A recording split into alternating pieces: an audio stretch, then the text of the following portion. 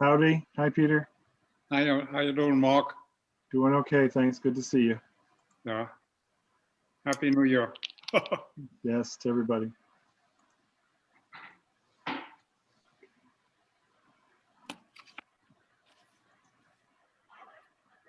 Just for Christian and Rich, I tried logging into the form from both the email addresses and neither allow me to. So That's weird. I'll try again. Oh, you know what? Did you have a Gmail? Did you have a Gmail account? Now I just am doing a Gmail account that I'm going to send you. So Because that we send it to your Hotmail. yeah, I'm going to send you a Gmail. I'm going to try to. Yeah. You know what, Andrew? I'm just going to make it so that anyone with the link can view it. Okay. It's only the speaker sign up. Right. Okay. Right. Good. Okay.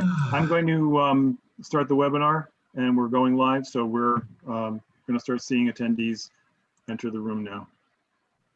And Christian, I sent you an email that you can use for a demo of the election voting. Okay.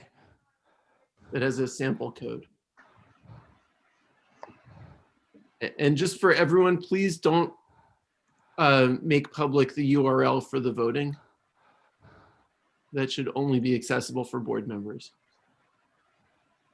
for the election or for any voting. And if anyone did not get an email from Penny with the voting for the election, let Josh and me know so that I can send you a new one. Is someone going to show us the ballot and show us what to do?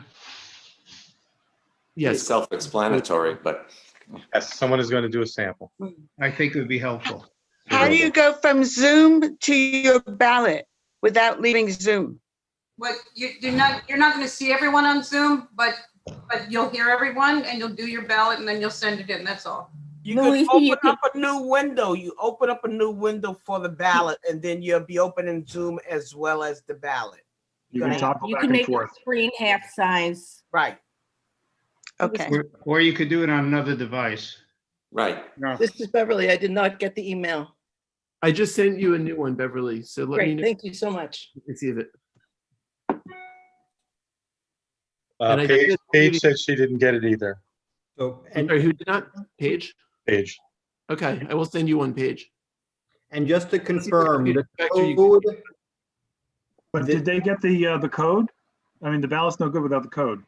Rich is It's all taking in care one of that. email. And for some reason, a number of people did not receive it. So Code was sent by Penny. Right. and just sorry to confirm, the same code that is provided in the ballot email is the same code we should use on the voting form. That was sent by Christian. Correct.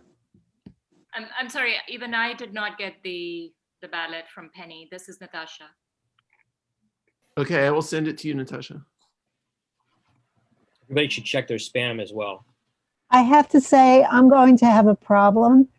I downloaded the ballot, both ballots.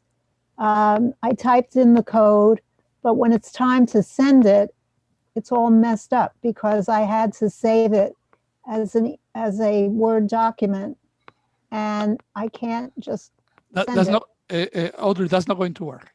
You I really know have, it's not going to work. yeah. Audrey, if you can reach out to Josh, he'll vote for you if you tell him the information. The elections committee arranged this in case people had issues. Okay.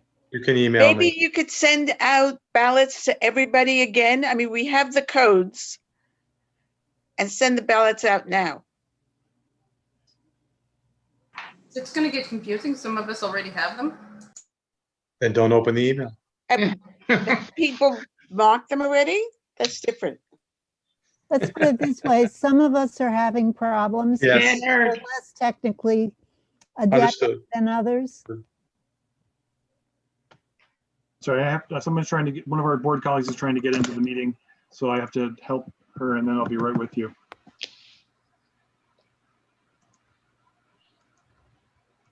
So Beverly, Paige, and Natasha, have you all received the email that I just sent you? I just did.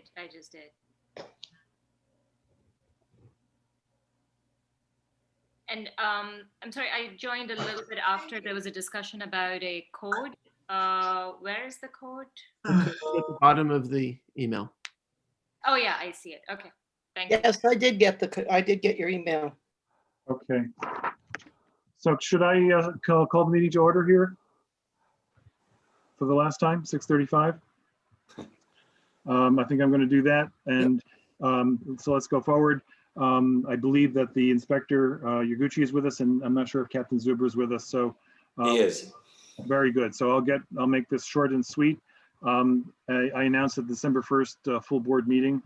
I'm sorry. Good evening. My name is Mark Diller. For the next 7 minutes, I'm the chair of Community Board 7. As I announced at the December 1st, 2020 full board meeting, I've been facing some serious health issues, which thankfully are not COVID and not life-threatening, and I want to keep it that way. So I'm instructed that I should make some changes. And so I am stepping down effective in 2 seconds as chair of Community Board 7. There will be an election later this evening following the reports from the NYPD. I'm obviously deeply disappointed in not being able to complete the term, and I think you know how much I value all of you and the work that we do, and I believe in the ability of our board to make a difference. I'll be remaining on the board to ensure a smooth transition to whomever is elected. We have 3 great candidates, and so I know we'll be in great hands. I had a long list of people to thank, and I'm not going to do that, not because they're not deserving, but because we need to move this meeting along. Suffice it to say that I am in debt to each and every one of my board colleagues, to the members of the community who have participated, especially in the most recent months, to our elected officials. And I want to separately acknowledge the staffs of the elected officials, who often are the ones who actually follow through on things that the elected officials give them to do, and to the benefit of our community. And to our district office staff, Penny, John, and Jesse, for all that they do behind the scenes. With that, and with I hope you can hear, a heavy heart, I hereby step down as chair of Community Board 7. Andrew Ridgey is the first vice chair. He will chair this meeting going forward until a new chair is elected. With that, I will cede the floor to Andrew. Well, thank you, Mark. For all you Thank did. you, Mark. Yes, Mark, thanks so much for Thank you. everything. Thank you. So I'd like to just say, take a moment to just give my gratitude on behalf of myself, and I know so many others, both colleagues on the board and the community. Mark is an incredible human, first off, and the unwavering commitment, time, thoughtfulness that he has put into really every decision that has been made on this board is really remarkable. And to see it, I'm sure from anyone's perspective, is a wow, but being the first vice chair and getting to see what he has done day in and day out is really remarkable. And we all owe him a debt of gratitude and give him our absolute best wishes moving forward. So I just want to say thank you for your commitment and service to the community, and for being a friend to so many of us during these extraordinarily trying times, and moving us online. This is no easy feat. So thank you. And I hope in the next little while that I am the interim chair, I can use some of what you have taught me. So with that, I want to thank all of you for your confidence for the next little while. I just want to give a brief overview of the agenda while I am interim chair, so you know what to expect. First, we are going to hear from the NYPD, both the 2.0 and 2.4 precincts. We will let them present. I know that there are many people in the community that want to be heard and also ask questions. We are going to allocate 30 minutes to the NYPD report, inclusive of board and public comments. There is a link in the chat function for members of the public to sign up to speak.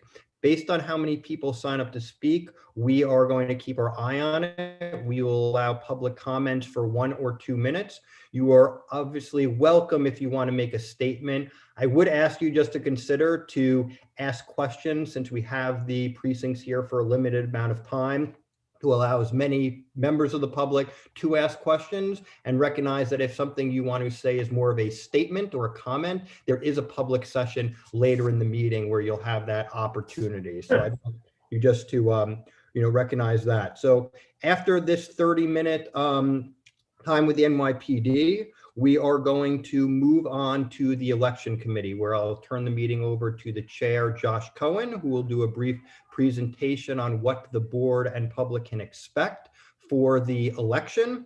Then, while the votes are being tabulated, we are going to move on to the business session. I just want to make 2 notes on the business session. If you've seen the agenda, the first agenda item is steering resolution, and then a land use resolution. I won't get into the reasons why, but we are going to bump those 2 agenda items to after the business and consumer issues agenda. At some point during, I imagine, the transportation section, the election committee will let me know when the votes have been tabulated. We will then put the transportation committee meeting section on pause and go back to the election committee. We'll make an announcement. If presuming we have a new chair elected by a majority vote in the first round of voting, that chair will immediately take the reins of the meeting, and the rest of the executive committee and folks here behind the scenes will assist. So I just ask for you folks to be prepared. If there's not a majority vote and we need another round of voting, we will then resume the transportation section of the agenda until those votes in the second round have been tabulated. At that time, we will then put the meeting on pause, and I imagine the new chair will be announced and they will take the reins of the meeting. So with that, I am going to move to the first section, which is the NYPD. Again, it's going to be 30 minutes. My colleague and the second vice chair, Doug Kleiman, will be timing folks, and he will give everyone just a courtesy, about 30-second left heads up, not to be rude, but just to let know people when their time is up so we can keep the meeting moving. So with that, I would like to welcome Captain Zuber of the 20th Precinct, followed by Deputy Inspector Yaguchi of the 24th Precinct. My colleague Christian, if you can put them on to speak. They just need to unmute themselves. All right. Good evening, everybody. Happy New Year. I think I'm going to start off first. I think Neil started last time, so we're going to switch off this time around. I just want to thank Mark for his service. My assignment to the 2-4 will be a year in January. In this past year, and like everybody alluded to during this difficult year, he has made a lot of effort to keep in touch with both myself and Captain Zuber. I know we're not the best at responding to your emails quickly, but he's been a patient partner and so important, especially during this difficult year. So I just want to say thank you to Mark for your service, and also to working with us very closely this year. So thank you very much. And whoever's taking his spot, good luck. We'll always be here for the Upper West Side community. So I'll make my remarks quick so we'll have more time for the questions. But just as a yearly recap for the year, for the 2-4, we for 7 index crimes, we recorded 922 index crimes. Those are the categories of murder, rape, robbery, felony assault, burglaries, grand larcenies, and vehicle thefts. So we recorded 922. That's compared to 1,019 in 2019. So we were down in those index crimes. We were up in the categories of murder, 8 versus 2. We had an increase in burglaries, almost double the number, to about 200 versus 100, approximately 100 in 2019. And then we were up in vehicle thefts as well. We were down in the categories of robbery and grand larcenies. And as everybody knows, throughout the headlines in the summer, we were up in shootings, 9 versus 1. So just current trend wise, we're still seeing a little increase in burglaries, mostly led by package thefts. Certainly the holidays with all the packages being delivered hasn't helped, but we are still seeing a steady number of package thefts still into this first week of 2021. So.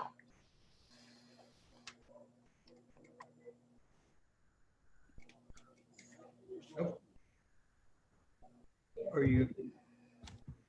Thank you. Is that complete or?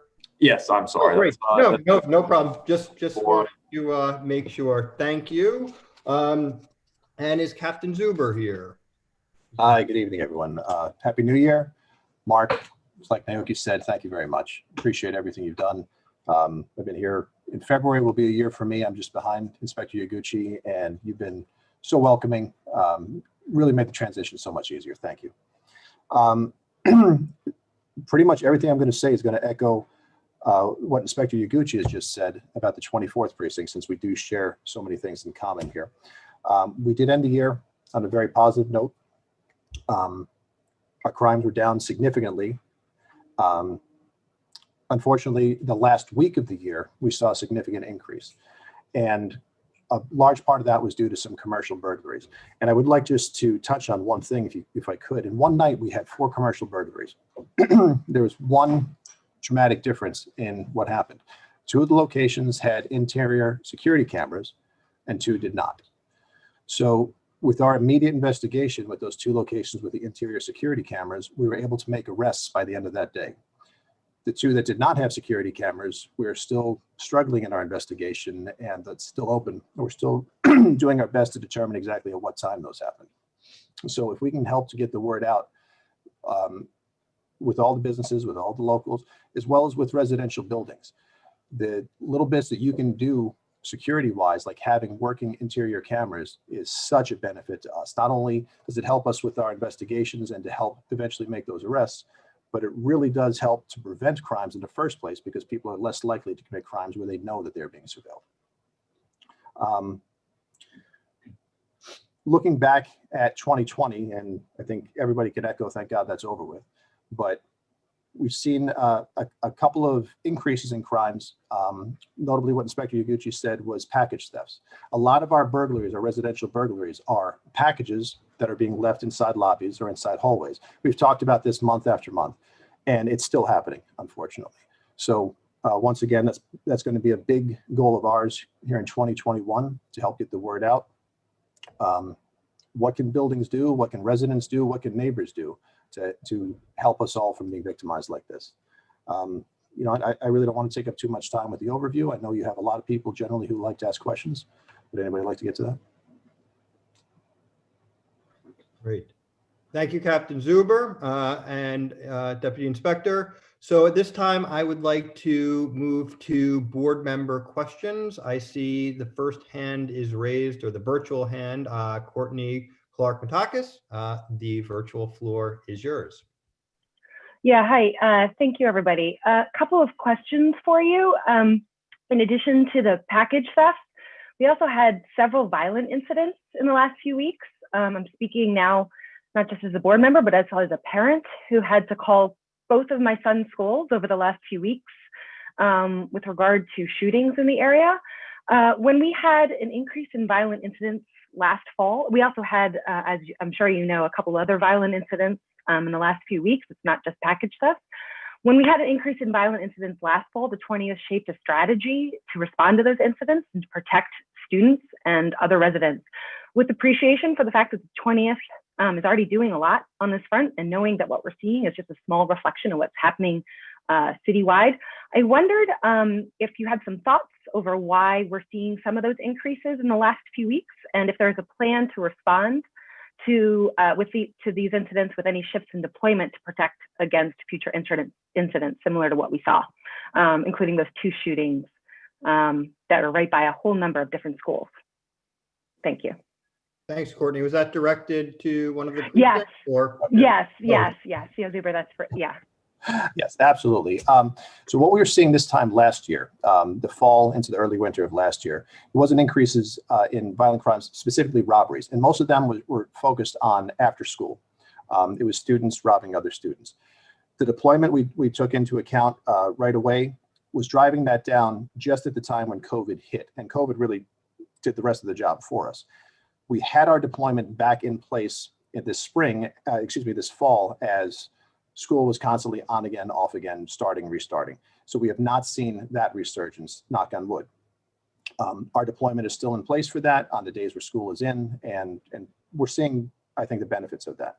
The recent violence that we've had, specifically, there was 2 shootings recently inside the Amsterdam houses, one inside, one just outside of, but the investigation is ongoing. We did make an arrest that very same day. One of the members of that shootout was 2 people shooting back and forth at each other on Amsterdam Avenue. Was arrested. He is a career criminal. He's probably somebody that should not have been on the street to begin with. It is what it is. He's back in right now, and the investigation has taken us to a second person we now have probable cause to arrest. We know who the second shooter is. That's somebody who also is a career criminal, was actually released from jail in June because of COVID, and has shootings in his past. Has shot people in the past, was actually in jail and is on parole for another 5 years for murder. And the hunt is on for him. It's a sad state of affairs that that's the type of people that are being released back out into the general population.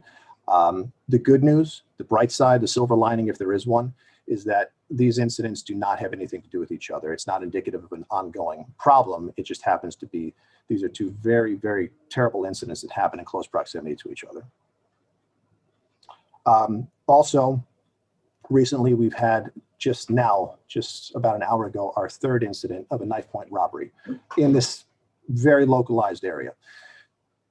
Part of what we're doing to redeploy our resources is this week, specifically starting today, we were given resources from the Patrol Bureau Manhattan North, the Scooter Task Force, and the Bike Unit. So they are going to be deployed. They already were deployed out there today in and around Amsterdam houses, up and down West End Avenue, and closer to Riverside Park. The omnipresence, we definitely believe, is going to play a part into driving this down. As our investigation goes onward, we're confident that we're going to be able to make some arrests on this. Thank you. Deputy Inspector, do you have anything you wanted to add? I think we had, like I said, a very busy year in terms of the shootings. A lot of those issues seem to have subsided. We did have a shots fired incident on 91st Street and Broadway back on December 2nd.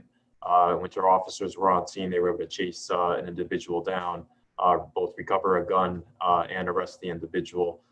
Similar to what Captain Zuber was saying, this is an individual that we know that's been on scene for other shooting incidents throughout the year and also in prior years as well. The good thing is, in close coordination with the DA's office, he's currently in custody. So that's the one incident that we had in December. Thank you, Deputy Inspector. I do not see any other virtual board members' hands raised. I'm looking through. Audrey Isaacs. Yes, I just want to express that I have been personally menaced multiple times by mentally ill people on the street and in the subway, not in the 20th or the 24th necessarily, but sometimes yes. And the newspaper coverage is extremely distressing. I don't hold the police responsible. I think this has to do with the changes in the criminal code in the state legislature in 2020. And I'm just expressing my deep concerns about the safety in the city. It's a big problem now. That's all I have to say. Thank you. Thank you, Audrey. And I'm scrolling through for board members. I do not see any other hands? So that means with about 20 minutes left, we are going to go to the public. Based on the number of speakers, to ensure everyone gets an opportunity, we're going to limit the time to 1 minute per speaker. And I will allow my colleague Christian to announce the first speaker, promote them to a panelist, and Doug Kleiman will time you. Okay, Thank so the first speaker is going to be Jackie Neri, followed by Erica Gesson, and then Megan Martin. Hold on a moment. Let me get Jackie. I'm going to give people 30-second warning so you have ample time to wrap up. Thank you. Okay, Jackie, you can unmute yourself.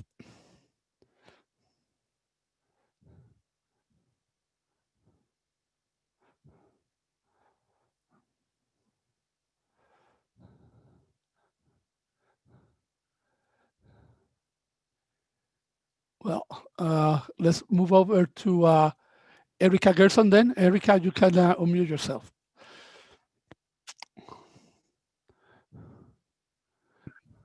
Hi, good evening.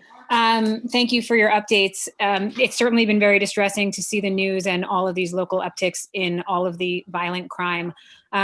With regard to cameras and the usefulness of cameras, do we have cameras on the streets in our neighborhood? And if not, is that something that the city could be putting in and something that our community board should be advocating for funding for? And I'm glad to hear that we got more resources for the streets. I know that with the two previous knife robberies on Riverside, they weren't able to chase after them and find anyone. So is there definitely going to be more coverage there and in other places as well? I would like to know what we can do to help with that. And finally, are you satisfied with the way that the DA is making their decisions about prosecution? And is there any role that we can play as a community to make sure that criminals that should be getting prosecuted are not just being let go with a slap on the wrist? Thanks, Erica. Was that directed towards the 2024 or? Either of the officers, but Zuber was the one who spoke about cameras. So it was cameras on the streets. It was how can we help with getting more police out there, because timing matters when the crimes happen. And is there anything we need to be doing with the DA's office about actually prosecuting people instead of letting them go after the police do their fine work? Cameras are a tremendous help. So several of our incidents, including this latest shooting, was caught entirely on camera, which absolutely led to us making an arrest within the first hour. There's no question about that. Sometimes you're in a location where just because of traffic flows, we have traffic cameras, DOT traffic cameras that we're able to use. Sometimes we're in a higher crime area, knock on wood, not so much here on the Upper West Side, but where we'll have previously installed NYPD cameras. They're a tremendous help also. Around housing projects, you generally have NYCHA has their own camera system, CCTV. They work sometimes. Is the one at Amsterdam House working? Sometimes. Some of the buildings work. Every building is its own individual unit. So some of the buildings have been updated. Some of them were in the process of being updated pre-COVID, right during the COVID time. But ordinary maintenance, scaffolding, tree trimming, they can all affect the coverage of the cameras. We've seen that several times in the past. By and large, what is always a tremendous help are private cameras on private buildings. And our NCOs, our detectives, our neighborhood coordination officers, our detectives, and our patrol officers alike will go out immediately after a crime and during the ensuing investigation, knocking on doors, asking if we can have access to those cameras. Almost all the time, we have tremendous success. There are some notable times where they will turn us away out of hand, unfortunately, and tell us that we have to come back with a subpoena if we expect any kind of cooperation. Those are things to our individual relationships we do try to improve. Unfortunately, there was an incident last month, December, on Columbus Avenue where a woman was robbed. We were able to make 2 arrests. We know that they were captured on camera because we were able to see it. But as soon as we tried to make a copy, this institution stopped us and said, no, come back. That led to declining to prosecute for the 2 arrests that we had made. We were very, very vocal. I was personally very vocal with the district attorney's office about that decision. We're probably not exchanging holiday cards next year because of the way the conversation went. So yes, are we happy with the way the prosecution goes? We're out there, we're making arrests. We see it from our point of view. We see the evidence that is taking us to probable cause that we are making the arrest. From our point of view, I don't think there's anybody wearing this uniform who's going to say, we understand when it's not prosecuted. We're always frustrated when we can't get to that level into that prosecution. For the district attorneys, the ADAs, I really don't know exactly what their mindset is, exactly what factors into their decisions. I imagine it has to do with what's going on in the trial. What can they prove and when can they prove it? We do see a marked difference now than we did 18 months, 2 years ago.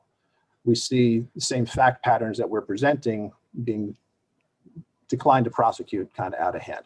What can you do about it? Let your opinion be known. Please, and then ask for clarification. Help us to do that so that we can then make our case stronger before we take it to them. I would absolutely welcome that. Does that answer the question, or is there any? Definitely, yeah. And if you have specifics of where we would send those kinds of concerns, I'd be very happy to hear that. If you'd like to contact me offline, I think we can try to work together, because I'm not exactly sure, but I think that's an important question. Thanks. Thank you. Thank you, Erica. Christian. Okay, let's give Jackie Neri another chance.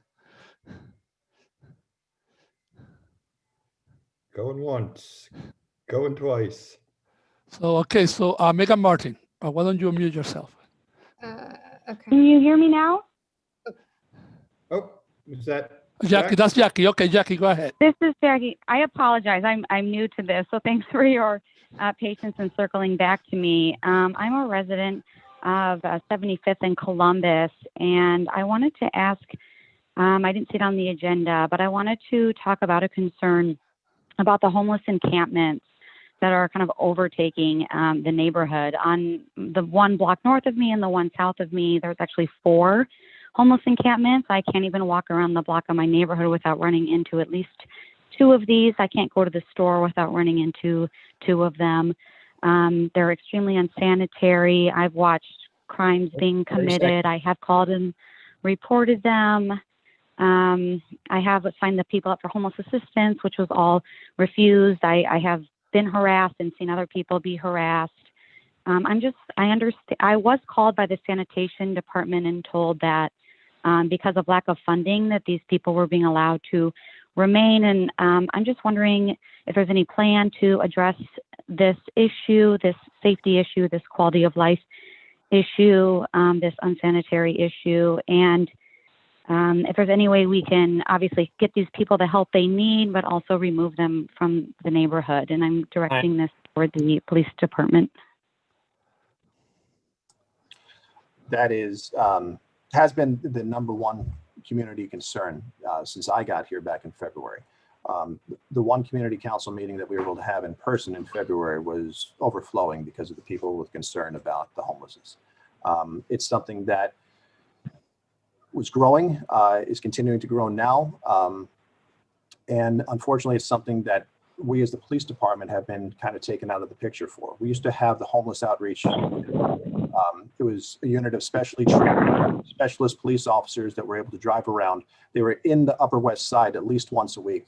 We would forward information back and forth, ask them to target certain areas, to go and to offer services, to assist with cleanups, and then to coordinate with outside agencies. But they were around the entire city. And that was one of the first units that was disbanded when we dealt with the budget cuts and a growing public opinion that the police should not be involved in this for whatever reasons. We can get into that at a later time. If there's a crime being committed, and you said that you've personally witnessed some of these crimes being committed, absolutely, please call 911. We will respond to that. If there's a crime, whether it's a nuisance violation, if they're blocking the sidewalk in a manner that's unacceptable, not allowing pedestrians to pass, if they're urinating in public, or if they're actually committing a more violent crime, God forbid, that is something that we can absolutely address. Otherwise, our direction as a department is to then refer it to DHS, because once again, the police department is no longer the lead agency when it comes to homeless encampments. Thank you. Thank you, Jackie. Christian? Yes, the next person is Megan Martin. Hi, thank you. So I know that you were addressing package thefts, but I want to echo what Erica was saying. The violent crime and really, the daily theft that we're experiencing in our drugstores is very disturbing to the community. And, just as a pedestrian walking on the street, having the robberies on Riverside, the 2 shootings by at least 5 schools that I can think of offhand, which results in lockdown of those schools, which elementary school age children, toddlers, and a stabbing at the 96th Street subway station. 30 So seconds. we're experiencing quite a bit of crime in the area, and this is significantly increased over the past few months. So what I'm hearing is more of a reactive stance, and I think the community is really asking for how can we be more proactive to prevent these crimes from happening. So is this more that we need plainclothes officers by the Amsterdam houses again to prevent? 2 shootings in 2 weeks feels quite significant. Do we need more cars on 72nd Street? I've lived on the Upper West Side for 8 years. I have never experienced 2 bank robberies in the entire 8 years as I've seen in 2 weeks. So really, how do we approach this as a community? Is that we need more officers? Is that what we ask for from our council? Is that what we ask for from Manhattan Borough President? I don't know what the answer is, but we really are now looking to our NYPD to provide safety to the community, which we're not experiencing now. That's a multi-part question. Let me make sure I get to everything. The bank robberies, that person is in custody. He was arrested out of state, and my last update was yesterday morning, and they were awaiting extradition. That's something that it seems to be somebody who has done this in the past and had done several prior to the 2 that day here in the 20th precinct. Yes, it's a robbery, and that's automatically a violent crime. It's important to note that this person was passing a note that there was no weapons involved. Thank God nobody was hurt. The other issues as far as our deployment, our officers are out. We're not holding anybody in reserve. We don't have a squad of officers sitting back waiting for an emergency that they can now go out. What we have, we are putting on the street. We're constantly evaluating what crimes are happening and where. When can we deploy our officers the best to make the most difference, to make the most impact, the greatest impact. Part of that is judging from historical trends, but for the most part, this last year was a time that we don't have anything to compare it to. And as we're coming into a new year, we're still kind of facing that. What has the partial shutdown done to us? And with school being sporadic, our ordinary triggers just aren't there. But we are constantly reevaluating and putting the people out at the times where we can. Now that means that we have 3 sets platoons. We have a day tour, a 4 to 12, and a midnight platoon. We have a minimum manning that we have to put out a certain number of police cars to answer 911 calls. The difference, what we're seeing now compared to years past, is we don't have other units within the precinct that are readily available. A lot of that does have to do with the budget cuts, because as people have retired, as people have moved on, they have not been replaced with new hires. There's not been a new police academy class to come in. I understand that there is one in there now. We are looking forward to them coming out. That number is not going to be the same number that have retired in the past year, though. It's a good start. Wholeheartedly recommend they hire more. I don't think you're going to find a police officer, let alone a police commander, who's going to say, no, give us fewer police officers. We can always do more with more resources. Unfortunately, a big part of the budget cuts means the overtime budget was cut. That might be an easy line item to say, okay, we're going to cut that. But what the reality of that means, when we now have to take police officers to cover a detail, whether it's a demonstration or a parade when they start again, like I said, we don't have a reserve of officers sitting around in a building waiting to deploy.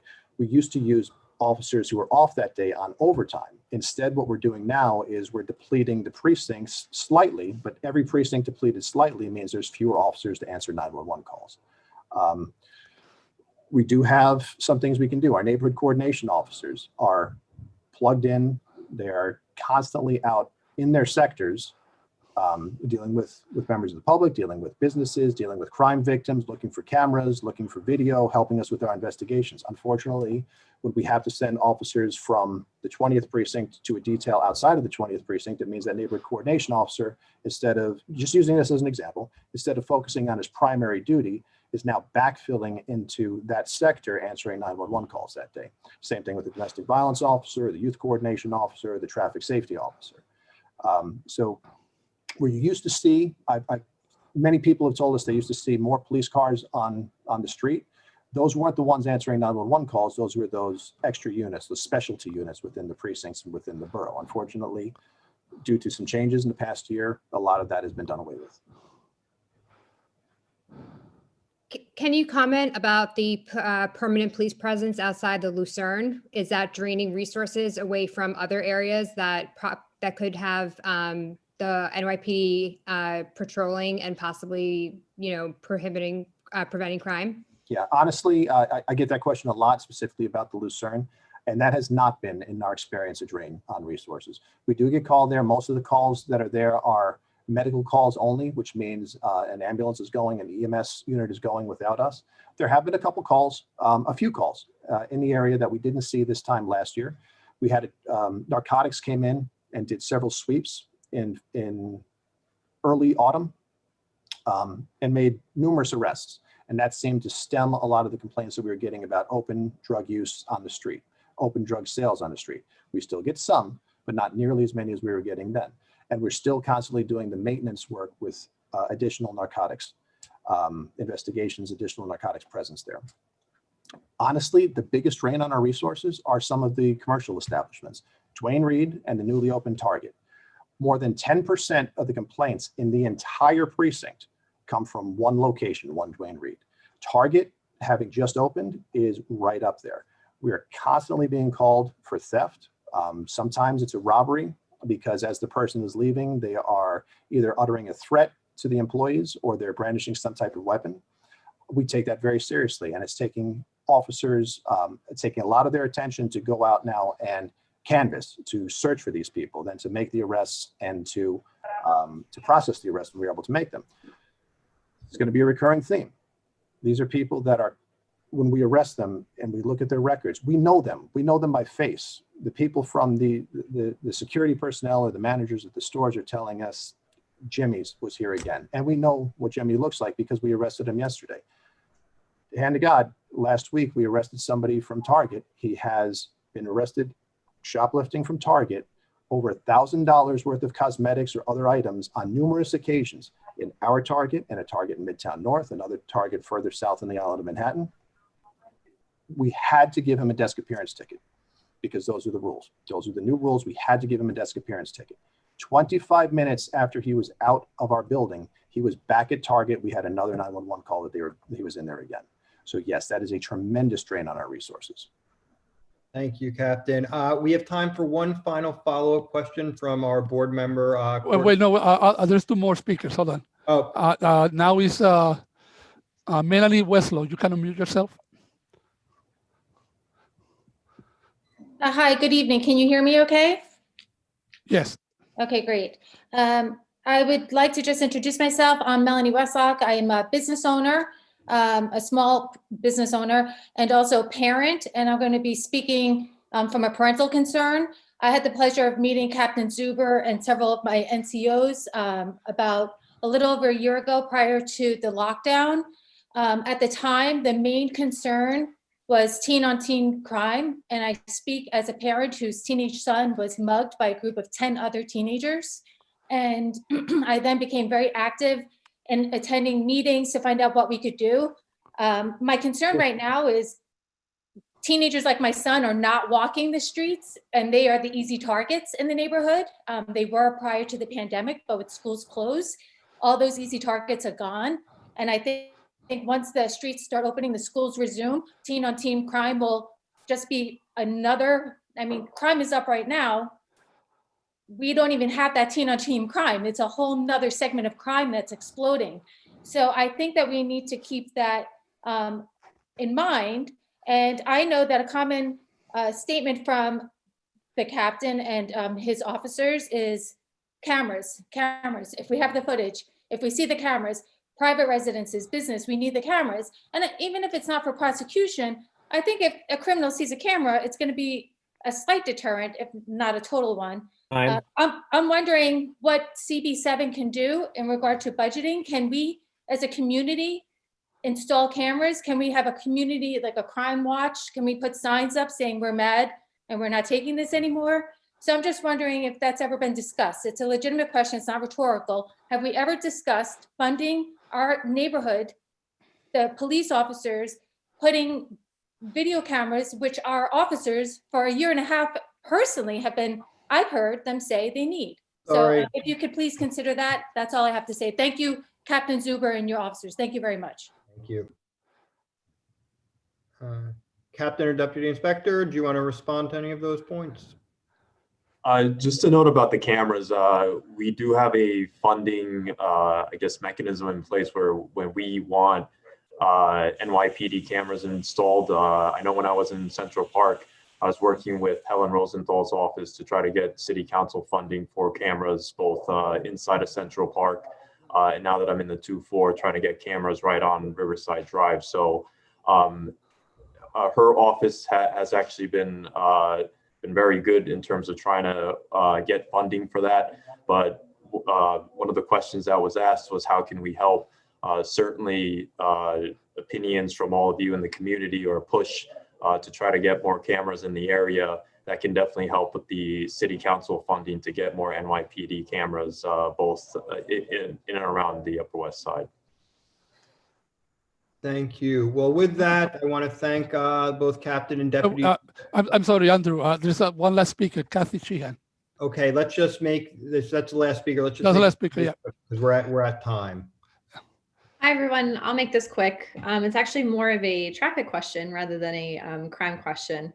So I live on 96th Street between Broadway and Amsterdam, and I've noticed in the past couple months that actually the corner of 96 and Amsterdam seems to be really dangerous for pedestrians, especially the left-hand turn lane. Both bicyclists and motorists I've seen, you know, at least I can count probably more than 5 times where pedestrians have almost gotten hit. And especially when the light turns, there's usually ends up being cars or trucks in the intersection hanging out, and they're trying to get through as quickly as possible to pay tickets and whatever. I was just wondering if there was anything in place to address traffic issues that you're seeing with impatient drivers. Thank you. Traffic conditions are something that we're always focusing on. Just like crime, we have a dedicated traffic team that looks at all the accidents and the collisions that happen. I know 96 in Amsterdam is problematic just in terms of a traffic engineering standpoint. And obviously it's just the way that intersection is set up. You're talking about basically people making a left turn and they want to get on, probably most of them just want to get on the highway and go home. And I think there's an impatient factor. I think the lanes narrow down a little bit, which makes it even worse. But I will definitely speak to my executive officers in charge of all the traffic related issues, and we'll step up our enforcement over there.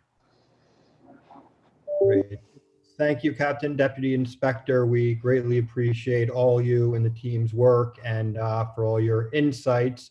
And I know there may be some additional questions that were submitted. We do have to move on. We truly understand, you know, all the concerns of the community. I mean, obviously I live here, we all live here. I have a young daughter. These are really serious community issues. While we are ending the NYPD session now, there is going to be a public comment session later in the meeting. So if you do want to make a statement or there's some issues to bring to the attention of the board or the appropriate committee, please use the link, as we said earlier, in the chat to sign up, and we will do our best to get to as many questions. And obviously you can also email the community board separately. So with that, we are closing the session with the NYPD. Thank again the Captain, Deputy Inspector, and all the members of the community and board for you know, your time and commitment to addressing these issues. So with that, I would like to turn the virtual floor over to Josh Cohen, the chair of the election committee, who will explain the process for voting for the next chair. And as I mentioned, after we begin voting, we will move to the business session, which we will go directly to transportation. There are 3 items, I believe, on that agenda item. And once we get word from the election committee, we will pause wherever we are and we will go back to the election committee as explained earlier. So with that, Josh, the floor is yours. Thank you, Andrew. And again, thank you, Mark, for everything. And thank you to the election committee for working on this process, which has not been easy, as everybody knows. So I'd like to introduce the 3 candidates. It's Richard Ash and Stephen Brown and Roberta Steamer.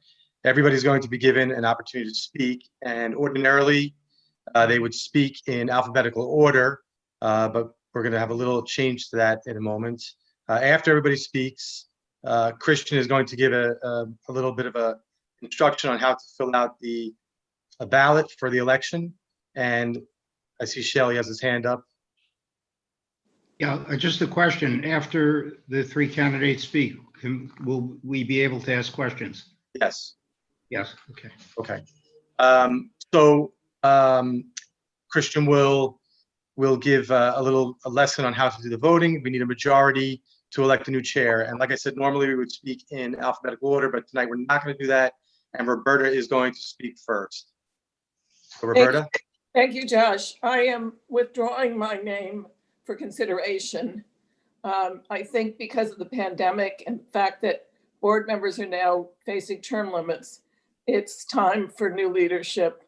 I also have some business that I need to attend to, so I wish everybody well. I will still stay very involved with the board, and whoever wins, I wish you the best of luck. Thank you, Roberta. With that, we'll give Richard and Stephen will each get 2 minutes to speak, and Richard will go first. So Richard, you're up.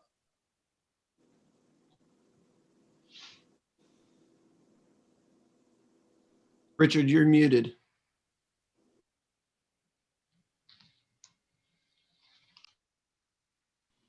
Josh, would you like me to keep time or will you be? Okay. Doug, if you could keep time, that'd be great. Sure. I believe that everything I have done since graduating from school has prepared me to be board chair. I've lived on the Upper West Side my entire life.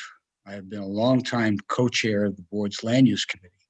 I've played a lead role in every major building project on the Upper West Side, including the Lincoln Center update, reconstruction of Fordham, Riverside South, Waterline Square, downzoning of north of 97th Street, and many others.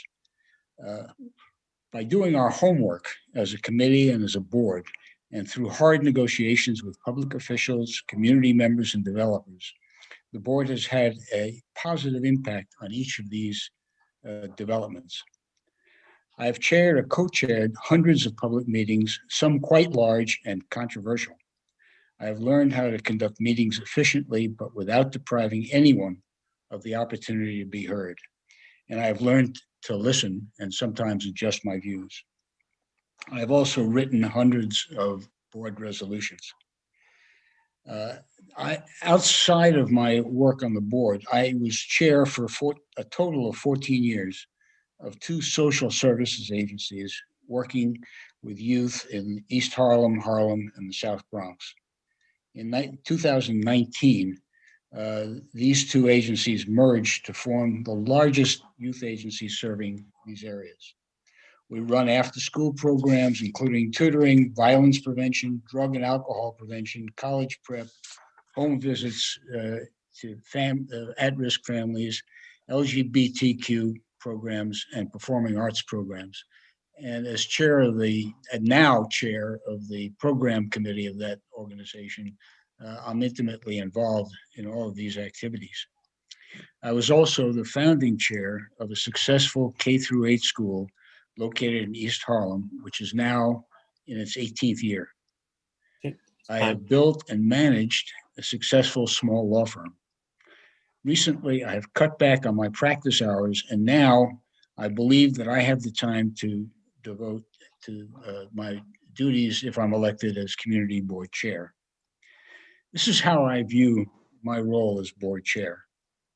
Perhaps the most important role a board chair can play is overseeing the board staff to make sure that their important work is done efficiently, courteously, and on time, and to intervene appropriately if it is not or if the staff needs help.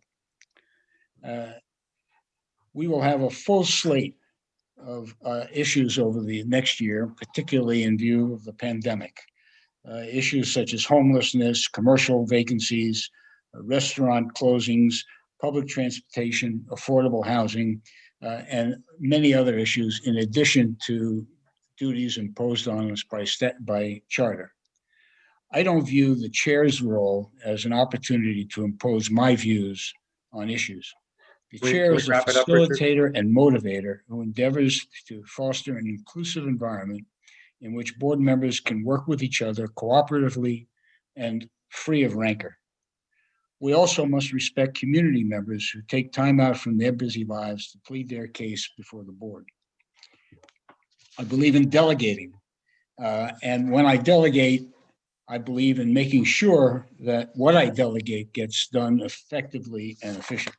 Sorry to interrupt, Richard. Can we wrap it up? We were going to limit it to 2 minutes. Yeah, I will. I've got another less than a minute.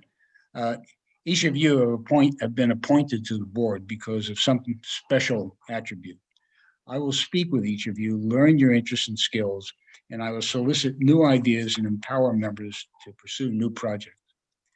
I believe we can work together more collegially and efficiently if we're familiar with each other. I will ask board members to write short bios, which would be circulated to other board members. There have been instances over the years of perceived bias and racism, whether emanating from the public or board members. These will be dealt with promptly. And just to conclude, whether or not I'm elected tonight, I want to express my thanks to the many board members I have spoken with over the past few weeks. I have thoroughly enjoyed the process, and I hope that I'll be able to address your extremely thoughtful questions. Thank you, Richard. Thank you very much. Thank you. Stephen? Thanks, Josh. Look, I wanted to pick up a little bit on my statement and start a little bit about my background because I think it's relevant to my qualifications. On a personal level, as I shared, I'm raised by a single mother. I was kind enough to get New Deal social programs to safety net us, and education was super important to us. So those were very important for my core values, and I also think it helped to build compassion and empathy, and I think that's super important in this role.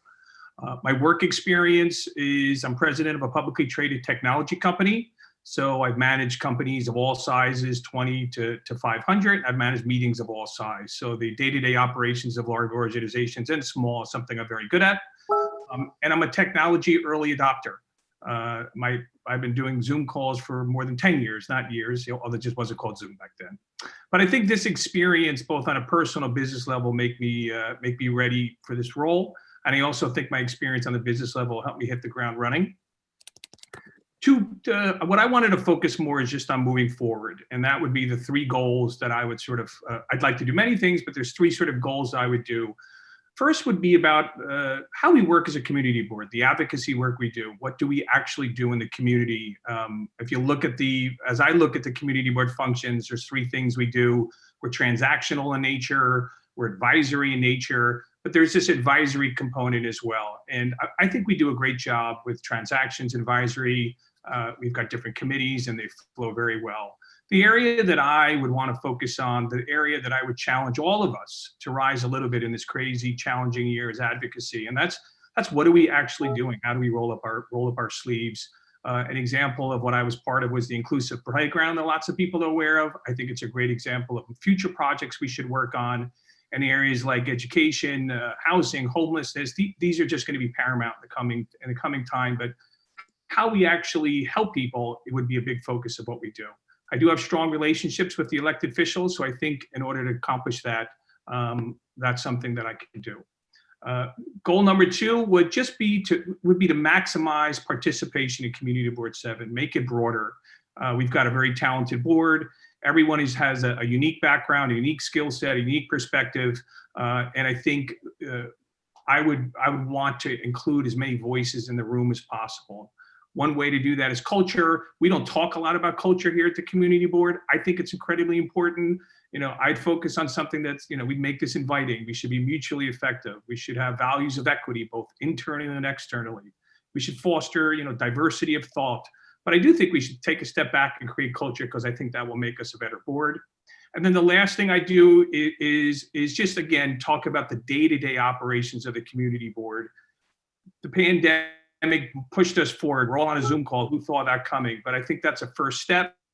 I think there's lots of other ways to continue to grow and innovate how the board works on a day-to-day level. I like to modernize it. I like to grow it. There's ways that we can improve community outreach. There's ways that we can improve the day-to-day operations of the office. Data and technology is a big part of my background.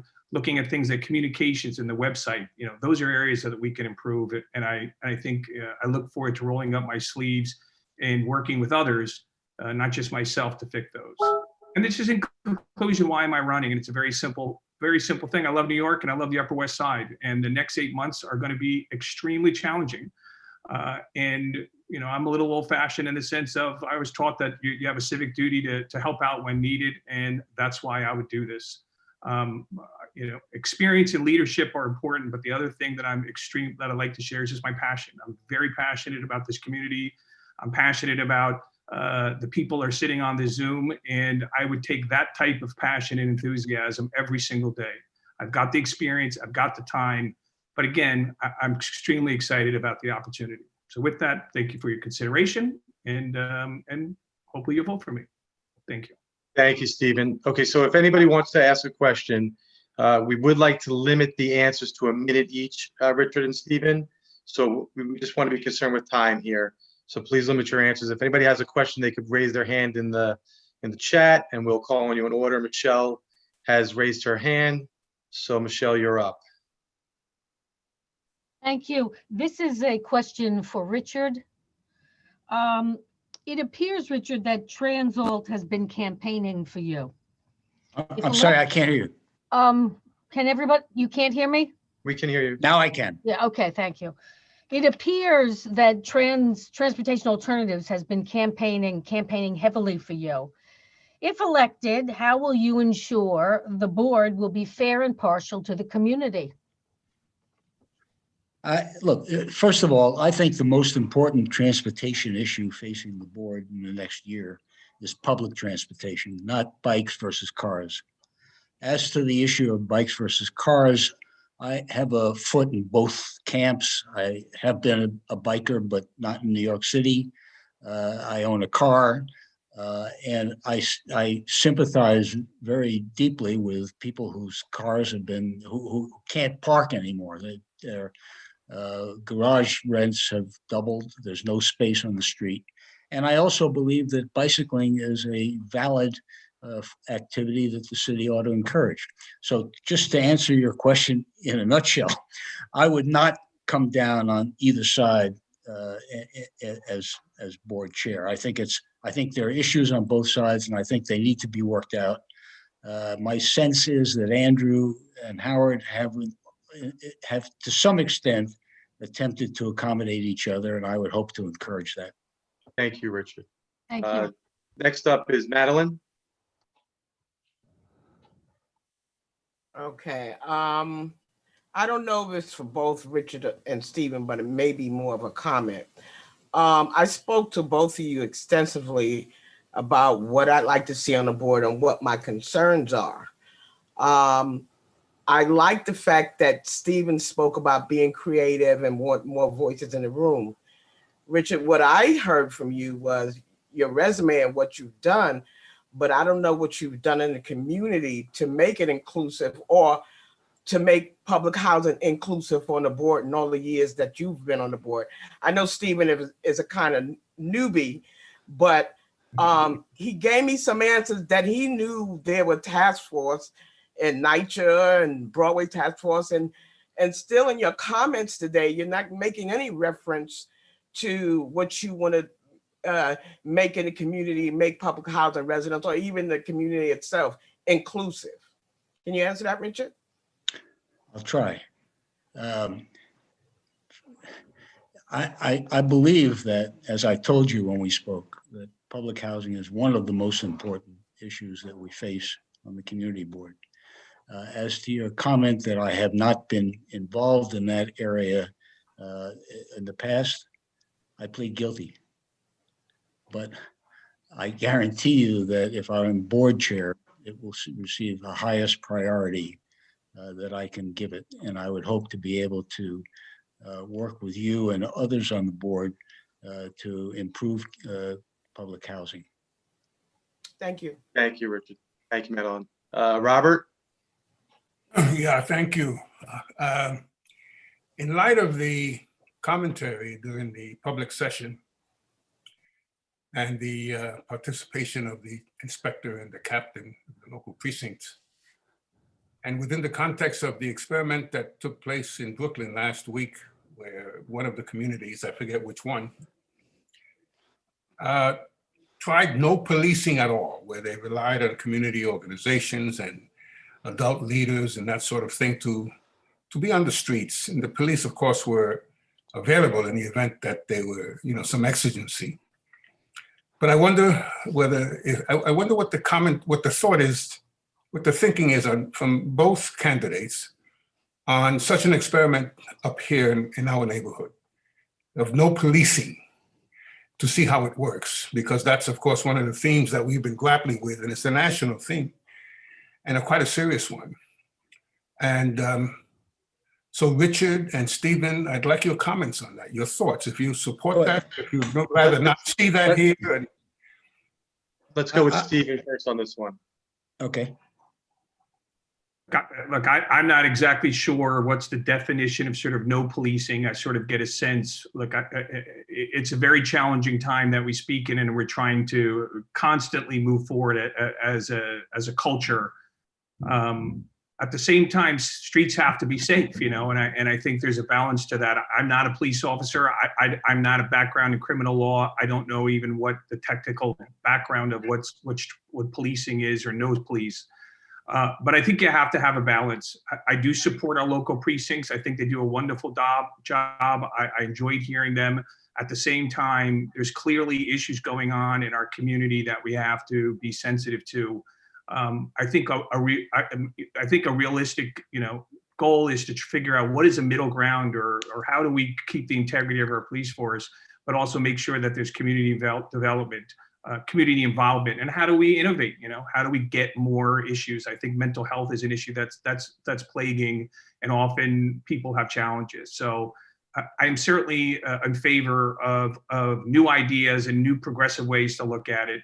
I can't comment on what what no policing would look like.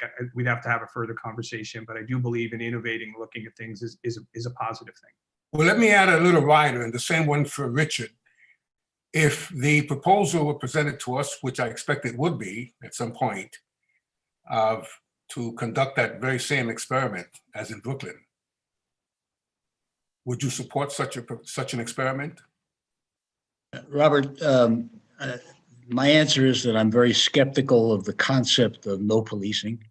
If it's taken literally, I'd like to see the results of what happens in Brooklyn before I came down on either side, but I start out being somewhat skeptical. That doesn't mean that police have to do everything they're doing today. There are lots of social work functions that the police perform. There are parades and other things that auxiliary police can perform, and I think do perform just as well as real police. I think some of the comments that were made by members of the public this evening are quite interesting. As you know, in Europe, there are CCTV cameras all over the place. And there are issues of privacy, but there are also, it's clear that it does reduce crime. And when crimes are committed, it helps catch the perpetrators. So I think there are a lot of things that we can do working with the police and suggestions we can make. As to no policing, I'd like to see the results in Brooklyn before I came down one side or the other on that. Thank you, Richard. Thank you. Any other questions? Okay, does everybody have the email with the ballot and the code? If you do not, please email me and Richard Robbins and let us know so we can get it to you. Christian, if you could now just explain to everybody how this is going to work. Sure thing. So let me share my screen a moment. Hold on. Okay, so you have received an email from Penny that basically looks like this. On that email, there's a link in this area here. That's the link you're going to click to open the form to vote. Down here where it says code is your individual code that you will add into the form when you vote. So if you click on the link, it will open the form. So you will enter your email address. You will choose your name from the drop-down menu here. It's in alphabetical order by last name. You will click on the candidate you want to vote for. If you don't want to vote for either candidate, you can select abstain. That is a valid vote. And then the last item is you type in your code in the last field here. Once you fill every field, you can click submit to submit your vote. Now let me show you from the email I sent you, there was a link for the resolutions voting. In that case, let me show you that one. Christian, I need to interrupt you. It's very important. Sure thing, go ahead. Richard answered my writer his position if the proposal for us to conduct the same experiment were presented to us where he stands, but Stephen didn't have a chance to answer that. Robert, you're out of order. Yes, he did. That's not up to me. That's a Josh question. He didn't, Christian, he didn't answer the writer. Well, we're moving on from it, Robert. I'm sorry. Okay, all right. Okay, so for the resolution voting sheet, you will select your name from the drop-down list. Christian, can I interrupt for 1 second? Sure, go ahead. If you have opened up the form before Christian has given his demonstration, please refresh your browser so it has the candidates that are running on it. On the second field, you will enter the same security code that was on the email by Penny. And then for each separate resolution, you're going to select either yes, no, abstain, not eligible. If for now, because the form requires an answer for each resolution, if there is a resolution in which you're not present to vote, you will select no vote. If for some reason you have to leave early, let's say that you're here in the meeting only until we discuss preservation 4. For the rest of these resolutions, you will select no vote. And then you will then click submit to submit the form. Christian, could I ask you which code are we using for that one? The same code that was on Penny's email. Okay. Everybody understand? Okay, so we're going to give everybody 10 minutes to vote. No, I'm sorry, I have a question. My ballot has 3 names on it. Yes, you need to refresh your browser. Okay, so thank you. Yep. Josh, can I ask a question? Yes. I apologize for my computer impairment. Yeah. I want to make sure that when I go to click on the link to vote, that I don't lose the Zoom connection. Not. Can I just minimize Zoom and go to my email? The best of my computer knowledge you can. Okay. I'll blame you if something goes wrong. How can we minimize the Zoom? How can you? I'm looking at what I have often had of the taskbar at the bottom, and somehow I don't have it here. Esther, on the top of your screen, there should be a bar on the right-hand side of that bar. On the upper right hand, there should be a close button, a maximize, and a minimize button. I just have speaker view and exit full screen. No. If I may, if you exit full screen, you should have the dashboard on the bottom that allows you to toggle between the icon. Thank you. That will do it. That you can toggle back and forth between your email or your browser and Zoom. Okay, Thank you, Mark. I don't have the new email with only the 2 candidates. Well, let's just do it. We know, I mean, even with the older one, we know to leave it out. It's okay. How difficult should that Let be? it go into the same form, maybe Christian or Rich. If they do not refresh the form and they use the form with Roberta's name, will it still tabulate? Yeah, into the it's same- fine. Yes. Okay, so I'm going to stick with what I have. Great. It's just if Thank you you. vote for Roberta, it's the same thing as abstaining. Right. Thank And you. if I could just add, this is Elizabeth Caputo. I'm a former board chair for 3 years. I would just like to add to people, a lot of people in the chat are asking how they can vote who are not board members. We really encourage you. We have a board. We have a board of 50 people. We are taking applications. The borough president's office is doing that. If you're interested in joining the board at any point in time to be able to vote in these types of elections, please do that. And somebody could probably put it in the chat tonight, later on after the election, if you're interested. Thanks. Elizabeth, the election is only for board members. Of Correct. course it is. That's not what I was saying. What I was saying is that people who would like to vote at some point for an election should know that they should apply to be a community board member, and they should do that if they would like to do that. They can't do it tonight. They also need to know Thank that you. this is an election just. Can we vote now, Josh? Yes, you can vote. Everybody has 10 minutes to vote, so please vote. If you can't figure it out, please email myself and Richard. Thank you, Josh. Thank you, Elizabeth, Andrew, thank back to you. I will put the link for people who would like to apply for Community Board 7 in the chat. Josh has said we will have 10 minutes to vote. I will give everyone 3 minutes to vote right now, and then we will move to the Transportation Committee. So just stand by, Howard Yaris and Andrew Albert. And then as people continue to vote and we tabulate the vote, we will turn it back to Josh. So 3 minutes starting now. Andrew, may I fill 1 minute of those 3 minutes? Absolutely. Thank you. I just wanted to follow up on what Elizabeth was saying. I just wanted to emphasize to the folks in the public that A, we encourage everyone who's interested to apply, but B, the community board itself has no role in who gets appointed.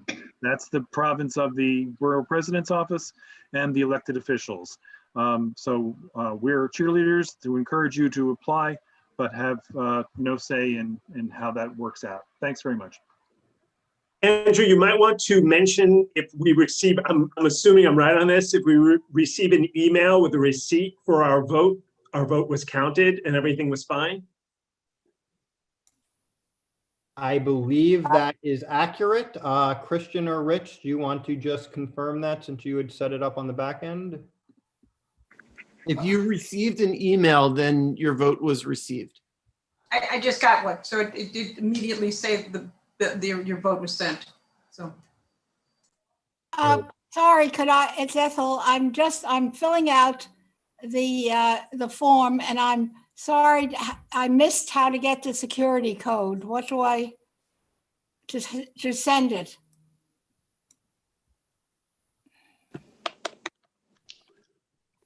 The security code's on the email you got from Penny. Okay, bottom. sorry, I've got to go back to it, I guess. Yeah, you can cut and paste it, Ethel, or you can write down the numbers. That's all. Yeah, so sorry. Thank you.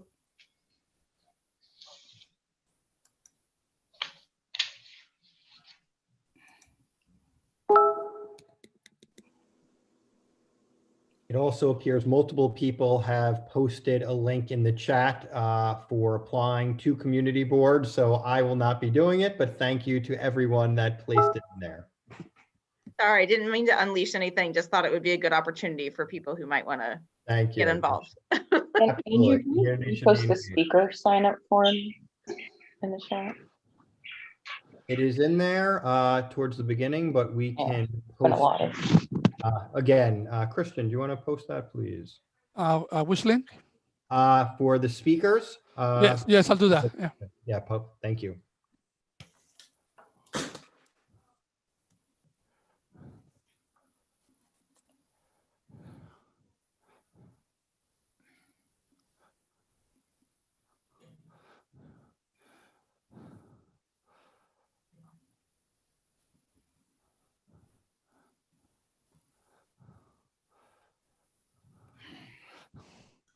Christian or Yes. Josh, or I voted, it said I would receive an email, and I have not received the email.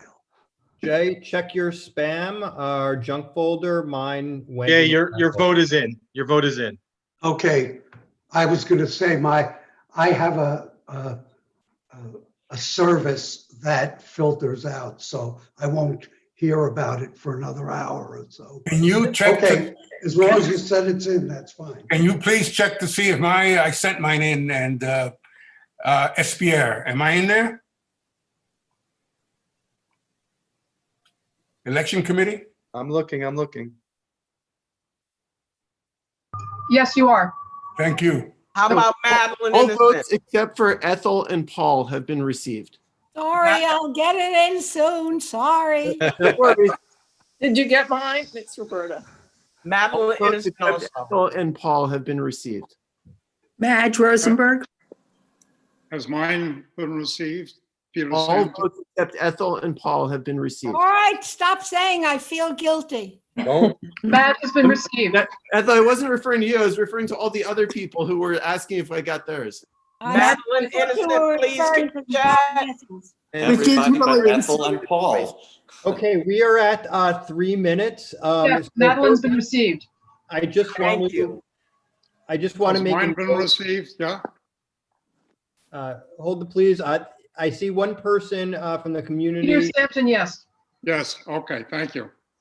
There's one person from the community that's raised their hand in the chat. Just a reminder, and I think it's been put back in the chat. If you'd like to speak during the public session, please submit your name via that link in the chat. That is how the public will be able to speak later. Okay, so it's at 3 minutes. Josh, does it look like you have votes? Yeah, it does. Okay, and does any other board member have any questions related to submitting their vote before we allow the election committee to tabulate the votes and move to transportation? You can either raise your hand. I don't see any virtual hands. Louisa, I see your hand. Oh, you have to unmute yourself, please.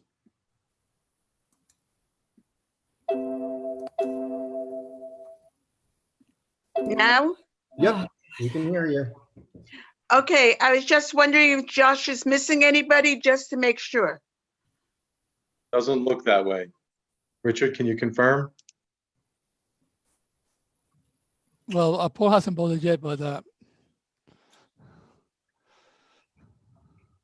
I think we have everybody. I don't know if Paul is in the meeting right now, is he? hold on. Paul Fisher has not voted yet. Is he in the meeting? He was in the meeting. He's on as panelist now. In which case, if he's not here, he can't vote. Oh, yeah, he is here. Okay, so just to move the meeting along, perhaps someone from the election committee can contact Paul separately, either in the chat or text, and submit his vote. And I'm just going to set the timer. So, people have, I guess, about 5 minutes left if they haven't voted. So that would go to Paul.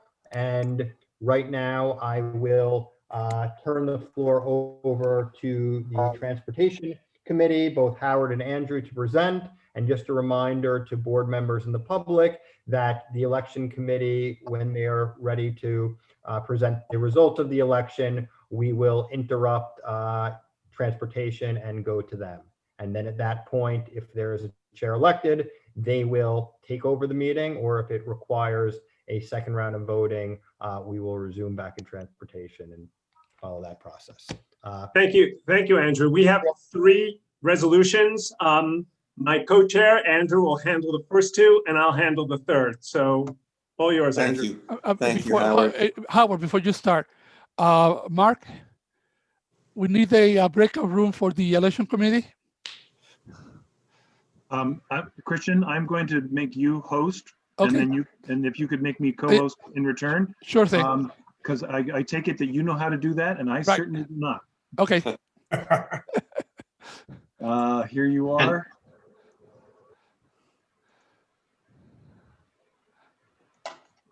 You should now be the host. Okay.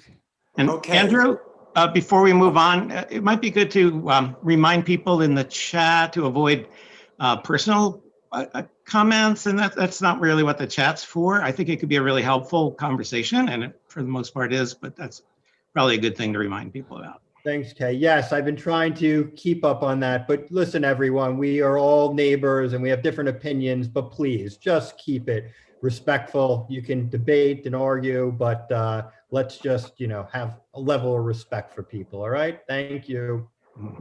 On that note, I was a big proponent of chat, and I think that we cannot have chat distracting our meeting. It's a bigger issue than right now, but I think we need to. I think we need to talk about it. I think For Rich that is another right. time. Note taken, Rich and Andrew. We can certainly bring that up, perhaps at steering or another time, but why don't we turn it over now to both Andrew and. Okay, I'll take it, Andrew. Thank you. As one Andrew to another. Happy New Year, everybody. We have 3 resolutions, as Howard said. I'll do the first 2. The first is one of those periodic car service base renewals. This one is for New App Car and Limo at 908 Amsterdam Avenue, which is between 104th and 105th Street. We asked the representative if there were any changes to the operation, and there are none. The drivers do not come there to pick up money. It is deposited directly in their account, so there is not a conglomeration of vehicles in that area. And I'm sorry that you received our minutes late. We received them late as well, but I can tell you that the vote to renew New App Car and Limo was 12 to 0 to 0 to 0. Are there any questions on this one? Otherwise, I would move this item. So any members of the board with questions? I'm looking for the virtual hands first. Call the question? No virtual hands. Is that a live hand from you, Linda? No, that's me scratching my ear. Okay, live hand. I see Julian Giordano. I just know that Christian was about to present how the resolution voting form was going to be used beforehand, and it might be a good time to go over that now before we begin. He actually did. He actually Where is it? Where is the form? Yeah, I didn't get one. I sent an email with the link for the resolution form. So if you just let me know if you did not receive that email. I did not. Okay, let me tell you where I sent it to you. Christian, would it make sense to put it in the chat since they need the code anyway, so nobody We could, if the acting chair agrees, we can do that. Yes, I agree. Please Okay. let's make sure, obviously, that it just goes to. Only the panelists, yes, I know. Excuse me, how do I get to the breakout room? I'm looking into that. Right now, the breakout rooms are disabled, so I cannot make the breakout room. I'm looking into fixing that in a moment, if you give me a second.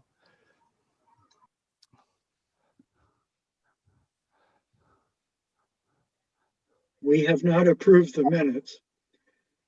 Please, can we have a through line? The work says that we are determined, we are touching voters across the state. Please mute. Okay, I just put in the link for the resolution form on the chat. And just to reiterate what Hold Chris it said on the- earlier, the code that you used to vote with, that for your identification is the code you're going to use to vote for the resolutions. Are we, excuse me, are we ready to vote on the first resolution? Hold on. Let's go to questions first. I see first, Madge Rosenberg. No, it's just I was voting earlier. Okay. Louisa, do you have a comment or question about the resolution? Oh, you're muted. Sorry. No comment. I'm for it. Okay, I will lower your hand. Andrew, let me ask you this. We're going to vote in the normal way of, some people will raise their virtual hand and some people will do it physically. We're still doing that, plus filling out the form, which is what the board office needs, correct? We're doing both those things. Yes, correct. Yes, I will call the question. Everyone will raise the virtual hand or their real hand. Beverly will count the votes and announce, but then also please complete the separate Google form you received from Christian And just a reminder that we have jumped to transportation. So don't put this answer in the first or second, which would be steering or land use. I'm having a hard time accessing that, the link that Christian sent. Is it in the? It is in the chat now. If you check the chat, it should be there. I am doing that. I'm clicking on it and it's not giving me, it's not going to that particular site. Can I please ask, has the vote been called for the first transportation? It has not yet, but Thank it you. will- You're welcome. It will be momentarily. So And could I clarify that the voting form that Christian sent is, think of it as equivalent to the paper form that we fill out in in-person meetings. Yeah. We're not using it to count votes for whether the resolution passes or not. This is for archive purposes only. And the reason for that is we're not submitting this. No one can see your votes until the end of the night when you submit your resolution with your form with all of the votes. So we're still doing the real-time vote by virtual hands or by physical hands. The Google form is only for archival purposes, similar to the paper that we hand in to Penny at the end of the night. Okay, and so Rich, is the order of business exactly that the call for the vote, which is, and we do that by hands raised, and then each of us fill in the ballot after we have raised our hands or literally voted? At the end of the evening for archival purposes. Only at the end of the evening, am I correct? Thank you, Linda. Is that correct? Think of it as the same as the paper. Yes. Doesn't matter when you do it. Okay, thanks a lot. Okay. Are we ready to vote? We are going to. I just want to make sure. I see Linda, Ira, and Polly have their virtual hands. Do you have questions? And Clara, do we have questions or comments, or are you voting already? What I'm Okay. asking is, did I receive the tally sheet from Christian Cordova? So can you put the link inside the chat so I can get my tally sheet, please? It's in the chat already. Let me put it in again. Yeah, I looked, it's not there. I didn't get it. I don't have it either. Okay, I just put it in again. Christian just put it in. So I'm going to give, so just to make sense, I'm going to give 30 seconds for everyone to click on the link, and then we are going to call the vote. And before you continue, for the election committee, for some reason, the breakout room feature is disabled right now. So we're going to have to communicate via email. I don't know that there's a need for us to. I agree. There's not. Okay, so okay, so we're going to stop. So I'm going to call the vote in a moment. We will vote on this, and the election committee has told me they are prepared to announce it. So let's vote on this resolution.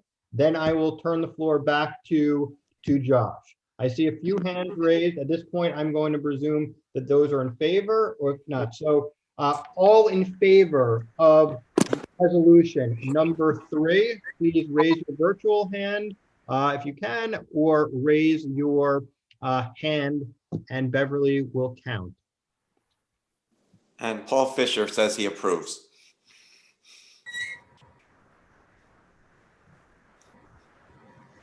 Okay, Mark. 14, Ethel, Louisa, these are the non-blue hands, okay? Sheldon. I've already voted for number 1, and we're skipping from 1 to 3. This is number 3. We didn't do 1. We skipped number 1 and 2. We're going straight to 3 right now, Robert. Gotcha. Thank you. Okay. That's all of the physical hands that I see. So that's 4, 5, 6, plus 35. 41. Virtual hands, so 41, yes. Okay, so I am putting all the hands down. If you just voted, please put your hands down. All opposed?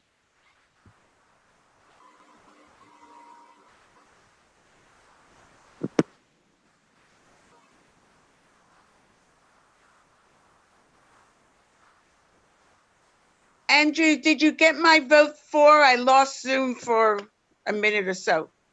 Bev? Yes. Good. Yes. Thank you. Okay, I see one hand up. So I see no physical hands, no, and I see one blue hand. Oh, now I see two. Roberta? So there's two. No, I had my hand up to vote yes, and I. Oh, okay, maybe it happened after I put down. I'll lower your hand. Okay, so there's only one virtual hand, no physical hands. You have that count, Bev? Anyone abstaining?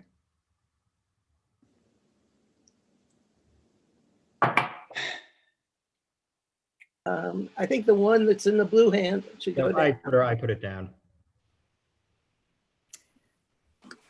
Okay, I don't see it. Andrew, when the vote is over, may I have 1 minute for a point of order or a question before you go to the election committee? Yes, and that will be the Thank one. you. Okay, abstaining with cause?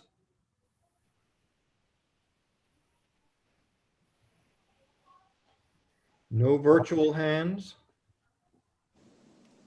And I see no physical hands. All right, can you So it's please? 41 to 1 to 0 to 0.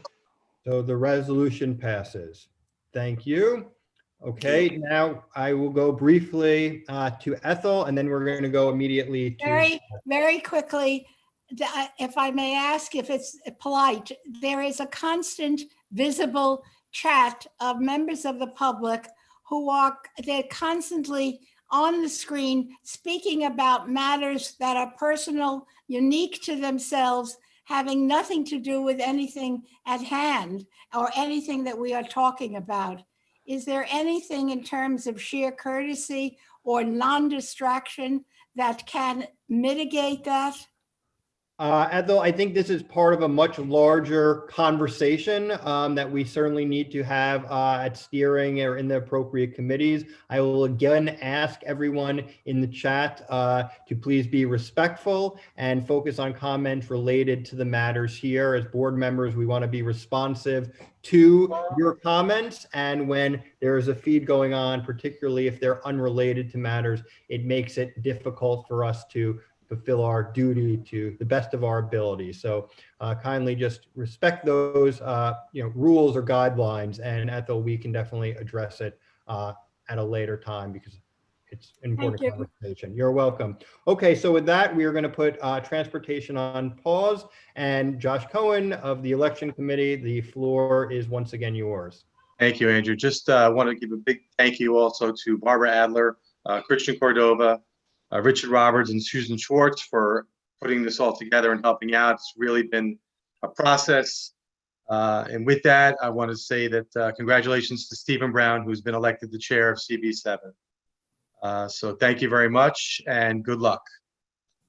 Well, congratulations, Stephen. Thank you, Richard, and thank you to the committee and everyone else. With that, I want to thank you for allowing me this opportunity to chair the meeting for some time. I am now back to first vice chair. I want to again thank Mark Diller just for his extraordinary contributions to the board, to the committee, and welcome Stephen Brown. Congratulations. I speak for myself and I imagine many others. We're very happy for you. Again, thank you, Richard. And the floor is yours, and please know that we are here on the back end to help support you in any way as we go through the rest of this meeting.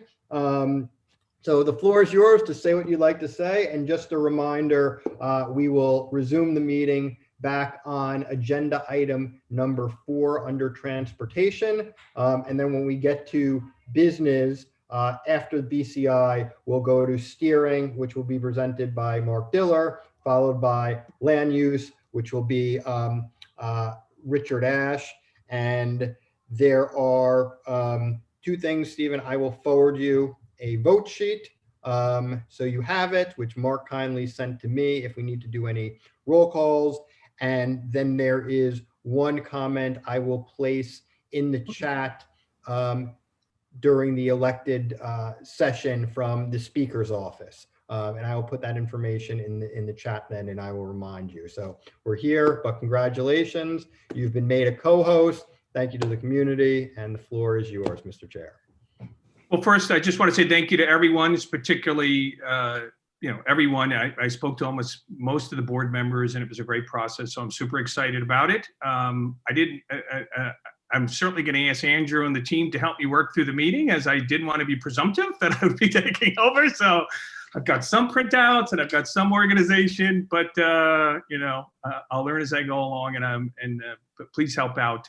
And I certainly want to, as always, thank my Richard, and certainly thank Roberta as well, as worthy opponents, and super excited. So let's get back to work, because I know. Dave, I just want to congratulate you. I look forward to working with you.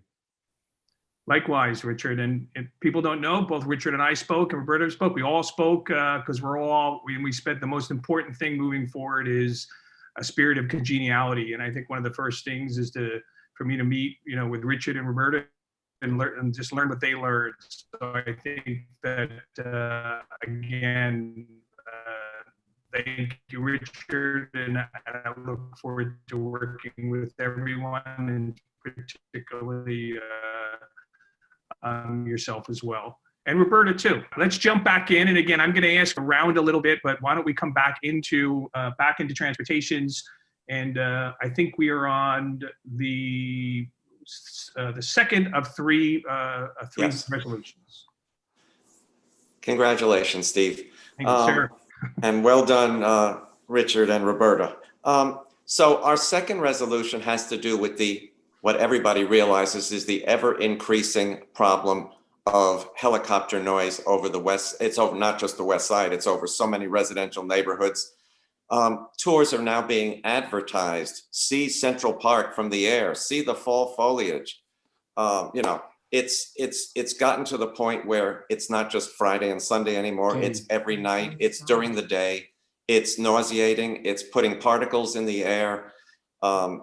It's in addition to the news helicopters and the traffic helicopters, which of course have to be there for various reasons, although many of us have suggested cameras along the highways to present rather than have helicopters hovering over the west side. But this resolution is a request to the mayor and those in the city council to not have taxpayer funds going to promote these tours. And NYC and Company, which is the city's in-house tourism council, has been promoting these helicopter tours. So we are asking them to cease and desist from doing that. And we're asking our elected officials to not have taxpayer funds go to subsidize these, many of which, by the way, start in New Jersey. That's neither here nor there, except that our elected officials have less than ample control over those. And we've gone to Congressman Nadler, and even our senators are involved in this anti-aircraft noise issue. But right now, this resolution asks for no taxpayer funds to go to support these flights. And we'll take questions on this.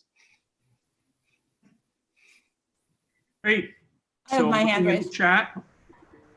And I'm just going to the first one I saw. So Arena, I saw your hand go up. And I have 4 or 5 people jumping in. Arena, I have Linda, and I have Clary all with their hands up, and we'll go in that order. Thank you, Steve, and congratulations, and thank you, Mark, for your service. It's more of a comment than a question. Firstly, I'm so happy that the Transportation Committee is taking this on. I think for those of us that live near Central Park, it's particularly acute. And what I've experienced, I get up quite early for work. And I think some of these helicopter tours are maybe coming over to watch the sunset. The sunrise. I know that sounds bizarre, but I get up at like 5:30, 6 o'clock. And 3 weeks ago, it was literally, they were clearly watching the sunrise, and they stayed for 1 full hour. And I did notify the borough president. So I'm really pleased to hear that there's one way we can get at this. I had no idea that taxpayer dollars were being used to promote these trips. And I just wanted to express my appreciation to the Transportation Committee for taking this issue on, because Thank you so much, Irena. and I also think that what's happening is because people are hearing about the city being somewhat, I don't want to use the word depopulated, but there are like areas across, particularly Manhattan, the central business district. I think that there are people that want to see that. They want to come in and see these swaths of Manhattan that where there are so few people, and that's just adding to the number of helicopters in the area. Thank you. Thank you. And I neglected to add that the committee vote on this resolution was 11 in support, 0 opposed, 1 abstention, and non-committee board members 4 in favor, and no opposition in any way. So I'm sorry that the minutes didn't get to you, but they have been sent now, and I'm prepared to read you the votes. So more questions, Steve. Thanks. Let's go Linda and Clary. A quick, Andrew, how do you, I mean, a lot of the amount of tourist helicopters have diminished, obviously, but a lot of the helicopters that and I recognize them because this is what I do for a living, are newscasters, are ABC, NBC. How do you discern the difference? And then how can we try to get them so that they're not so invasive, but certainly they have to cover news? Sure, and this is aimed at the tourist helicopters, not the news helicopters. That's another issue we're going to take up, to ask for on-site cameras so that you don't have to have the traffic copters over the Henry Hudson Parkway when there's, God forbid, an accident or something else, or some sort of parade or something. We need other. Well, you heard it earlier from the police aspect. Cameras would help in so many ways. We need speed cameras. We just need more cameras. But this is aimed purely at the tourism helicopters. You know, it's just that it's very difficult to discern the difference when they're up there. That's all. For us, unless you have a telescope, yes. Yeah. Yeah. Thank you, Clary.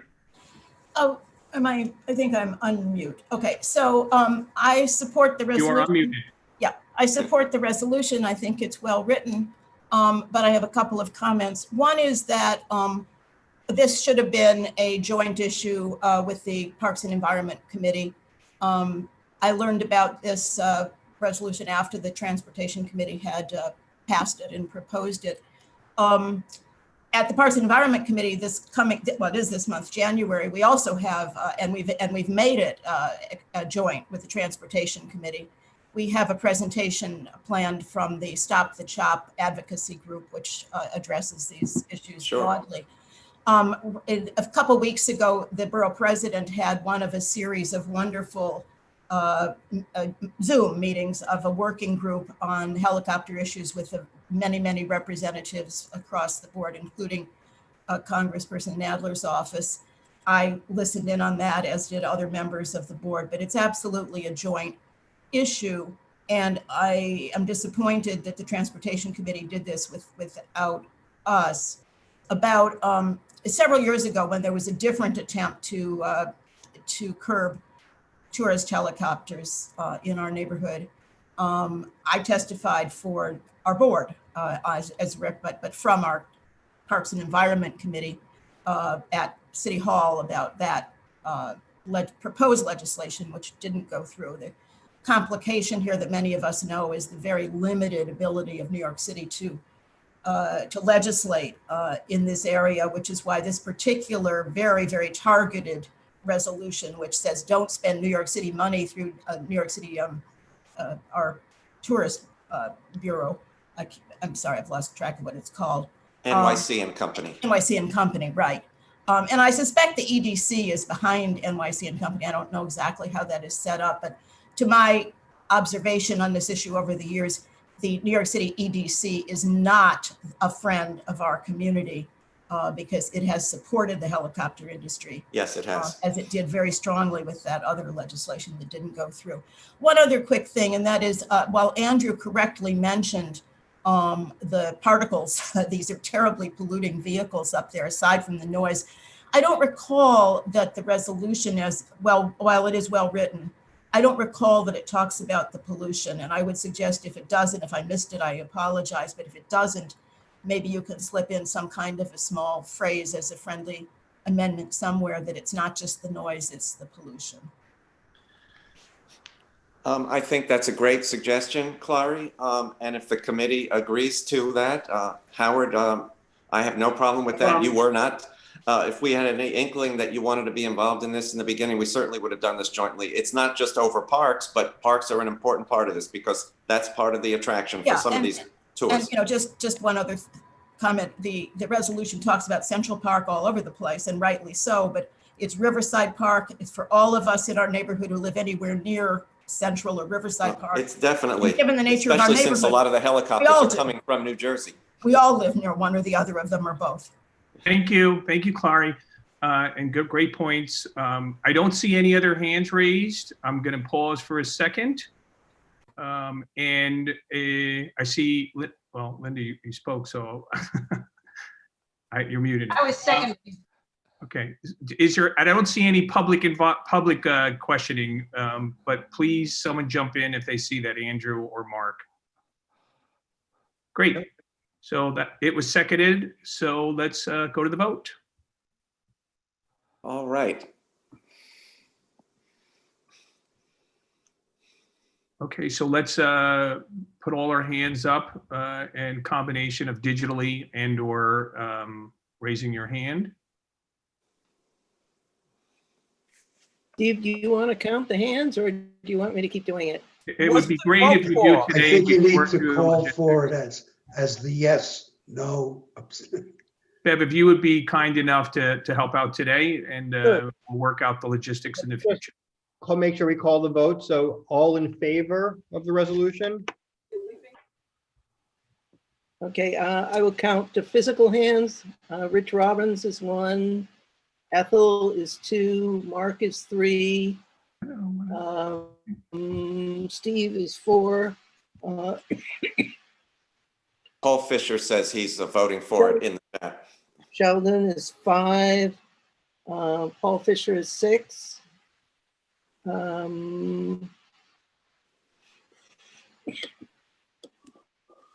Robert. Doug McGowan is 7. Robert. And Peter is 8. Is there anyone who's raised a physical hand I haven't called? Audrey. Audrey, okay. So that's 9 physical hands and 36 blue hands. Great, I'm gonna lower all hands. 45. I don't know if that number is complete, but I guess we should go through the process. Anybody against? Virtual or hand raising? I don't see any. I'll pause a few more and we'll move on. And anyone abstaining? I don't see it in the chat. I don't see anyone, so we're done. With 45 to 0 to 0 to 0. Thank you all. Great. Now we're gonna make that inclusion that Clary suggested. Absolutely. Yeah. Okay, and the third one. The third one, again, happy. Howard, excuse me, I'm sorry. We do have one public speaker for this third one, okay? Okay, sure. Happy New Year again, everyone. Congratulations, Steve. I look forward to working with you.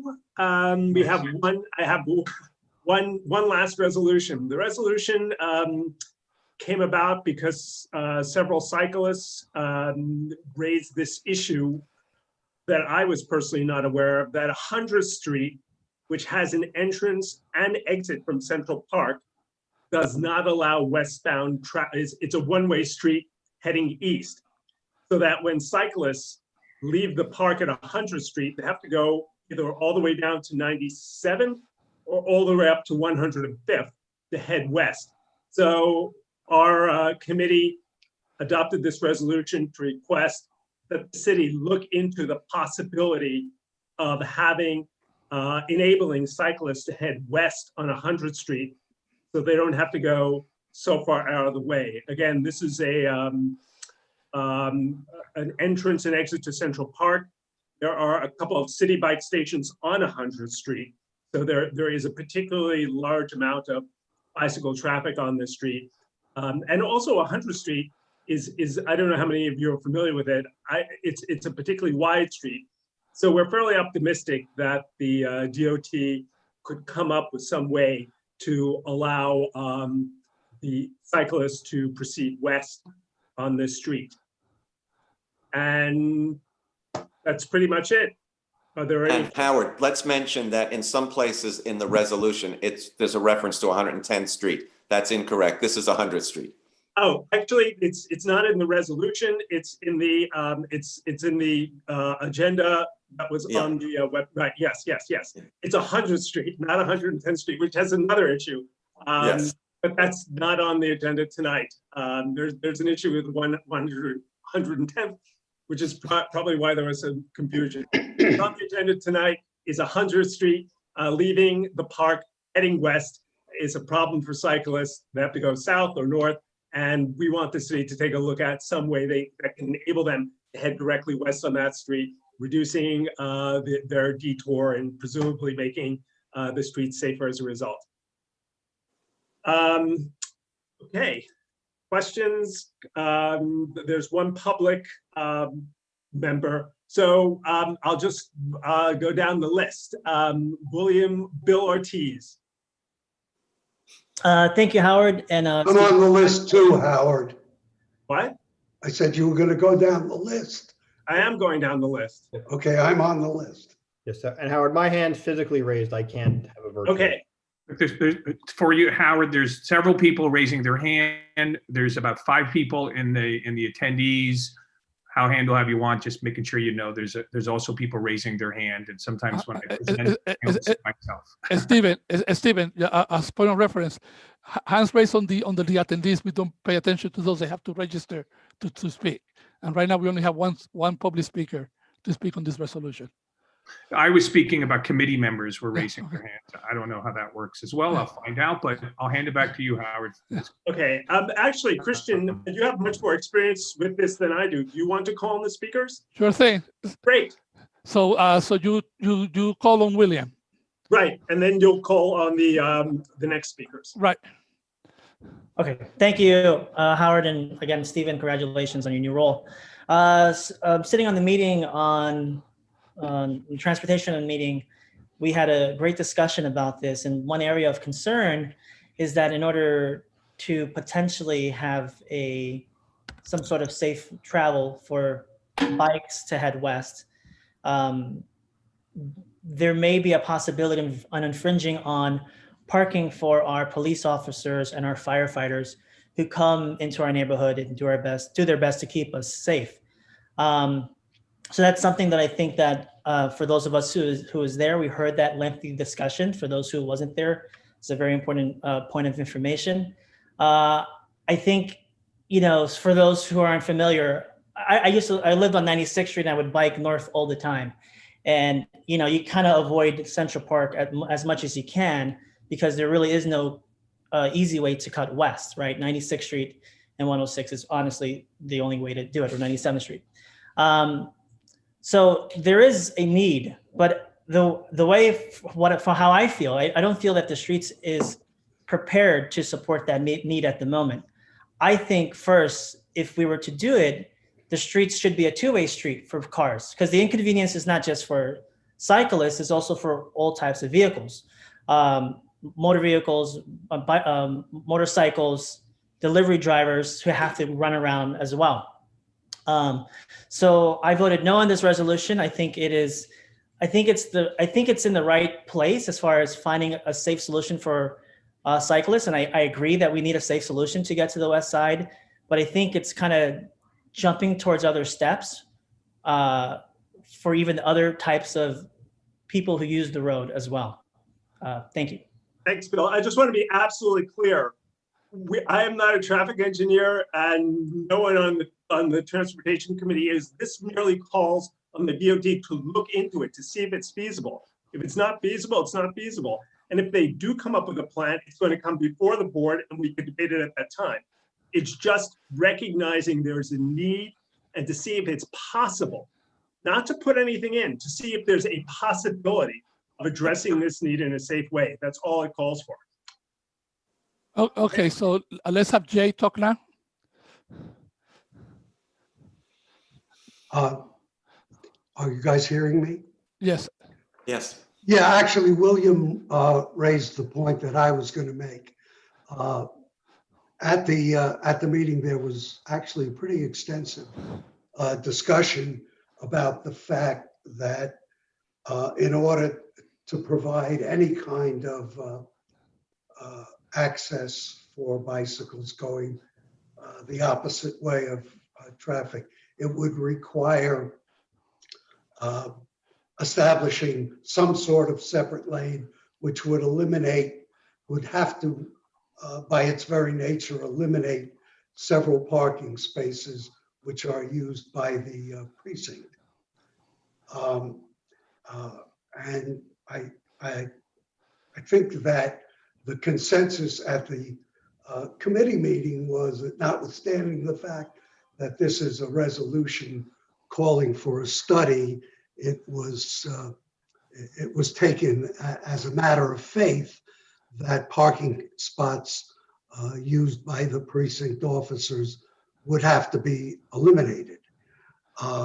My own opinion is that with everything we've heard this evening from our precinct commanders and what's going on in the city, that for the sake of eliminating the necessity for bicycle riders to go an extra 3 short blocks when it's juxtaposed with inconveniencing and frankly even antagonizing our police officers who need, many of whom, probably most of whom, commute from areas outside the city, that I think it would be totally inappropriate for us as a community board to suggest that we're in favor of doing that.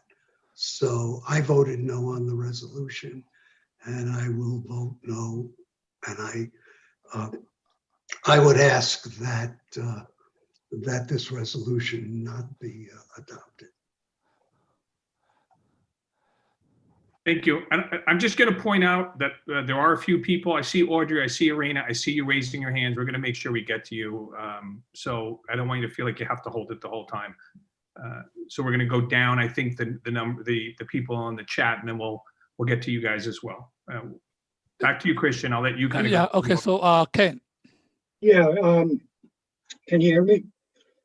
Yes. Okay. First of all, it's not at all clear that even a single parking space for the police would have to be removed. But you know, we should not be rendering a verdict until all the evidence is in. And the evidence is, we're asking the DOT just to take a look. They will be the determiners about whether this is feasible. And that's all the resolution asks them to do. But you know, it should be said that it isn't just 3 blocks out of the way. It's actually about 8 blocks, the shortest detour for cyclists. I took a look at the crashes in the last 2 years, and cyclists on that 8-block detour have been injured in the last 2 years. There have been 8 injuries of 8 separate cyclists. So this is an attempt to make the streets safer for cyclists by allowing them to go directly west. And this is something that happens in a lot of cities. There are a few instances in New York City where it's allowed. The National Association of City Transportation Officials has a name for it. They call it contraflow lanes. It's in their design guidelines. They recommend it for instances where a large number of cyclists are going counter to traffic anyway. So it's nothing unusual, and it should at least be looked at. So thanks. Okay, so Thank Susan. you. I'm sorry, I think I spoke at the same time. Yeah, Susan, Susan Schwartz. right? Yeah. Yeah, thanks so much. I'll be really brief. I just think that given all the other priorities we're facing right now, it seems like a nice to do, not a need to do. And I understand that it's just a study, but I don't see any reason to do a study if that's not going to be a top priority. So I'll definitely echo what Jay has said. And also, William, I appreciate your points about the importance of the emergency vehicles and the police coming through. I would urge everyone to join me in voting against this. Thank you. Okay, Jeanette.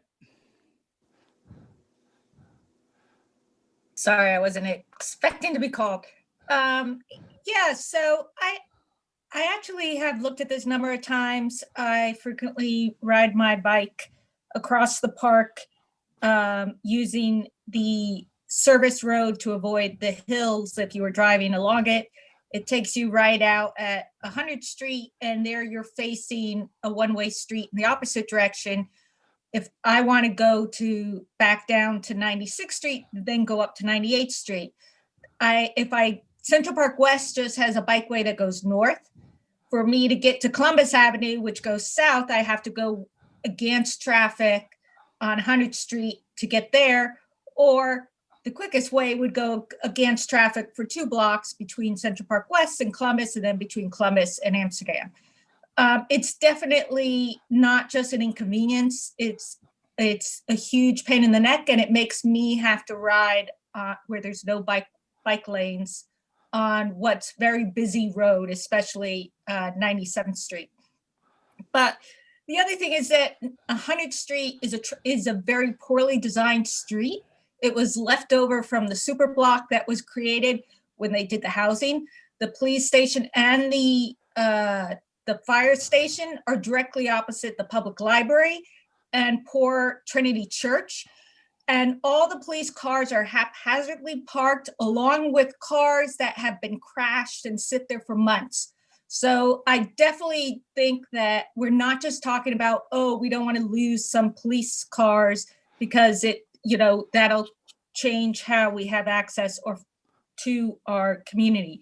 We need to look at the street as a whole. This street should be redesigned more as a boulevard. Parking should be ordered. There's plenty of space between 100th Street and 96th Street, 97th Street, on the way that the sidewalk and the streets are laid out. And these are really classic cases where we should ask DOT to look at complete streets. Complete streets is what we want from DOT. We want them to look at all the modes of transportation, parking, walking on the street between Amsterdam and Central Park West. When we ask them to just look at a bike path, then we have them force the bike group of DOT force a path through there when we still have so many other problems. And so I do think this is something the community board should get behind, but we should be asking for DOT to look at a complete street solution that accommodates all transportation modes on 100th Street between Amsterdam and Central Park West. Thank you. Andrew, do you want to consider that a request for a friendly amendment? It's a wide street and it seems like it can accommodate a lot. And again, we're not calling for any specific changes. We're calling for the city to come up with a plan that would be beneficial for everyone. I think that's the resolution, Howard. I think that's much more appealing to let DOT decide if it's a complete street, if it's something else, if they can accommodate bikes.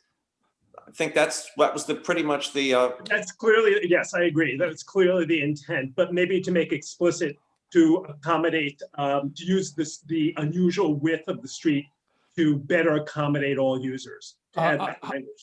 However, remember the width of the street only goes to Amsterdam. After that, it's just a regular street. Yes. It's only wide as far west as Amsterdam, sure. Okay, so Rana?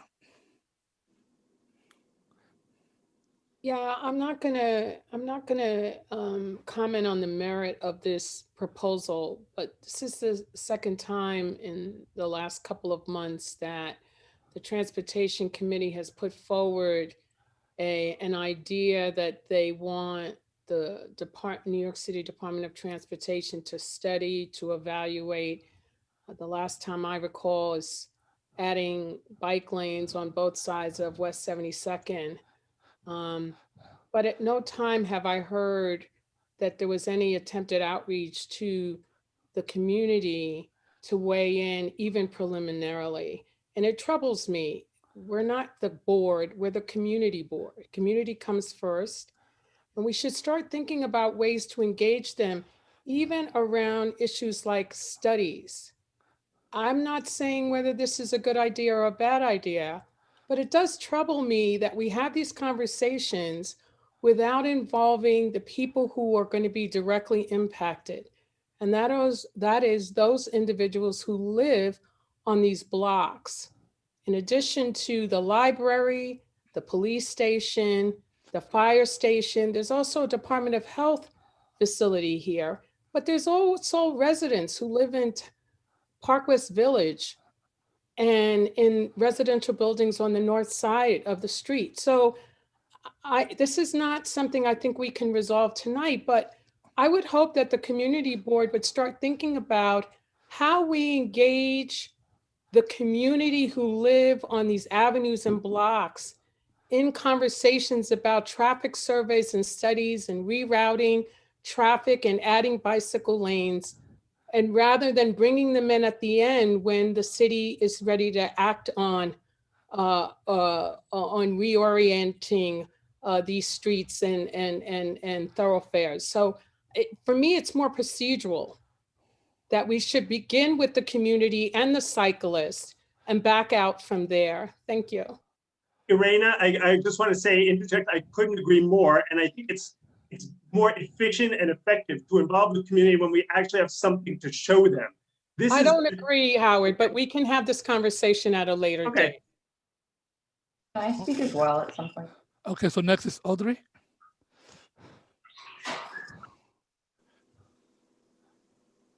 Audrey, Yes, you're up. I had to unmute myself, sorry. Okay, I live on 100th Street and Central Park West, so I'm extremely familiar with this street.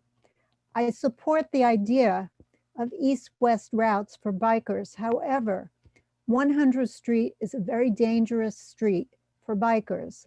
You've got the fire trucks going in and out, whether to go to fires or to return to the fire station. You have police cars going around.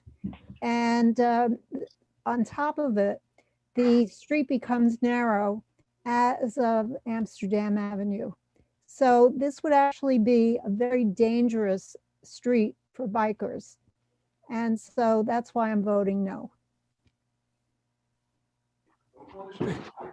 Melissa, did you have your hands raised before? Yeah, sorry, my blue hand seems to have disappeared somehow. I don't know how. Anyway, I also live on 100th Street, and I actually want to bring up Jeanette's suggestion again about looking at this as a complete street. I think the framing of this as a cyclist issue automatically makes some people feel kind of angry, uncomfortable, or not want to vote in favor. I routinely run to the park on this street. It's incredibly dangerous. People triple park and block the whole street. I think it really needs to be rethought, and rethought much more so than just bike lanes. So I don't know the right way to do this procedurally, but I think we should have a substitute resolution to ask for a complete street study and not have this be bike focused. Well, that was why I asked Andrew. I would view it as a friendly amendment to add all users, to look at devising the street so as to accommodate all users in a safe manner. Andrew, are you okay Wouldn't with DOT do that anyway? I think they would, but there's a sense of the community that we want the community board, that is, to be explicit about it. So I have no problem being explicit. That's clearly our intent. So I have no problem putting the words in to show that. Just so you know, complete streets is a transportation term. I know that. Call it that. DOT should know it, but that's different than saying, look at a street for all users. And complete streets, the process by which the transportation officials and planners go by includes participatory design and practice from the get-go. So I think, as was said before, it starts with DOT talking to all the users, all the stakeholders, all the neighbors on the street, figuring out what the traffic volume is, counting the parking spaces, looking at what the desired patterns are of travel, and then coming up with a solution that solves everybody. That's what we expect DOT would do, Jeanette. If they wouldn't do that, then, you know. Excuse me. The study's no good. Ethel, hold on. Next is Andrew. After Andrew is Ethel. Thank you. Thank you. So I'm not sure yet exactly how I'm going to vote for this, but it just seems a lot of times with the transportation issues, and I live on 100th Street, that a lot of the issues tend to be related to one block, one street, one area. And I feel like, especially during a COVID period, the one thing that's come up citywide is how do we as a city utilize public space, the streets and the sidewalk, for these different types of activities. And clearly, for whatever reasons, there's many of them, when you talk about bikes, it brings out a lot of different emotions and opinions on all different sides. So I would just suggest, and perhaps this has happened at the Transportation Committee meeting, so I apologize if it has, there should be a larger conversation about how the committee and the board look at how the Upper West Side wants our streets to look like. And that could engage the public as a whole. So then there's at least a baseline framework from which we can have further conversations about specific blocks or specific areas. Because I just do think it's difficult to have these conversations as one-offs, and it really is about time that we, perhaps as a community, if not a city as a whole, have a really thorough conversation about how we interact with our streets. And I think everyone agrees with that. And then we can differ on the particulars, but you know, I'm generally very supportive of doing something to this street, because whether you're driving, riding a bike, walking, pushing a baby carriage, going to the precinct or the firehouse or the library or the health department for a test, or going to the park, it's a mess. So I'll leave it as that, but I would definitely be interested in a larger conversation. Can we call the vote? No, not yet. Ethel. Thank you. This has been, excuse me, one of the most fruitful and interesting discussions that I have heard in a long time on issues that have become pressing, often the subject of terrific but limited controversy. And yet the last comments particularly, everybody I think has been offered something of a thoughtful nature. But from Jeanette, whom I just felt that Jeanette was saying almost everything that I wanted to say. Maybe that's because you have two planners on the board. But also Arena's comments, which are so on the mark. But yet Andrew and others have said that supposedly in a study from DOT or in the complete streets concept, the community would in fact be, by definition of the scope of it and the assumptions, the community would be in there. The point here, it seems to me, it's twofold. One is that this particular street, but this particular area, roughly from about 96, 98, Amsterdam, Columbus has developed over the years in a different way than the other parts of the community, which have adhered to the so-called the street pattern that has been very familiar, but instead the vibrant communities of Douglas, of Park West Village, and so on, are all physically have been developed in a completely different way, with most of them, excuse me, being related originally to buildings and cars and parking lots and a whole bunch of other things, and it's completely different. So, and this is the time when this creative community board should be working on, in fact, the changes that we need to do for engaging for a vibrant city while working with what has occurred, but yet which has to be modified.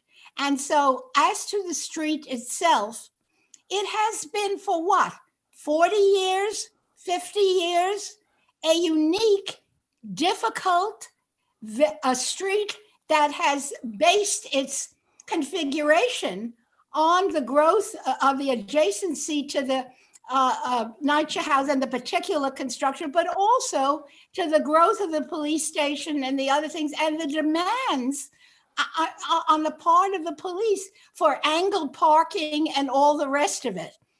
Everything that you all have said has merit and is worthy of the kind of discussion that people have engaged in here, and it should go back to committee, develop the discussion in a way that is focused and comprehensive, reflects much of what has been said, but then frame to DOT that we want to study. And here are the parameters, the questions that we are raising, and say it. Say what some of the needs are and say, this is a place where the community board and DOT have to work together. Really last, we're all living in our city in a time of great change. We all know it's pandemic change, but we've been living in a time like other cities, but New York has staggered along in its greatness and its mess.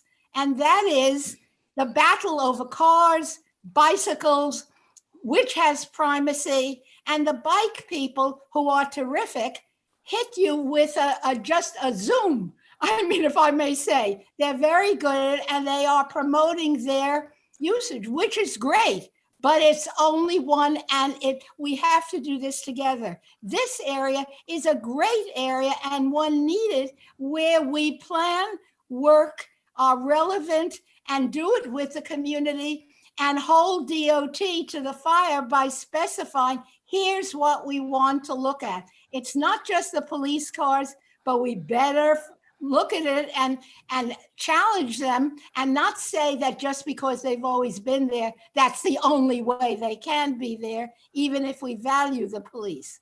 So Thanks, Ethel. Thanks, Ethel.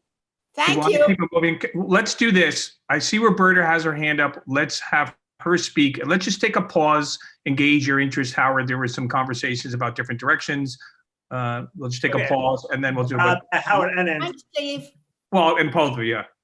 You started it, but the two of you. Roberta, do you want to make a quick comment? And then let's have that conversation with the two co-chairs.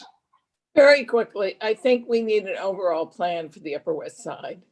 And I think what we've been doing is street by street by street.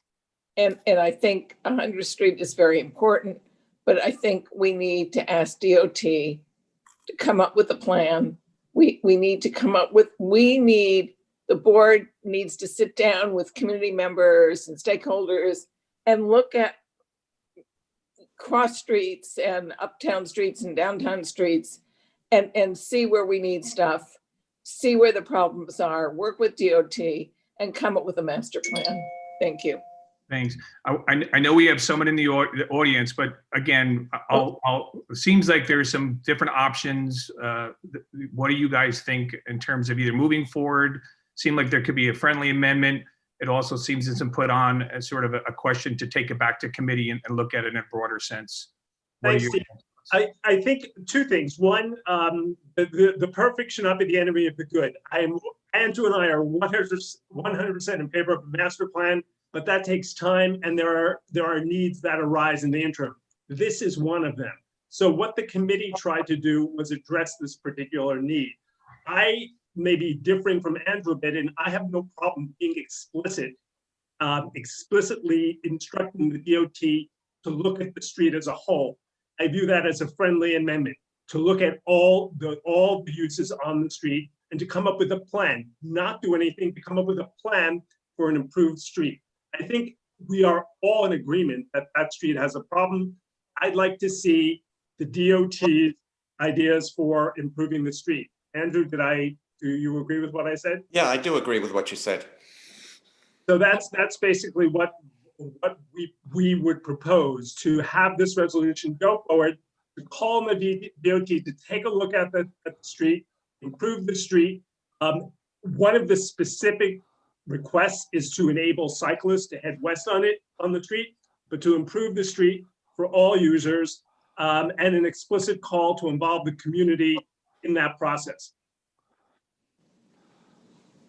Yeah, I mean, that's fine. That's Okay. yeah. Okay, can we have the public person speak now? Yeah. So that's Mr. May I have just a quick comment, please? Jay, let's let the public person speak, and then we'll let you have a quick comment. But I know that person has waited quite a while. If you don't mind. Okay. Okay, Mr. Lindenbaum, you can unmute yourself. All right, can you hear me? Yes. Great. Hi, everyone. My name is Jonathan Lindenbaum. I live on West 83rd Street. This has been a while, so I'll keep this short and actually have to go. But basically, I don't know. Like, I've been listening to a lot of committee members, and it seems to me that the overwhelming response to this topic is we need some kind of study on on what we should do with the street. And the point of the amendment, or the point of the resolution, seems to be asking DOT to do a study on the street. So I think Howard kind of made these points already, but really I just do not understand what the problem is. It's not like DOT doesn't do this already.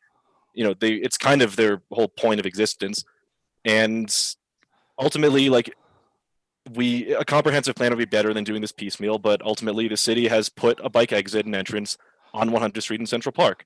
And if the desire of this community board is to not have bikes on 100th Street for whatever reason, although I should say I don't really understand the logic of not antagonizing the police force, presumably they work for the city. If the community board doesn't want bikes there, then they should take it up with Central Park for having a place to put bikes on that street. Because what it stands right now is basically the Upper West Side kind of holding a giant middle finger to any bikers who come in and out of Central Park on that street. And I don't understand what the disconnect there is. Thank you very much. I yield my time. Thanks. Okay. Jay, I think we're really trying to stop double talking because this meeting's actually going long, and I don't want to go down my first meeting as the longest meeting. Everyone's mad at me. So 30 seconds. 10 seconds, Jay. You're on the clock. If you're gonna change the resolution to be a study of the broad use of the street, then you don't put in with that resolution that we specifically want to establish a west to east route for cyclists, because then you're right back to the beginning again, and that's the resolution. Okay. Thank you. One more, Richard. Did you want to speak? I saw your hand up, and then we'll have a little conversation, and then Howard and Can we call a question? the two of you will do. This is spectacular. Yeah, I just have a question. Robbins is also waiting. When I ride my bike in Central Park, or when I rent a bike, I get out at 96th Street. And 96th Street is a two-way street. I'm just wondering what the specific need is for a westbound exit at 100th Street if there's already a westbound exit at 96th Street. No, Richard, it's not a westbound exit. It's the ability to proceed west from Central Park. Yes, 96th Street is two ways, and so is 97th. Right, but 97th is a westbound. So Right, but they're both very busy, dangerous streets, several blocks out of the way for cyclists. You're on a bicycle. No, there's a bicycle transverse road. It is not safe to ride your bike on. Jeanette, you got muted. My apologies, Jeanette. But we're talking different. It's not safe for cyclists or pedestrians, frankly, to walk across Central Park along the roadways that go under the Central Park tunnels. And so the big loop that goes around Central Park there's a cross street. It's not an official street, but it's north. It's approximately 101st Street. So you have a lot of cyclists who are coming across the park on that road, because you're not allowed to ride your bike on the sidewalks in Central Park. And then they come out at 100th Street. So you're asking somebody who's maybe coming out at 100th Street and wants to go northwest, to now go south to Central Park West, even though the Central Park West road bike path only goes north to 96 or 97th Street, and then to go all the way over to Amsterdam to then go back up. And so, it's not, we're asking somebody for a little inconvenience. There is a need. There's a need for the cyclists there, but that shouldn't be the sole purpose of this study. Guys, we've had a lot of dialogue and we've got to kind of move on and make a decision. And I think there's a couple, some of you you'll be speaking with your vote, but my sense is that I'll allow the chairs to do as they like. I would chime in that I think there's some really good ideas that have moved forward, and it certainly has shown that there's people that there were some passionate sort of people talking about ideas and how you want to address that. You could do so if you want, and I'll defer to you guys. It seems the options are to take a vote. Seems the option is to talk about whether it's a friendly amendment. I think people would probably hear it to change them, because we're sort of, Jeanette's points were very, there was quite a bit of it. So I think you'd probably have to vocalize that. Or the third option is to take it back to committee and rework it and get other people involved. And I'll defer to both of you guys. But I think they're your options. I think we need to move on and do one of those three. Great, Steve. I'll make this quick. I'll take the best of all three worlds. I'd like to have a vote tonight with the friendly amendment, and if it fails, we can look at it further. But again, what we're calling for is just for them to look at a street. I think virtually every speaker agreed was problematic. Look at the street, take into account all users, and to involve the community in trying to come up with a better plan. Not do anything to give us an idea. Again, with all due modesty, I'm not an expert in what would be better. I'd like to see what the DOT could come up with, and we could give our thumbs down at that point, or hopefully a thumbs up. That's my take on it. Andrew? Does anyone first and second a vote so we can move forward? A second. Great. Okay. So I think the plan is we're going to vote. If the vote and Howard's the co-chair's position is if it goes down, then we'll rework it that he wants to bring it back. So with all that information, let's vote. Stephen? Yeah. I just had to make just this point. I'm watching the chat here, and several people have spoken a couple of times, eloquently and importantly as well. But Rich Robbins has been waiting and has not had a chance to speak, while other people have spoken multiple times. Okay, I certainly want to allow that. Rich, can you be brief? Just, I know we're getting late in the meeting, but I know that this is a area that you care about. Yeah, and I just want to say it's a really bad precedent to let people jump in and speak multiple times when people who are waiting don't get to speak. But what we have here is, I don't think either saw that you speak, and apologies. So what we have here is a bad situation where a major outlet from Central Park outlets into 100th Street and Central Park West, where you can't continue going west because it's a one-way street. We don't want people going south because it's dangerous on Central Park West. The protected bike lane, actually the only bike lane, is northbound only. And if they do so, they end up on either 97th or 96th Street, both of which are dangerous streets. And if they go northbound, the first opportunity to go west is up at 105th Street. So what we end up happening is a lot of bikes just go west on 100th Street, even though it's the wrong way, and even though it's not what we'd want them to do or what they're allowed to do. Some are getting ticketed and they're putting themselves in danger. Again, not an ideal situation. What we want to do here is just ask DOT, is there a better solution? Is there something that might be possible? We recognize that it's not a great street to have a two-way bike lane, especially because of the emergency services. We recognize the police and the fire departments use the streets for parking. We don't want to take their parking away. Question is just for DOT, is there some kind of better solution? And I think the idea of sending it back to committee doesn't make sense because we're not deciding on anything right now. We're just going to DOT saying, might there be some better way of handling this?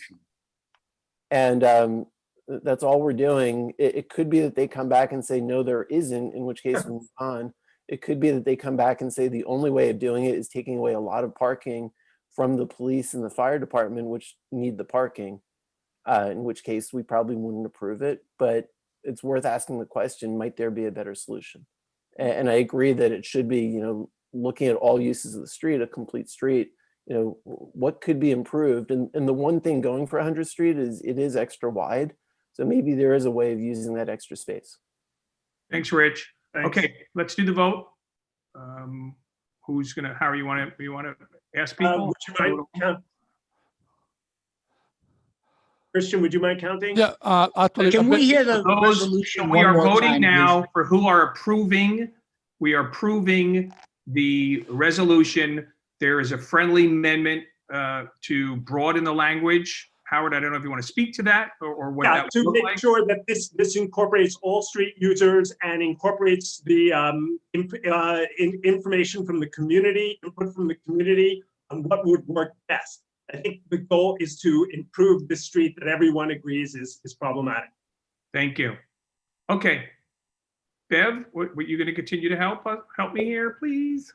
Yes, okay, so in favor of the amendment, we now have- I object as parliamentarian. We're not voting on an amendment. Or if we are, then we're going to have to vote on the amendment and then have a vote on the resolution. So either we have a new resolution or we have an amendment. I regard it as a friendly amendment. I didn't view this as a vote on the amendment. I see this as a friendly amendment with a minor wording change, Shelley. It's a slightly revised resolution is what it is. We're voting on a resolution, not on an amendment. Correct. Correct. Clarify, we are voting on a resolution, Shelley. Thank you. Great. Bev. all right, we now have 8 virtual hands up. I'll count the physical hands. Rich Robbins is 1. Doug Kleiman is 2.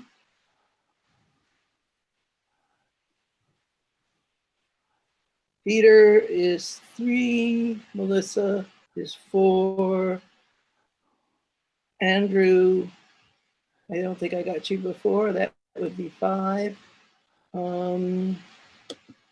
Robert is 6. Mark is 7. Sarah is 8. That's what I see. I'm seeing 16 virtual hands on the. And now it's participant list. 16 virtual rather than 8. Yes. So it's 16 plus 5 plus 8 is 24. Great. Okay, and against, I think we got him down. Against.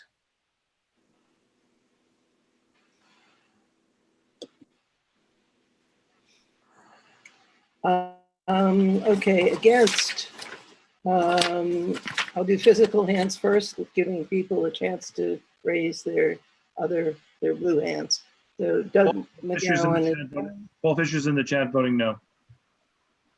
and I'm sorry, who? Paul Fisher. Paul Fisher. So that's 2. Courtney is 3.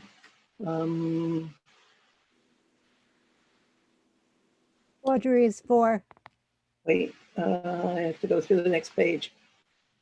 Audrey is 4. And Beverly, did you get mine? Verona is 5. Christian is 6.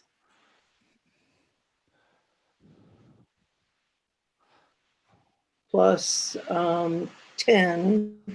So that's 15, 16. So it's 16 no. And abstaining.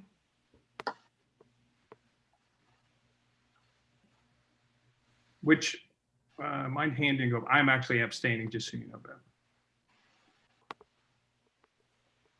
Sorry, who said that? That was Stephen. I'm abstaining. Shelley's hand is up. 2. Ethel was 3.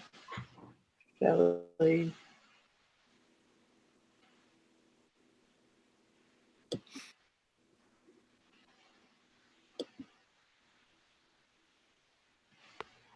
Okay, I see 3 abstentions. And Jeanette, are you abstaining? Oh, Jeanette, that's Yes, 4. yes, because I believe the resolution needs to be changed more radically. I think it should go back to committee. Thank you. Okay, so what's the final tally, Bev? I'm sorry, it was 24 to 16 to 4 to 0. 24-16 to 4 to 0, which means it passes, correct? Yeah. Right. Thank you.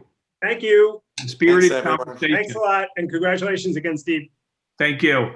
So I thought to make a little bit, as we move on, a little bit of a pause before we go on to the steering resolution. I know that we sometimes pause for elected officials.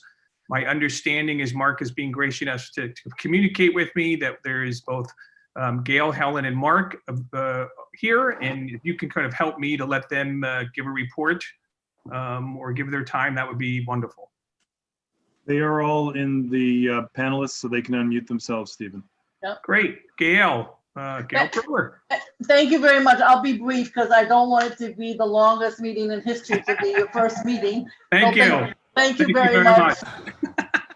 Stephen, and congratulations, Mark Diller, for all your work, and thank you, Richard Ash, for being so gracious. So a couple of things. I just want to pick up in this public realm because we need a citywide public realm, but it would make sense, I think, for the community board. I counted 25 city agencies that might actually be on 100th Street, just to give you an example of the number of challenges that we face in our public realm. So we want a citywide public realm effort, but no reason you couldn't try it on board 7 and 100th Street as an example. The Lucerne decision, I think we're all familiar with. My understanding is that the judge, in order not to deal with all of the different appeals, the judge wants to wait till they're all done. And so the men can stay at the Lucerne. If they want to go down to the Radisson, they can.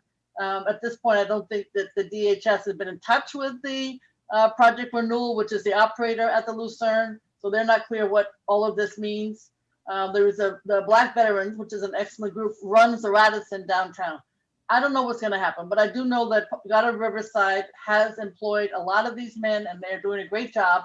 And I just I hope that they have the ability to stay because of the services that are provided here. I don't know what's available downtown. So I think it's a good decision. I would urge the mayor. There are so many things to be done in this city right now. I don't think spending time on this issue is where we should be. Second, we've all been working. We heard from the excellent 2-0 commanding officer earlier. I do get an awful lot of complaints about the crime on the west side. We even have been working with this gentleman who is on Columbus between 76th and 77th Street. I know the bid has brought him to our attention. He's not homeless. He has a home. He thinks he's a vendor. I don't think he is a vendor. At one point, his material was confiscated, was stored appropriately, but he's back with more. We have a lot of issues to deal with, and people have challenges. We got to figure out something better than all of this. And I think the same thing is true. I know the 2-4 has a huge increase in, we have hard times, but we should not be having this increase in crime. So I'll leave it at that for now. We do have, and we can put into the chat, just the other day, we announced just a release of what we call the Police Reform Toolkit. Because as I speak and as you discuss these issues, the governor said by April 1st, Mr. Mayor, I want an idea of how to reform the police department, if in fact that's what we're doing. And so he appointed 3 people, the mayor, as you know, and they are listening sessions, et cetera, et cetera. I've moderated some of them. And I would say that this reform toolkit, so that we don't end up doing the same things all over again, people forget their history. This reform toolkit talks about the report that we've done in the past, that the Attorney General has done, the Communities United for Police Reform, the Office of Management and Budget, and the list goes on. So I just want to say it might be helpful to you as you think about these issues. Grocery stores, I am concerned. Weston Beef was a go-to place, particularly for the residents of Amsterdam Avenue. It was very responsive in terms of the price, and it was also responsive in terms of them when there was a need for donations. Weston Beef was always there. So I will be interested to see. My understanding is Brooklyn Fair. Now, I'm so Manhattan, I don't know Brooklyn Fair. You might know that store. But they're the new grocery store to replace Western Beef. And I think it's, we have to be sure that it is a store that is responsive to the community. Helicopters. I mean, I am so sick of talking about this issue. Years ago, we had a task force. Now we have a task force. We laughed. We thought that since Bloomberg had a helicopter, we couldn't get anywhere. And then when Mayor de Blasio came in, we all met with Mayor de Blasio, and we thought since he didn't have a helicopter, that we might get somewhere. Well, we didn't get too far. All we got was you can fly on Saturday, you can't fly on Sunday, and you got to go along the river. But we now have New Jersey. We have what's actually happening, and we just had, thanks to April Adams in our office, and I think some of you attended with Congressman Nadler, with the Eastern Region Helicopter Council, with Uber Elevate and Blade and the FAA and Hudson River Park Trust and EDC. It was an amazing Zoom meeting. What we have learned is two things. One is people are leaving Manhattan and they are going to just what you thought, New Jersey, getting on a helicopter either early in the morning when the rain is up or later on, and they're taking a photograph for Instagram, just for Instagram. And it's hovering, etc. It's got to stop. So we are going to be meeting with the New Jersey officials. So some of them are on the line. They are just as upset as we are. And we're going to try to work together. We don't have an FAA in the past who was interested in talking to us. Congressman Nadler has tried and tried and tried, but we are not giving up on this topic. In addition, NYC and Company, we are on their case. I happen to be on the board of NYC and Company, and we have informed them as to what they are supposed to be doing. EDC, of course, has the downtown heliport. We've asked them not to have tourism helicopters out of that location. Those do stay on the river. I mean, that's my understanding. And we can put the app in the chat so you know what is the way to find out what is flying above you. There's an actual app, and there are new West Siders who use it regularly. So at least you'll know, is it cops? Is it press? Is it tourism? Is it Blade, which follows the rules? Or is it other companies that don't? So I'm gonna leave it at that, but just to say, we are definitely supportive of your resolution. We're all working on vaccinations and testing and COVID and just, masks and sanitizer hasn't gone away. So we are pushing really hard with all the elected officials and the community boards to have a Manhattan discussion with Council Member Mark Levine, who's been very supportive. We're in touch with the Department of Health saying we need a regular discussion, 24/7, vaccinations, etc. And we need to have people who are health professionals one way or another participating to make this real. So just so you know, we're very focused on that. In terms of capital funding, we're now available for applications. We've had several, several sessions where people can learn how to make that application. It's all on our website, but the application is due February 21st, 2021 at 5 o'clock. Just to be clear, we want everybody to apply. There's also money from the Fund for the City of New York for Cultural Arts Capital Loan Fund. I can't tell you how important it is to have the arts without dwelling on that too much. And working with Congressman Esbiat, we are working on the PPP. He's now on appropriations, which is a big plus for our city. And we are certainly pushing to have every bid and chamber know so that they can organize for their residents and mostly for the businesses to get the PPP money that they did not get before. Just in terms of the vaccinations, again, we're doing a Manhattan Neighborhood Network that will air on Sunday on this topic. And Columbia University Neighbors, with me as moderator, we did a phenomenal discussion, I think, just recently. It will be up on Columbia University Neighbors website, with people from Columbia and how the vaccine will roll out. I want to thank the fire department. Just the other day on the weekend, there was a fire at Wise Towers. It turned out to be a chute with garbage chute.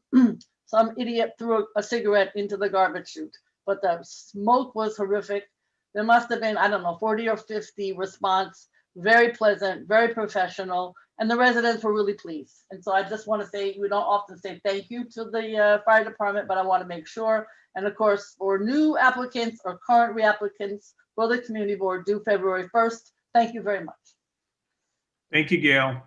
Mark, your name came up a few times, so let's go to you. I'm sure everyone's interested in vaccination. So hopefully yes, well, thank you, Mr. Chair, and it feels great to be able to say that. First, I just have to thank former Chair Mark Diller for what you have done for this board and this community. You were handed the leadership of the board at about the most difficult time imaginable, and you handled it with grace and diligence, and you never complained, but you did the work, and I'm really grateful for your leadership, and I know you're going to continue to be a positive force in our community, and I look forward to working with you for many years to come. And Stephen, you're just going to be an amazing leader for the board. I know it, and I'm so excited to work with you. And I'm going to do my part to not blow up the length of your meeting tonight, so I'll try and be brief.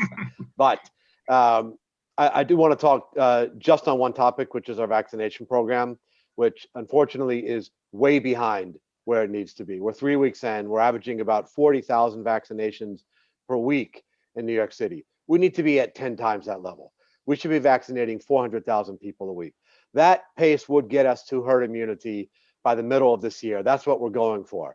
The current pace would not. It would take us well into 2022, actually far beyond that. That's unacceptable. We have got to take vaccination far beyond the hospitals. We should be in hundreds of locations around New York City. We should be in school gymnasiums vaccinating. We should be in NYCHA community centers. We should be in houses of worship and other locations in every neighborhood.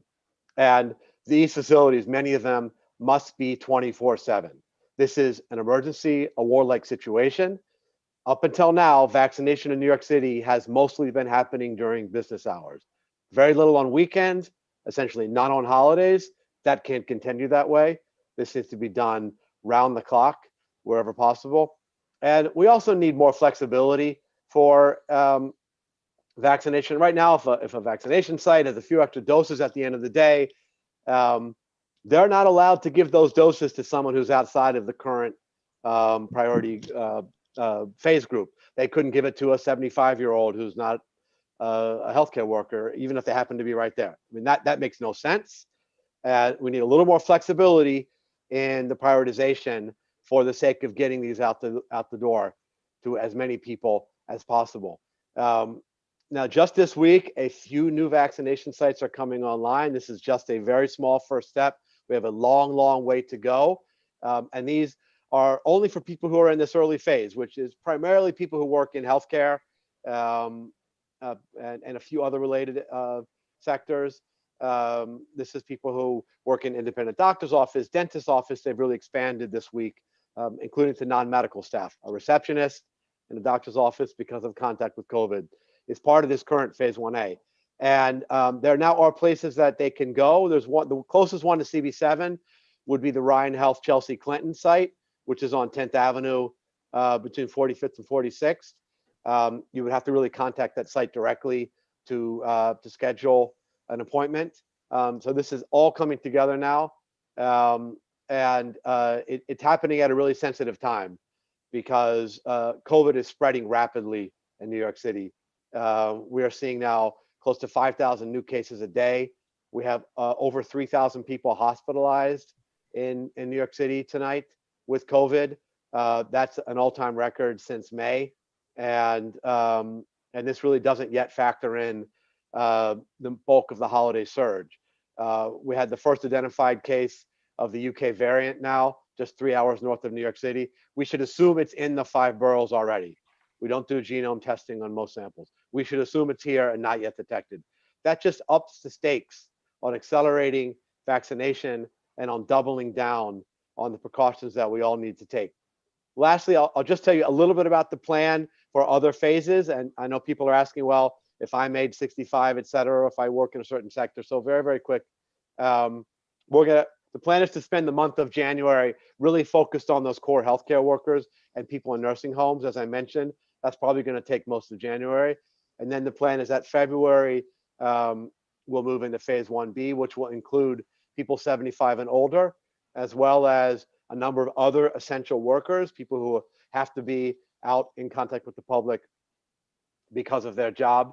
The following phase 1C would include people a little bit younger, down to age 65, and a broader swath of essential workers. That is currently scheduled to hit in April. And then for the population at large, people who are not in one of these categories, the current schedule of the Department of Health would place us, I'll say us because I'm in that group, in the summer. Now, that is too slow, point blank. But even that schedule is not going to be achievable unless we dramatically ramp up the pace. So we have a lot of work to do to push this harder. I'm certainly working very hard with this and working very closely with Gail. I'm not sure if she's still on, but shout out to her. She fought to get home healthcare aids accelerated, and they can now get their vaccine starting Monday. So I'm going to pause there because we're short on time. I see the chat with a lot of things. Maybe we'll try and respond in the chat. Mark, we got to, if you could kind of respond in the chat, it'd be great. You know, obviously this is an incredible topic, but you got it. I am going to lose based on the way we're going. So no problem. We have a lot more. Congrats, Mr. Chair. Be well, everyone. Stay safe. Please, can you please stay on and answer stuff in the chat? Because I think they're very important. Absolutely. And, Helen, you're up. Great. Well, I'm going to be even shorter than Gail and Mark. So here we go. Mark Diller, you expect a certificate of appreciation in the mail coming from my office. You've been so steadfast for the community board. You're a very steady hand, a great leader. And I've watched you do some amazing work in difficult situations. Thank you for that. Steve, God bless you for taking this on. Really excited to work with you, and we should get together sooner rather than later. Really hope to be a good resource for you. So just very quickly, I love the helicopter resolution. Thank you for doing that and sending it on. Kudos to Gail. She's held really good task force meetings on this. Since I started, Gail has been a terrific leader on this issue. And we've tried to regulate through the EDC contract with the downtown heliport. And that we did do well. We did regulate, you know, those helicopters are well regulated, but now they're coming from the New Jersey and other heliports. So this really is a national issue for the FAA. We do have a bill that would ban helicopters based on noise. And we've tried to pursue that before. It's been quite challenging, but Gail, maybe it's time to bring that one back. The pollution is atrocious for anyone who works nearby to the downtown heliport. It's terrible. Open spaces. I got a request from the Department of Cultural Affairs asking if there were any sort of open blocks or open spaces in this district that could accommodate some art projects. Of course, Broadway malls, they do such a great job with displaying art. But if there are any other locations that people can think of, please email my office, helen@helenrosenthal.com. In terms of COVID, people should be aware. I mean, Mark has been the true leader on dealing with COVID in the city. He's pushed the mayor and kept the administration's feet to the fire like no other. Really, we owe him a debt of gratitude. people should know on the Upper West Side, our COVID rate has doubled. In the last week or two, we've gone from being at 1.5 to now being over 3%. That's very different from us. People should be alerted to that. On the other hand, to give you a sense of what's going on in the rest of the city, 20%, there are districts, there are zip codes with 20% COVID rates. So the rest of the city, other areas are suffering horribly from this. But our district, we're not immune by any stretch. And lastly, we're having a housing clinic next week where we'll talk about the new eviction moratorium that Governor Cuomo has just signed into law. So we'll be explaining that new moratorium as well as the new federal moratorium. People should sign up if they're interested. And there's a lot more going on. You can sign up to get my emails by going on to helenrosenthal.com. And I look forward to anyone's questions. Thank you. And thank you all for the hard work you do. I mean, this community board meeting is but one example of all the hard work. So thank you. Thanks. And again, if people have questions, we feel free to pop them in the chat. Perhaps Helen, you can be responsive to that or reach out directly. Okay, let's keep moving along. We've still got a full agenda. So I think that what we had said. Chair. Hi, this is Michelle Booker from Congressman Espaillat's office. I'd like to bring remarks, please. Oh, brief. I'm not sure, Michelle, what we're going to do is we've had elected officials speak at one point, and then we had representatives speak at another point. I think there's around 7 different representatives. But at this time, I think we decided that we're going to continue on with the business part of it. We've been going back and forth. So there will be an opportunity for you to speak, but we're going back into the business session. Okay, sure. Thank you very much. Okay, Mark, I think you're going to lead the steering committee. Look, the only thing I'd say is we're all in this together. I know these are important resolutions and work that we're going to do. But if we can keep our points concise and to the point, that would be great because that'll keep us moving along. And that's just a general comment, not particularly to any of the resolutions that we're going to do. Are we going into BCI next? Then if I'm wrong, then I'll go to Andrew. I'm just looking downward now. So Andrew, you tell me what we were supposed to do. I'll defer to Andrew because you started with the calendar. Yes, Stephen. So we are going to move to BCI next. After BCI, that will be followed by steering presented by Mark Diller, followed by land use presented by Richard Ash. I just want to make one quick comment. The minutes from last month's meeting have not been approved, so I will leave it to you, Mr. Chair, to present them for a vote at your discretion. Do we want to vote very quickly on the minutes and put it in the books? So moved. So moved. I will call for a voice vote. So do we approve the minutes? Yay. Yes. Yay. Those who don't? Okay. Minutes are All right. approved. We're approved. Great. So thank you for correcting me, and we're moving to BCI. I hope we do as well with BCI as we did with the minutes. Christian, we had one application, SLA application. It was for a new restaurant called Lout, which will be, I believe it is Malaysian, am I screwing this up? Street food, Indonesian, my bad. Indonesian street food. They're opening in the space that had been the Tangled Vine, that had been fallow forever. And this is a seasoned restaurateur. He has 2 other restaurants downtown, one of which will be closing to move up here, which I think is incredibly ambitious and terrific. And so the vote was unanimous. Did anyone have any questions? So let's call the vote. Call the question. Okay.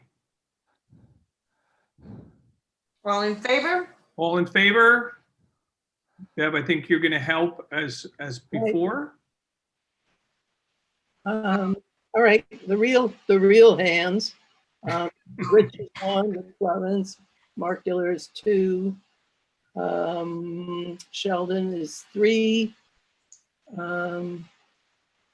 Peter Sampson is 4.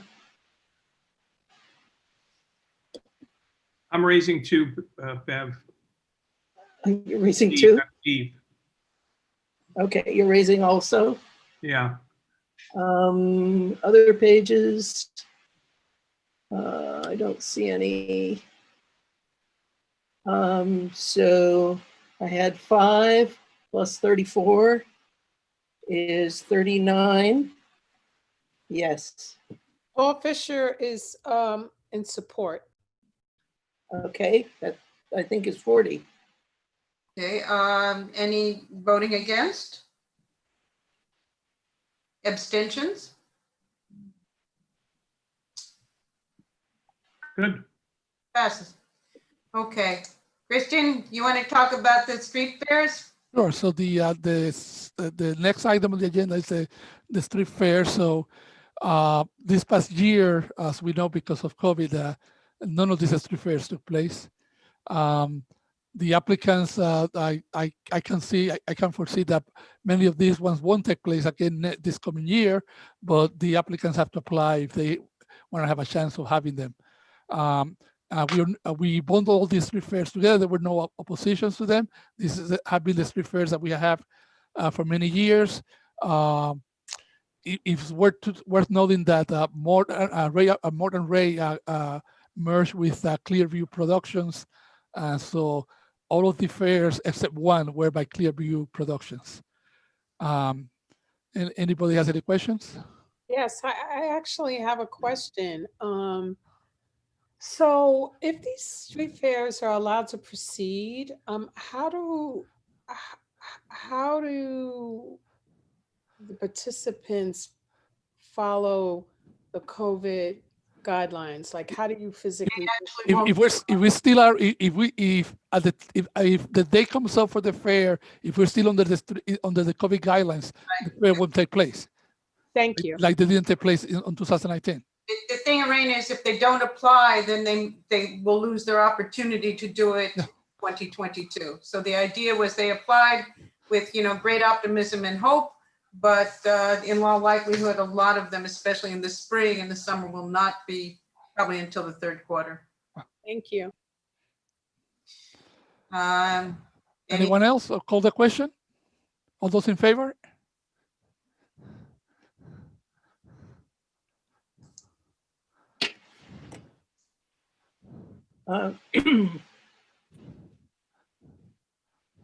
Okay, Rich Robbins is 1, Mark Diller 2, Steve is 3, Sheldon is 4, Peter Sampson is 5. Paul Fisher is voting in affirmative. I'm sorry, he's a vote in affirmative? Approve, yes. Not to love. So he is 6. And other pages, not. Okay. So it's 6 plus 31 is 37, yes. Is Okay, anyone voting against? I'm gonna lower hands. Anybody voting against? We have 3, 2 blue hands raised. Any real hands raised for a no?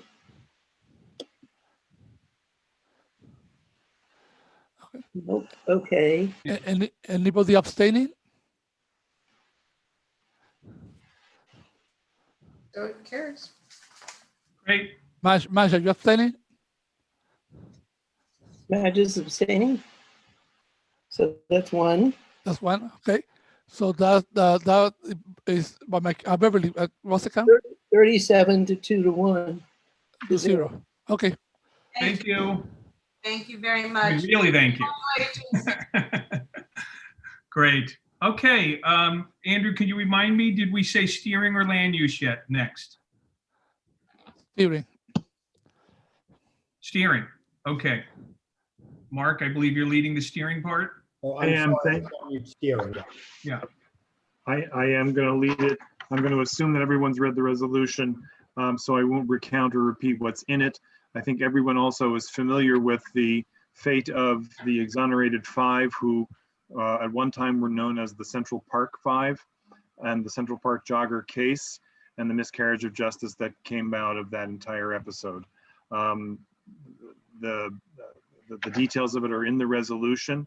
The request, which emanates from Community Board 10 and has been the subject of resolutions of support from other community boards, including several of those around the park itself, is to have a permanent exhibit in Central Park. No specifics have been put forward yet, so this is a resolution to endorse the concept of this permanent exhibit that is intended to mark the event and to educate the public about what happened in that miscarriage of justice in which five then teenagers, now young, or maybe not even so young, now grown men, were imprisoned for many years, some of them up to 13 years, for a crime that they did not commit.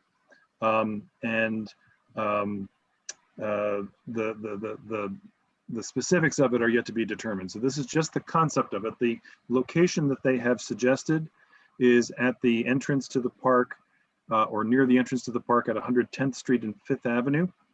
And this strikes a chord in that one of the things we learned from testimony both at Borough Board and at our steering committee was that for generations, families have been telling their young children not to use Central Park because it's not safe for children of color to do so. The resolution expresses support for the concept. Since there's no design at this time, we're not endorsing a blank check. The proposal, I gave you the location. The resolution calls for the usual further reviews and opportunities for comment that would go into anything that is proposed to be added to Central Park. That would include presentations of the specifics of the exhibit to the community boards surrounding the park. There are 5 of them. Obviously, CB7 is one of them, just as we did with the Monumental Women. And by the way, the folks from Monumental Women are working closely with the folks from the Exonerated 5 project. And then it would also go through the usual reviews at the Borough President's Office, the Department of Parks and Recreation, the Central Park Conservancy, the Landmarks Preservation Commission for a letter, and ultimately the Public Design Commission. So this is not going to happen tomorrow, and there'll be opportunities to comment on and be heard on the specifics as this evolves. I urge your support.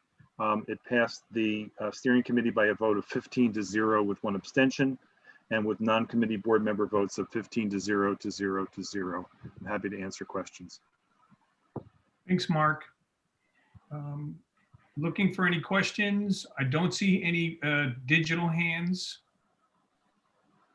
I'll look for virtual hands. Also, is there anyone in the public can signed up for this? No one signed up for this now. Can we vote? Call the question.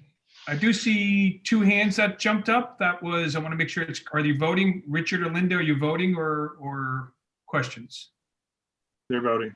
Great. So let's, Mark, you're the vote master. I'll let you handle the vote. I have a question. Mark, I understand it, and it was a wonderful presentation, but we never got a copy of it. I mean, it's a broad and wonderful presentation, but I understand that we never got a copy of the presentation from steering. Is it forthcoming? It was submitted the night of steering. I apologize. I did not realize that it didn't go out. I literally emailed it the night of steering. I will email it to the entire board immediately. That'd be great. I mean, I think it was broad and it was wonderful, but I just don't recall being able to see it outside of her presentation to us. I apologize. I thought, well, anyway, I know I sent it. So, okay. We'll fix that. Okay. So do you want me to count the vote, Stephen? Sure. I think Bev could use a break.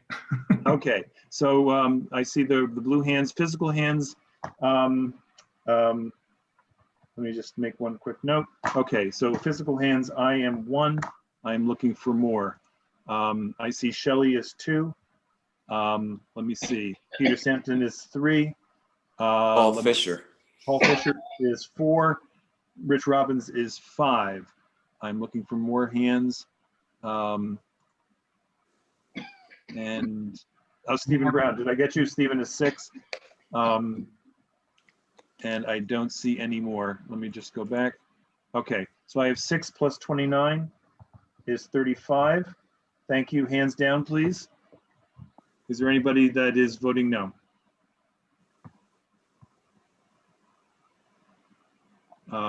Madge, I think you voted yes, so, okay. So that's a 0. Anybody abstaining? Okay, I see 1, 2, 3, 4 abstentions. Any physical hands abstaining? I don't see any other physical hands, so I have 4 abstentions. And then no one's disqualified. So the resolution carries 35 to 0 to 4 to 0. Thank you very much. And I will get on that right away. Thank you, Mark. We are on to land use. Richard? Yes. Our resolution deals with the issue of coastal flooding, but none of the proposals by the City Planning Commission affect any place in Community Board 7. But it represents an attempt to deal with the very serious issue of coastal flooding. We felt that we were not qualified to explore the specific implications for various neighborhoods close to the water. And so what we did was to approve in principle the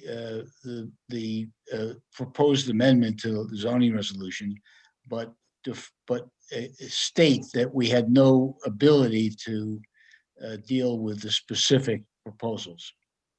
Any questions?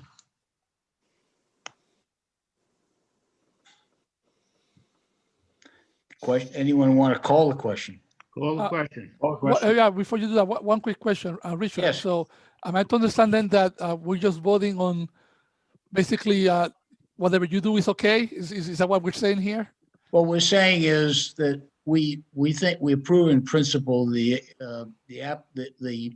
concept of amending the zoning resolution to improve flood control. I see. So they still will have we to don't come back. know what the specific implications are for various neighborhoods, and it's fairly complex. And we just don't have any of those neighborhoods in our community board. The only portion of our community board that is at all within the 0.2% floodplain is in a building that's already built at Waterside. I always forget the name of the place, but 59th and Waterline Square. Waterline Square. Yeah, Riverside Square. Waterline Square. We call the question. Waterline Square. It used to be Riverside Center. And which always confused me because Riverside South was north of Riverside Center. But they fixed it by changing the name. All right, any other questions? Question's been called. All those in favor? Great. And Bev, why don't we divide and conquer, and I'll do the digital, and why don't you do the real, and then we'll bring it together, and I'll give you the digital number in a second, okay? Sure. Okay, the real hands in favor. Mark is 1. Peter Sampson is 2. Sheldon Fine is 3. Paul Fisher. Paul Fisher is 4. Thank you. And I'm counting 26, 27, 28, 29. Robbins is 5. We got 32 digitals. So it's 5 plus 32 is 37, yes. Yes. And then anyone against? I see no digital. Anyone abstaining? I see no digital, Bev. No digital. Are you abstaining, Susan? No, there's no. Yes, I am. Yes. So we have one abstaining. Okay. So it's 0 against and 1 abstention. Stephen, open your participant list, and at the top of the list, it would tell you how many hands are raised. Got it. Open more participant. Okay. Got it. Okay. Well, we're moved on because everyone's closed their hands. So as we move forward, but thank you. 37 to 0 to 1 to 0. Thanks. Thank you, Richard. And we are on to preservations, correct? Sounds good. Correct. Take that as a yes. Let's keep moving. All right, we have 5. Sorry about that. We'll be swift if you'll be swift. I'll take the first one. Michelle will take the second, and we'll move on. First one is a familiar building that we all know and love, the Ansonia, and individual landmark, and it is a relatively minor change. There is an entrance on the, I believe, north side of the building. Because of a change in use, there is a desire to make that an accessible entrance, which will mean that it'll still be double doored, but the relative width of the doors will change, and so one will be a little bit wider than the other. Also, the materials will change to make them weather resistant and energy efficient. Plenty more to be said about this. We looked at this carefully and felt that it was appropriate to the individual landmark, and our committee recommends that we vote in favor of this resolution. Any questions? I'm looking digitally. Clary, I see your hand up. Yes, it is. I'm in favor of the resolution, but what I noticed about, we talked about it before, there's really an enhanced standard for individual landmarks. We happen to have 2 of them tonight, the Normandy and the Ansonia.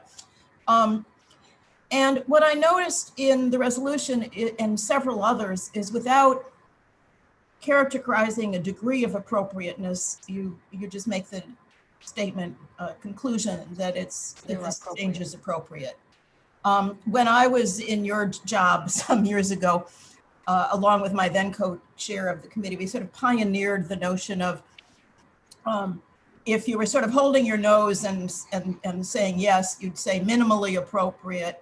If something was sort of okay, but not great, but you didn't see a way around it, you'd say reasonably appropriate or something like that. And then if it was really wonderful, and there may have been a couple other words or gradations, but if it was really wonderful, you'd offer some praise and say totally appropriate or something.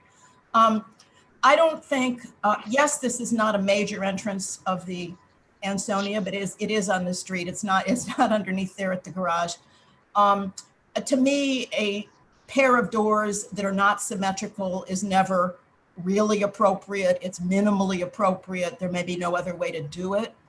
I'd like to see some kind of a qualification. I would suggest some kind of a qualification. At least in this resolution, I didn't feel strongly when I saw several others of yours that just said appropriate. But it seems to me in this one with an individual landmark with a high standard and non-symmetrical doors, I think you're a little too favorable. Okay, we do use those gradations. You'll see a little later on, we call something highly appropriate. Yeah. Maybe that's kind of what you're talking about. I think in one of them you may have, yes. And so maybe it's just a matter of interpretation. Yeah, we're not jumping up and down, but we feel like it works under the circumstances. And the only way to make it accessible to wheelchairs, it's going to be a medical office. You may remember, if you've been around longer than I, that this was the entrance to, or the space for Plato's Retreat.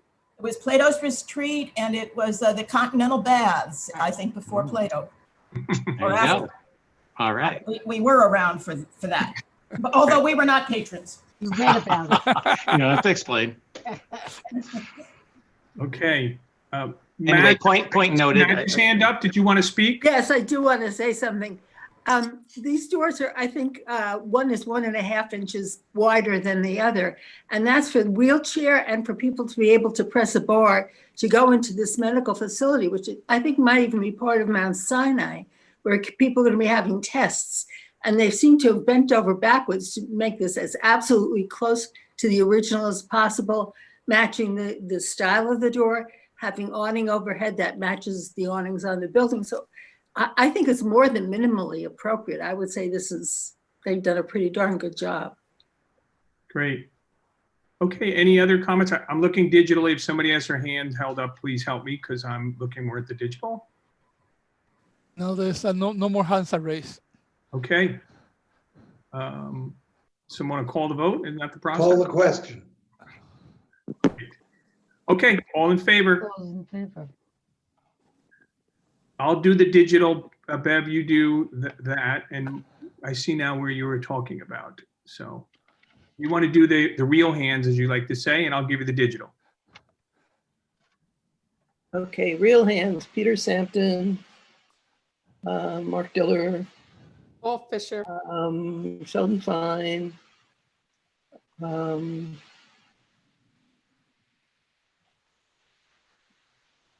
I think that's all I see. Paul Fisher, Bev. And Paul Fisher. Okay. 4. 32 digital. 4 plus 32 is 36. Okay, that's everyone hands down. Anybody against? I'll do the digital again if you want to look for real. I see no real hands. Okay. So there's one digital. Right, so it's 36 to 1 to any abstentions? Yeah, any abstentions? No digital. No. Okay. 0 to 0. 36 to 1 to 0 to 0. Great. On next. Okay, Michelle, you got the next. Yeah, okay, thank you. This is 451 Columbus Avenue on the east side of the street at 82nd Street. And to work backwards on this, we found the storefront infill and the decorative railings that the applicant wants to get approved after the fact. Have numerous similar precedents in the surrounding neighborhood within the historic district. We found that the restoration of the sign band and mini cornice and the storefront infill master plan, and like I said, the railings are appropriate. And we approve this application.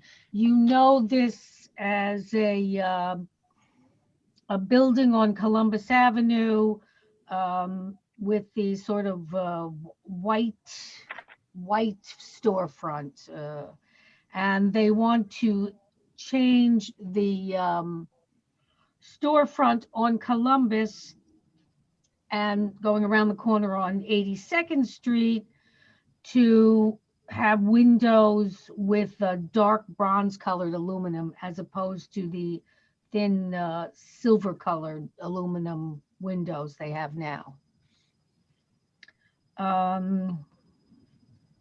With respect to the, oh, sorry, I lost the railings on 82nd Street. Oh, yeah, Mark, you showed the picture, right? Yes. Yeah.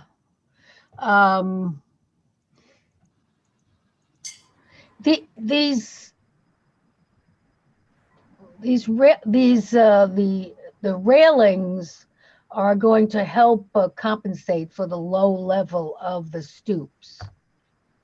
And I found them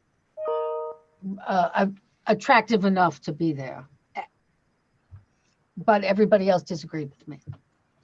And they found them more attractive. So I think, any questions about this? I respond I work a little better when people ask questions about these things. Okay, let's see. I'll look digitally, Michelle, and why don't you or anybody else help me out? But any questions in the digital chat room? I do not see any.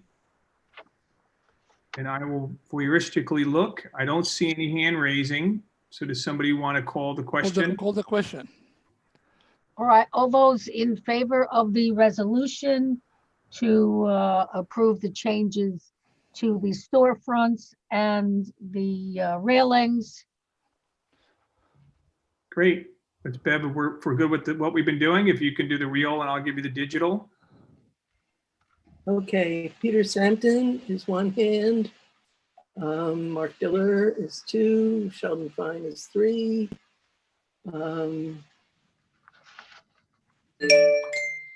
Steve is 4. And is anyone in chat? So 31 digital, Bev. And 4 raised hands. Okay. So that's 35. Down. Anybody against? 435. Anybody against? Paul Fisher says yes. Thank you. As in Paul's against? No.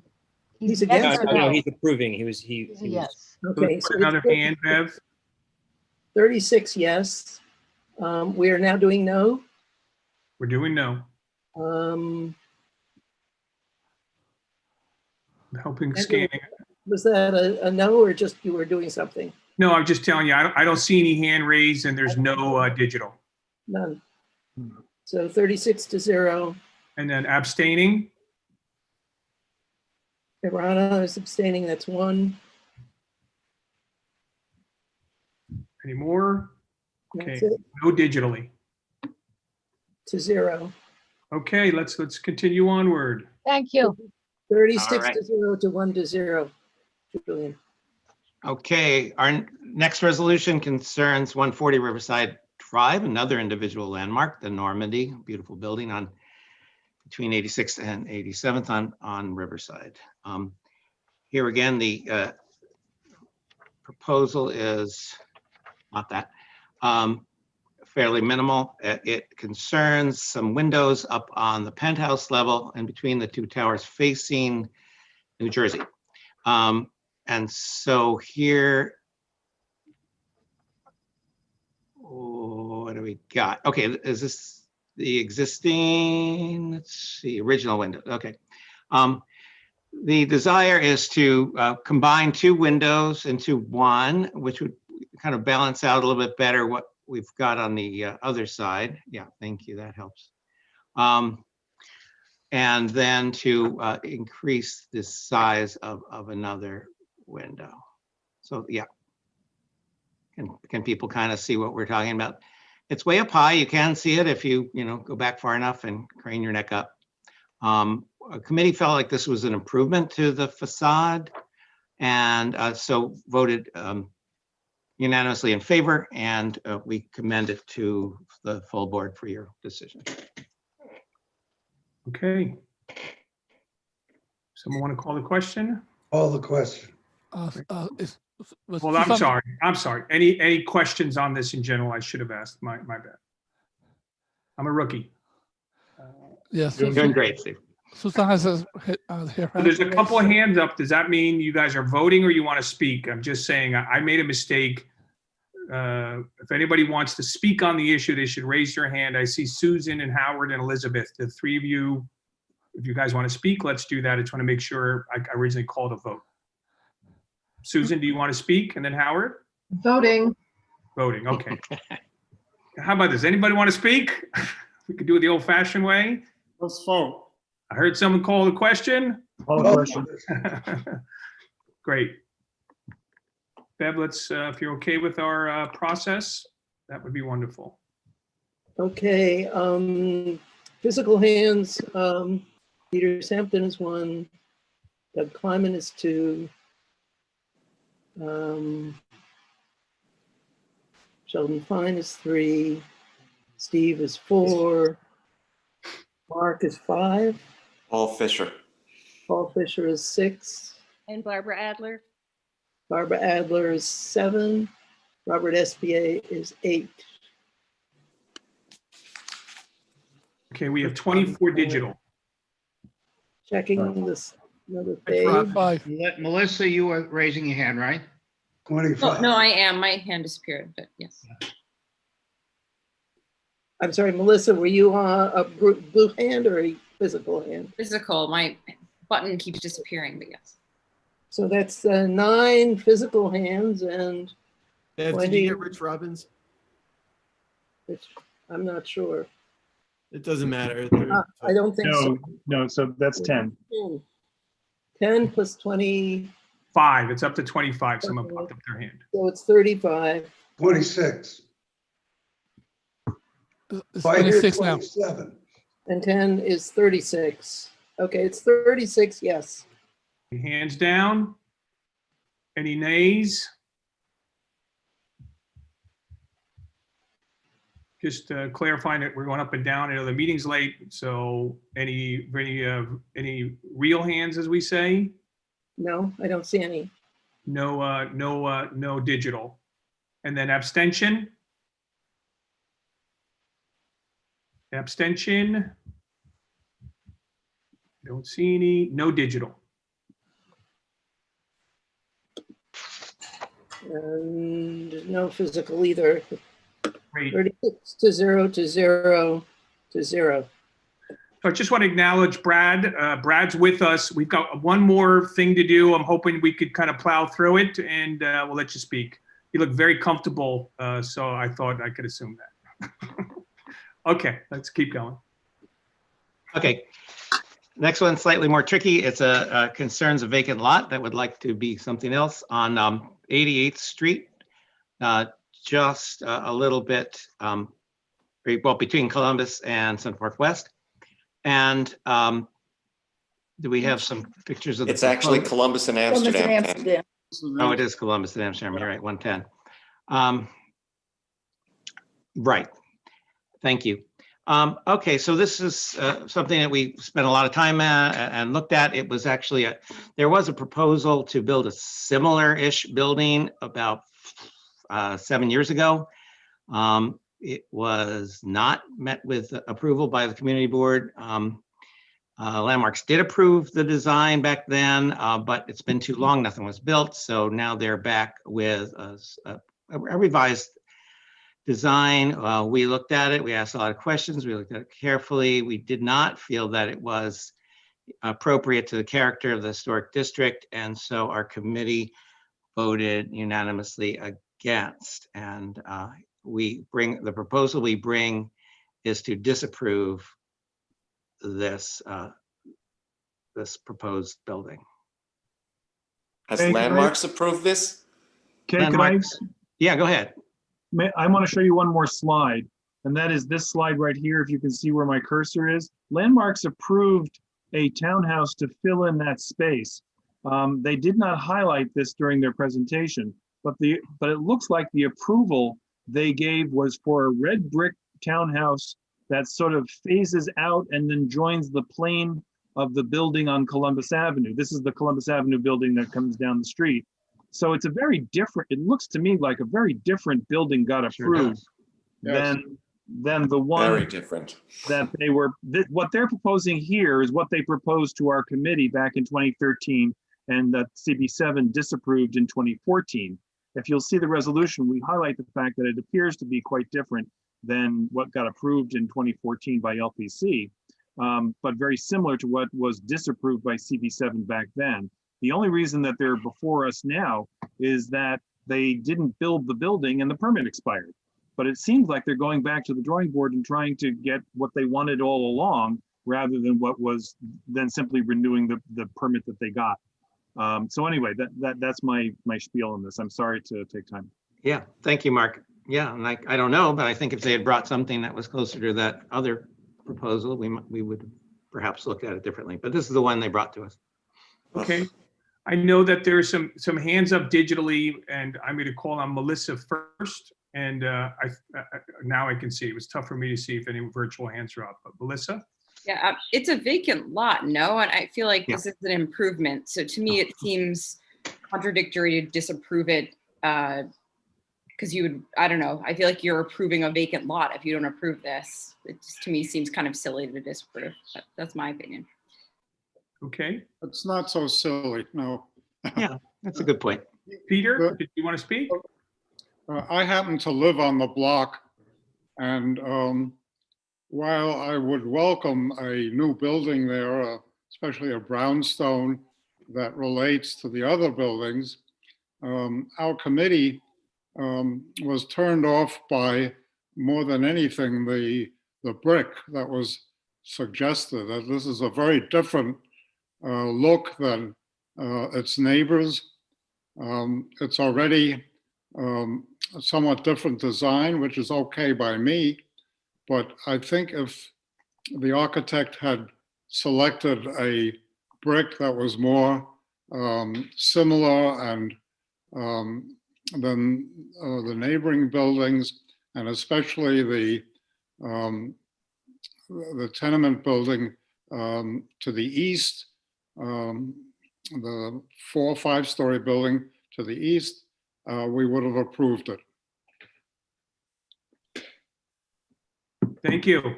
I see a few other digitals, and I see some virtuals. I'm going to call the digitals first because they're in front of me. So Paige, and I see Ira, and Robert, I do see your hand up. Let's go in that order. Can you hear me? You can.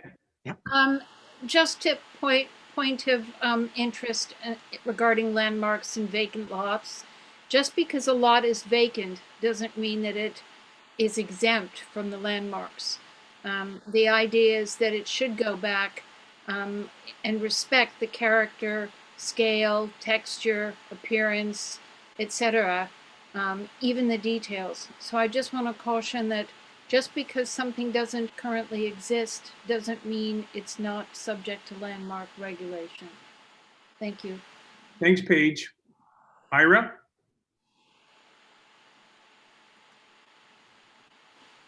Ira, you still there, or you got to unmute yourself? It's tough for me to, I don't see you virtually. Unmute works much better. Okay, both Paige and Peter live on the block. Does anybody have any knowledge of what was there before? Or has it always been a vacant lot, or was there a previous building there? I live on the block as well. It's been vacant for so long. Okay, because I'm looking at the massing of it, and Landmark's massing of it, where they bring it out, the row out to join that building, is actually fairly atypical, except when you have a row of similar buildings. Usually, okay, so yeah, same thing here. This one did not. That's the original, yeah. Yeah, it did not meet the other building, because I see the windows in the corner building, and so what they're essentially doing is to block the windows, which I find a little problematic. At the same time, I do agree with Peter. The brick is a problem, and the fenestration is a little bit peculiar. This is now a designated district, and they're doing the windows that I call the vacant building look, where they're big panels of glass, and they're not respecting the row house vocabulary by just randomly shifting the piers. And this has become a fairly common thing in the last 5 or 10 years to do in new buildings, but much larger new buildings that are not the tight composition, trying to fit into perhaps one of our half dozen really substantially intact row house blocks on the Upper West Side, where people have not really altered the row house that typically. So that tremendously, a lot of the houses really do look the way they did, and even when they don't, the whole block reads the way it historically did. So without sounding like a preservationist, I'd like to preserve the block, and you can do some really nice things in a contemporary vocabulary that would complement the other buildings. Because if you do look at a lot of the row house, I'll stop with this. If you look at a lot of the row house blocks, they're actually row houses that span, depending on the block, anywhere from 1870 to 1930, even 1940, and it all looks and hangs together as a single block, but this doesn't contribute to that at all in that way. Okay. So that's my 2 cents. Thank you, Ira. And it's okay to be a preservationist. Robert, you're up. Not a dirty word. Exactly. Robert, you're muted. Okay, thank you. This kind of stubbornness or persistence is intriguing, and I'm just curious about the conversation and the basis for this kind of, let's use the word arrogance, that in the face of the LPC commentary, the approved Plan A, and the pushback from the committee, that they persist that they're going to raise their building as they see fit, regardless of whatever the prevailing standard is. It's not as of right. So it isn't there's a building on a lot where there's nothing containing their design. So they do have to comply with something. So I'd like to hear from a few of the committee members of what was their conversation when they came to committee and these things were pointed out to them. It's just intriguing. We had a similar situation, I think a couple of years ago in the West 80s, where there was a family, they converted a building and they had all kinds of money and they did something completely contrary to what the committee wanted and LPC, and they just decided, oh, it's my money and it's my authority, my power, and I'm going to do what I want. So what's going on here with this particular builder? Others may have some thoughts about. I mean, we tried, we worked, we listened, we talked for quite a long time with them. And I think our committee would be very open if they came back with something that was more appropriate to. What's behind their arrogance? This kind of arrogance. I think Jay. They might not be able to get the building built. I mean, but here they are persistent. Robert, if we knew what was behind their arrogance, we would be mind readers. We just look at the project as it's submitted. It's disturbing to me that they didn't at the meeting present the rendering of what in fact Landmarks had approved. And as a general rule, Landmarks not only will approve, but actually encourages modern architecture in historic districts as long as the scale and materials make it appropriate.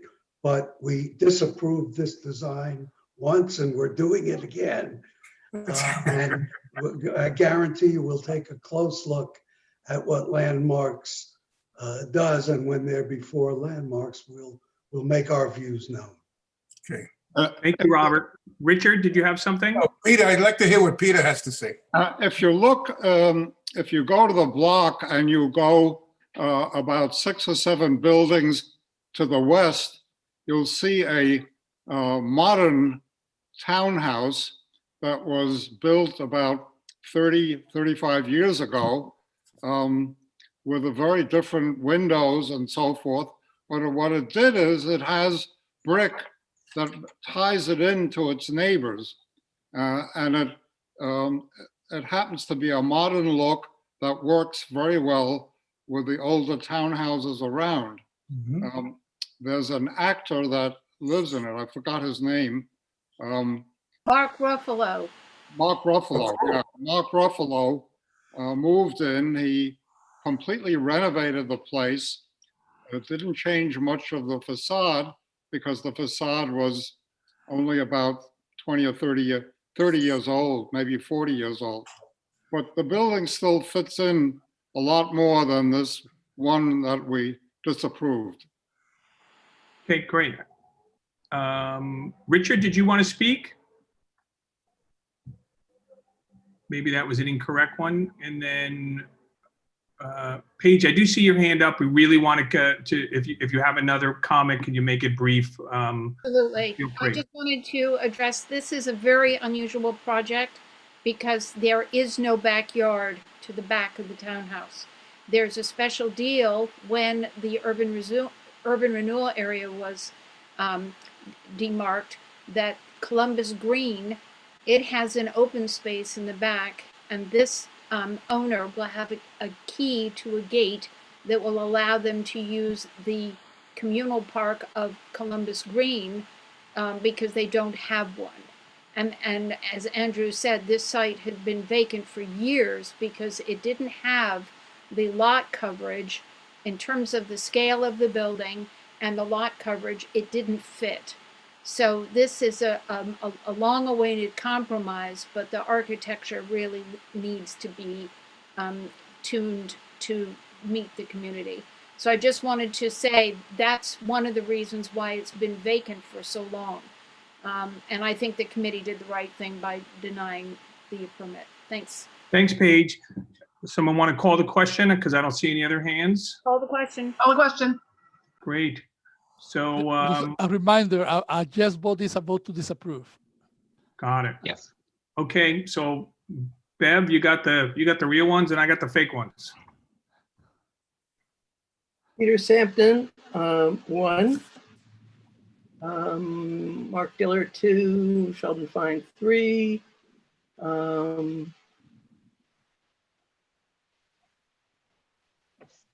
Paul Fisher's a yes in the chat. Paul Fisher.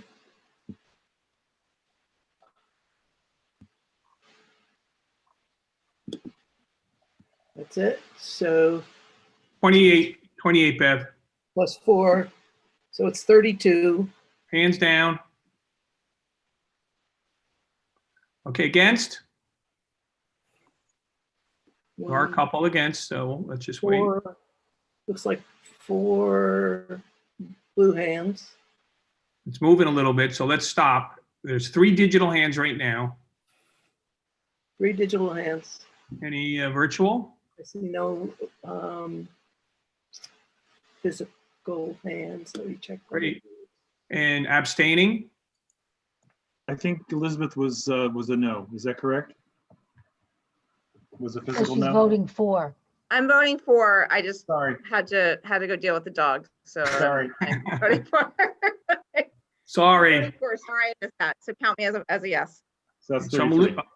are you, Bev, are you organized? Because it was moving around a little bit on us, I think. I think that's 33, yes. So Correct. 3 blue. And no abstentions that I No saw. abstentions. Okay. Just 3 to 3 to 0 to 0. Thank you, Bev. Little time check. I think we have one more, and I just want to point out that we still have almost 50 people in attendees. So we've got to get to community feedback, and we've got some more elected official representatives. So again, let's do this. So be diligent, and we'll keep moving on.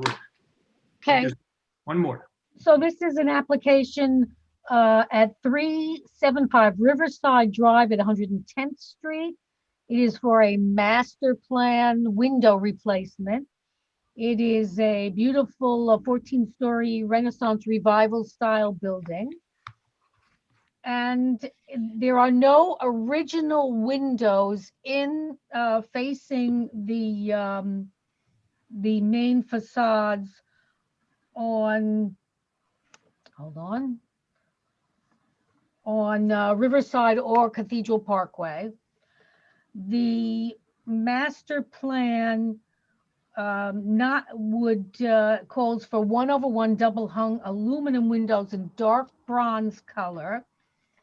They what you'll like about this master plan is that it is also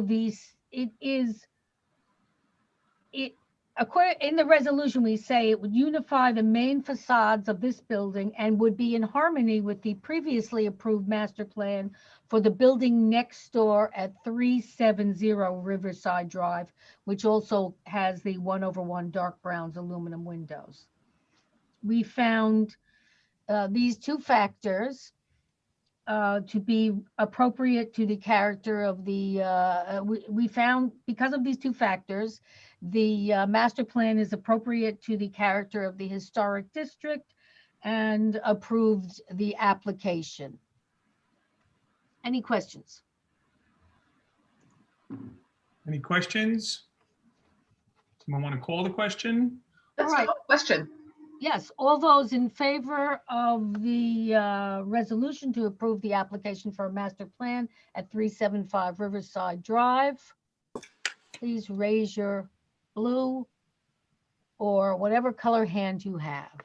All raised hands or color hands are approved. I Okay. appreciate it. Physical hands, I see Sheldon Fine, Peter Sampton. Paul Fisher also. I'm sorry, You said Paul Fisher as well. Paul Fisher, Peter Sampton.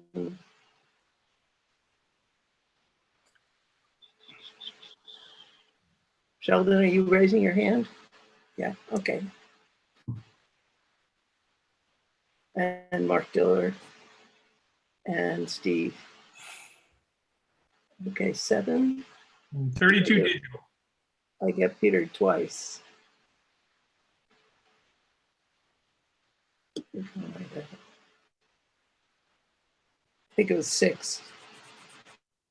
Okay, yeah. Hands down, digital. 31 and 6 is 37 yes. Okay, against? Against? See no digital, Bev. No physical that I can see, no. Okay, and abstaining?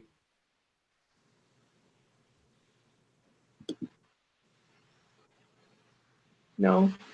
No, no here either. 37 to 0 to 0 to 0. Thank you. Great. Much obliged. Thank you. Okay, so I think that is the business section, and let's keep moving on. Brad, you've been very patient. We'd love to hear from you. No, not at all. Thank you so much. It's been great listening to your work as a community board, former community board member myself. I really appreciate everything you do. Just want to wish everyone a healthy and safe new year. God knows we need it. Again, Stephen, congratulations, and look forward to working with you. Up in Albany tomorrow, we go back into session. We're going to be working on a whole bunch of different issues, including trying to figure out our vaccines and how to distribute them. We had a meeting today with the commissioner, Dr. Howard Zucker, and we put him to a lot of questions about New York's program so far. There is an online portal where you can, that the state has rolled out. You can see basically where you are in line and be notified when you're eligible. My colleague, Jacob Priley, who's my new chief of staff, make sure to congratulate him. We'll put it in the chat. And I'm going to be working on focusing this session on a bunch of traffic safety measures, including allowing more traffic cameras, allowing New York to lower the mandatory minimum speed limit. Believe it or not, New York has a 25-mile-per-hour speed limit that's set by Albany. We should be able to lower those speed limits on certain streets, given the fact that we have so many more people in the streets, whether it's outdoor dining or cycling or vehicles. And that's why you've seen a number of crashes and fatalities in recent months. And then I'm going to be also working on the issue of small businesses and our restaurants. I just introduced a bill tonight, thanks to Andrew Ridgey for pointing it out in California, that prevents these third-party apps from manipulating the system and basically scamming customers who have an agreement with the restaurant that they're supposedly servicing, as well as hopefully repealing the commercial rent tax and saving storefronts through our Save Our Storefronts legislation. You can go to saveourstorefronts.nyc for more information on that. But two other quick things. I'm having a microsite pop-up COVID testing location at 26th and 8th on Thursday from 9 a.m. to 4:30. That'll also be in the chat or the board report, free COVID testing.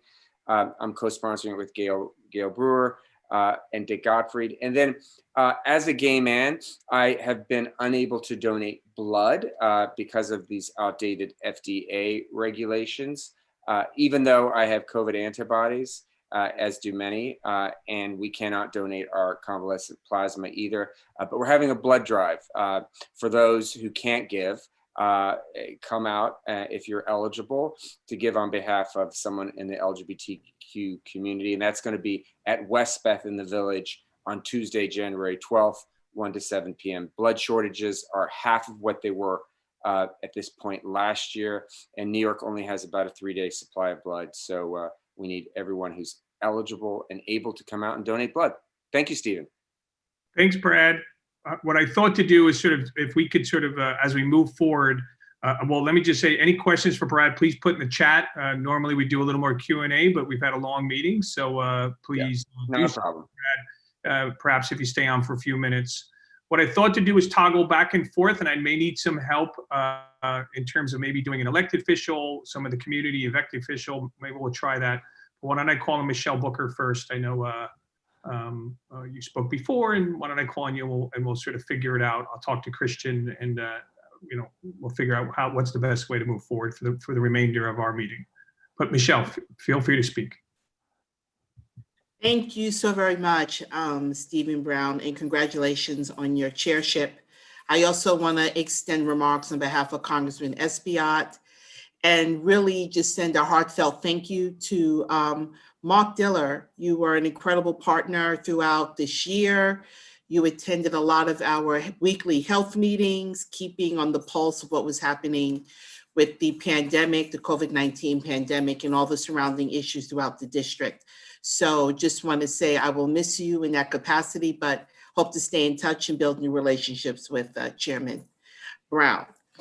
Congressman Espaillat is currently now serving on the Appropriations Committee, so that will be a tremendous help for New York as we are looking for funding in lots of different capacities, especially with our transportation.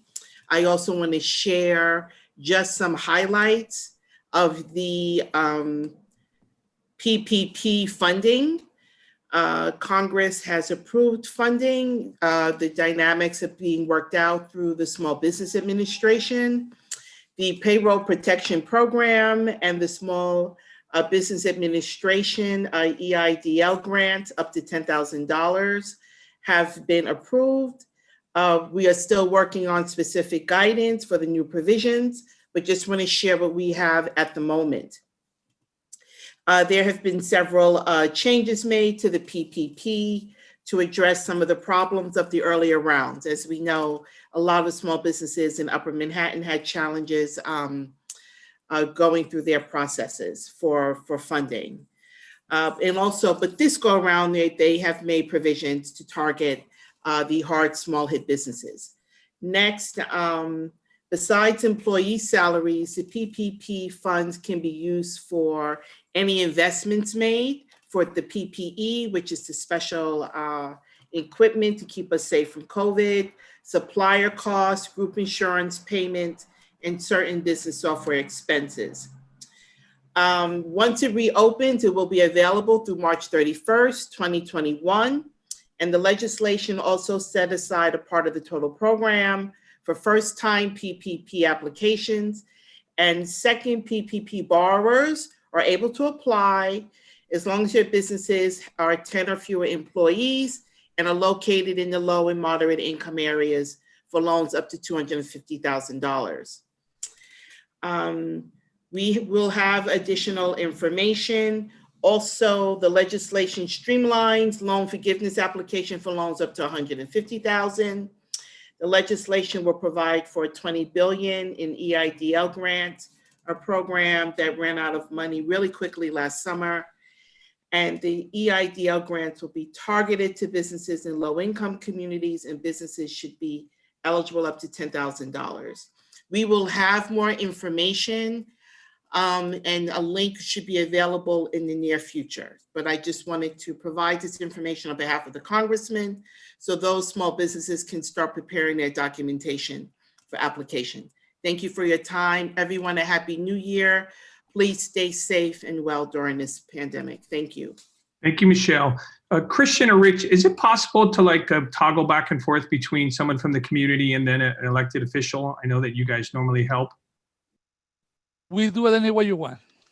So let's call on someone from the community, and then we'll go back and forth between. Okay, so the person, okay, like the person to speak would be Zachary Campbell from the Gilder Center, so he can unmute himself. Zachary, we see you.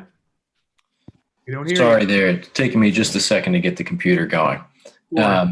Thanks very much for having me tonight, and congratulations on your chairship. Thank you. And Mark, thank you so much. It's been a real pleasure working with you in the time that we had together. So I'll be very brief. Good evening. My name is Zach Campbell. For those who don't know me, I'm the community liaison for the American Museum of Natural History. Just going to give a brief update on the Gilder Center project tonight. At the last CB7 meeting in December, I noted that excavation and foundation for the project was substantially complete and that superstructure work for the cellar and first floors was ongoing. The superstructure for the cellar level has since been completed and we're basically done with the first floor as well. So in January, we expect to continue superstructure activities, finishing off the last bits of the first floor and then continuing with formwork, rebar, structural steel work, and concrete pours for walls and columns going up to the second floor of the building, which is very exciting. We continue to anticipate averaging approximately 30 trucks per day and over 100 workers on site for those superstructure operations. Thanks very much. If you have any questions, I'm happy. Thanks. And I'm gonna need some help with elected officials. I'm gonna do the ones that I see. I see Luke Wolf, Controller Stringer, if you'd like to speak. Hi, everyone. I promise to keep it brief. I want to start by wishing everyone a happy new year. My name is Luke Wolf. I'm the controller's new liaison to the community board. I've been working downtown on boards 1 through 5, so I'm well acquainted with the community boards and many of the issues, which I'm sure you all will face as well. I will also put my contact information in the chat and really do look forward to working with all of you and with the community going forward on many of the important issues that are going to be coming in front of the board. One update from our office, which I do want to share, is on COVID vaccines. So the controller today proposed recommendations to expedite the COVID vaccine rollout across the city. There's been very concerning data that only 25% of the vaccines allocated to the city have been administered, and only 31% of the vaccines allocated to the city's public hospital system. So 3 recommendations which our office really thinks the city needs to implement immediately is 1, in situations where there are bottlenecks or delays, that there should be a list of high-risk individuals who the hospitals and medical professionals are ready to administer those vaccines to make sure that we're getting them all out the door as fast as we can. Number 2, to develop a database to help the large and diverse network of hospitals, community medical centers, and other providers make sure that they can gauge their usage and demand, and that we're allocating all the vaccines that we do have at our disposal as efficiently as possible. And lastly, to double down on outreach to New Yorkers. We know how much misinformation and mistrust there is about vaccines. We really do need to make sure that everyone steps up and gets vaccinated. So the city must increase investments in those public health messaging to make sure that everyone knows about the vaccine, where they can get it, how they can get it, and move this process along as quickly as we can. So we'll keep it short tonight, and we'll drop my contact information in the chat, and excited to work with all of you in the near future. Thank you, Luke. Christian, you want to pick another? Yes, Belinda Anderson, you can unmute yourself.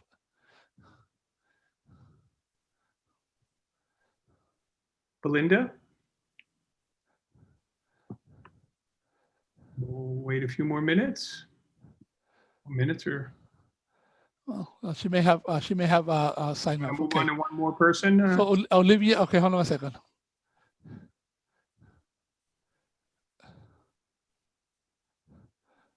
Okay, Olivia Killingsworth, if you can unmute yourself. Hi, can you all hear me? Yes. Hi, I don't really have much to say. I just wanted to speak on, there have been some comments in the chat about the presence of ambulances and EMS outside the Lucerne. And I believe Captain Zuber addressed this earlier in the meeting, but just to add to what he said, there is apparently a rule with the Department of Homeless Services that it's protocol that anytime any resident of the shelter needs medical attention, they have to call EMS. And we know, so this isn't anything to be concerned about. It's actually good. It means that the residents are getting the medical attention that they need. And The other thing I'll point out is that we actually know of at least one resident of the Lucerne who happens to be a COVID long hauler. He had coronavirus earlier this year, and he's been experiencing symptoms, serious symptoms of post-COVID fatigue and headaches and things like that. But he has been leery of actually making this known and asking for help and getting EMS to come, because there has been so much talk in social media of late claiming that the EMS and ambulances are showing up for violence or drugs. And he didn't want his picture taken and posted on social media. And he also didn't want to add to any more drama and bring more heat down on his fellow residents. Obviously, we've been encouraging him to ask for help no matter what, but this is really concerning. So I just encourage the community members to get the facts and not to unnecessarily criminalize or dehumanize our neighbors at the Lucerne. Thank you. Thank you, Olivia. Shayna Harmon, is it Harmon-Goff? I hope I'm saying that correct. You said it right. Thank you so much. Shayna, right. Stephen. No worry about Yes, yes, you said it right. It's Shauna Harmon-Goff. Thank you from Senator Brian Benjamin's office. Congratulations, Stephen, on your chairship. And thank you so much, Mark, for everything that you've done for Community Board 7. I'm definitely going to miss you, although I know you'll still be around. So thank you so much for everything. I'll be really brief because I know the hour is getting late. I don't know if Senator Holman mentioned, however, the rent COVID relief program has reopened. And I'll also put in the chat the deadline where people can apply. The deadline for it is February the 1st. So if anyone wants to sign up, I'll put the information in the chat. Our office is still working remotely, but if anyone needs any assistance, they can email me and I'll put that information in the chat, as well as our phone numbers where we can be reached as well. And so that's it. Thank you so much. Thank you, Shayna. Shauna. Next, we have Shauna. Megan Martin. You can unmute yourself. Hi, thank you so much. I'm a board certified anesthesiologist. I also have a master's in public health. So I want to address firstly the speaker who just spoke one before me from the community. So ambulances are noted at least once a day at the Lucerne, usually 2 or 3 times a day. And we have been told multiple times by not only Project Renewal, but by Helen Rosenthal's office, Gail Brewer's office, that there's on-site medical services that are addressing the medical conditions of the men who are living there.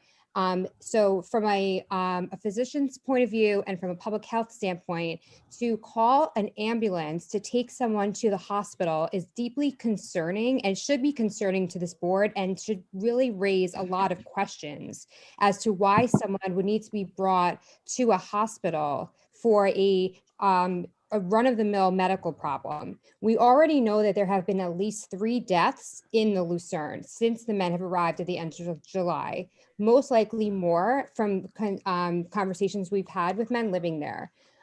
So this is a serious problem that is not being addressed. And I really think that it really cannot be dismissed. I know a working group was going to be sort of adjourned, and that was not done.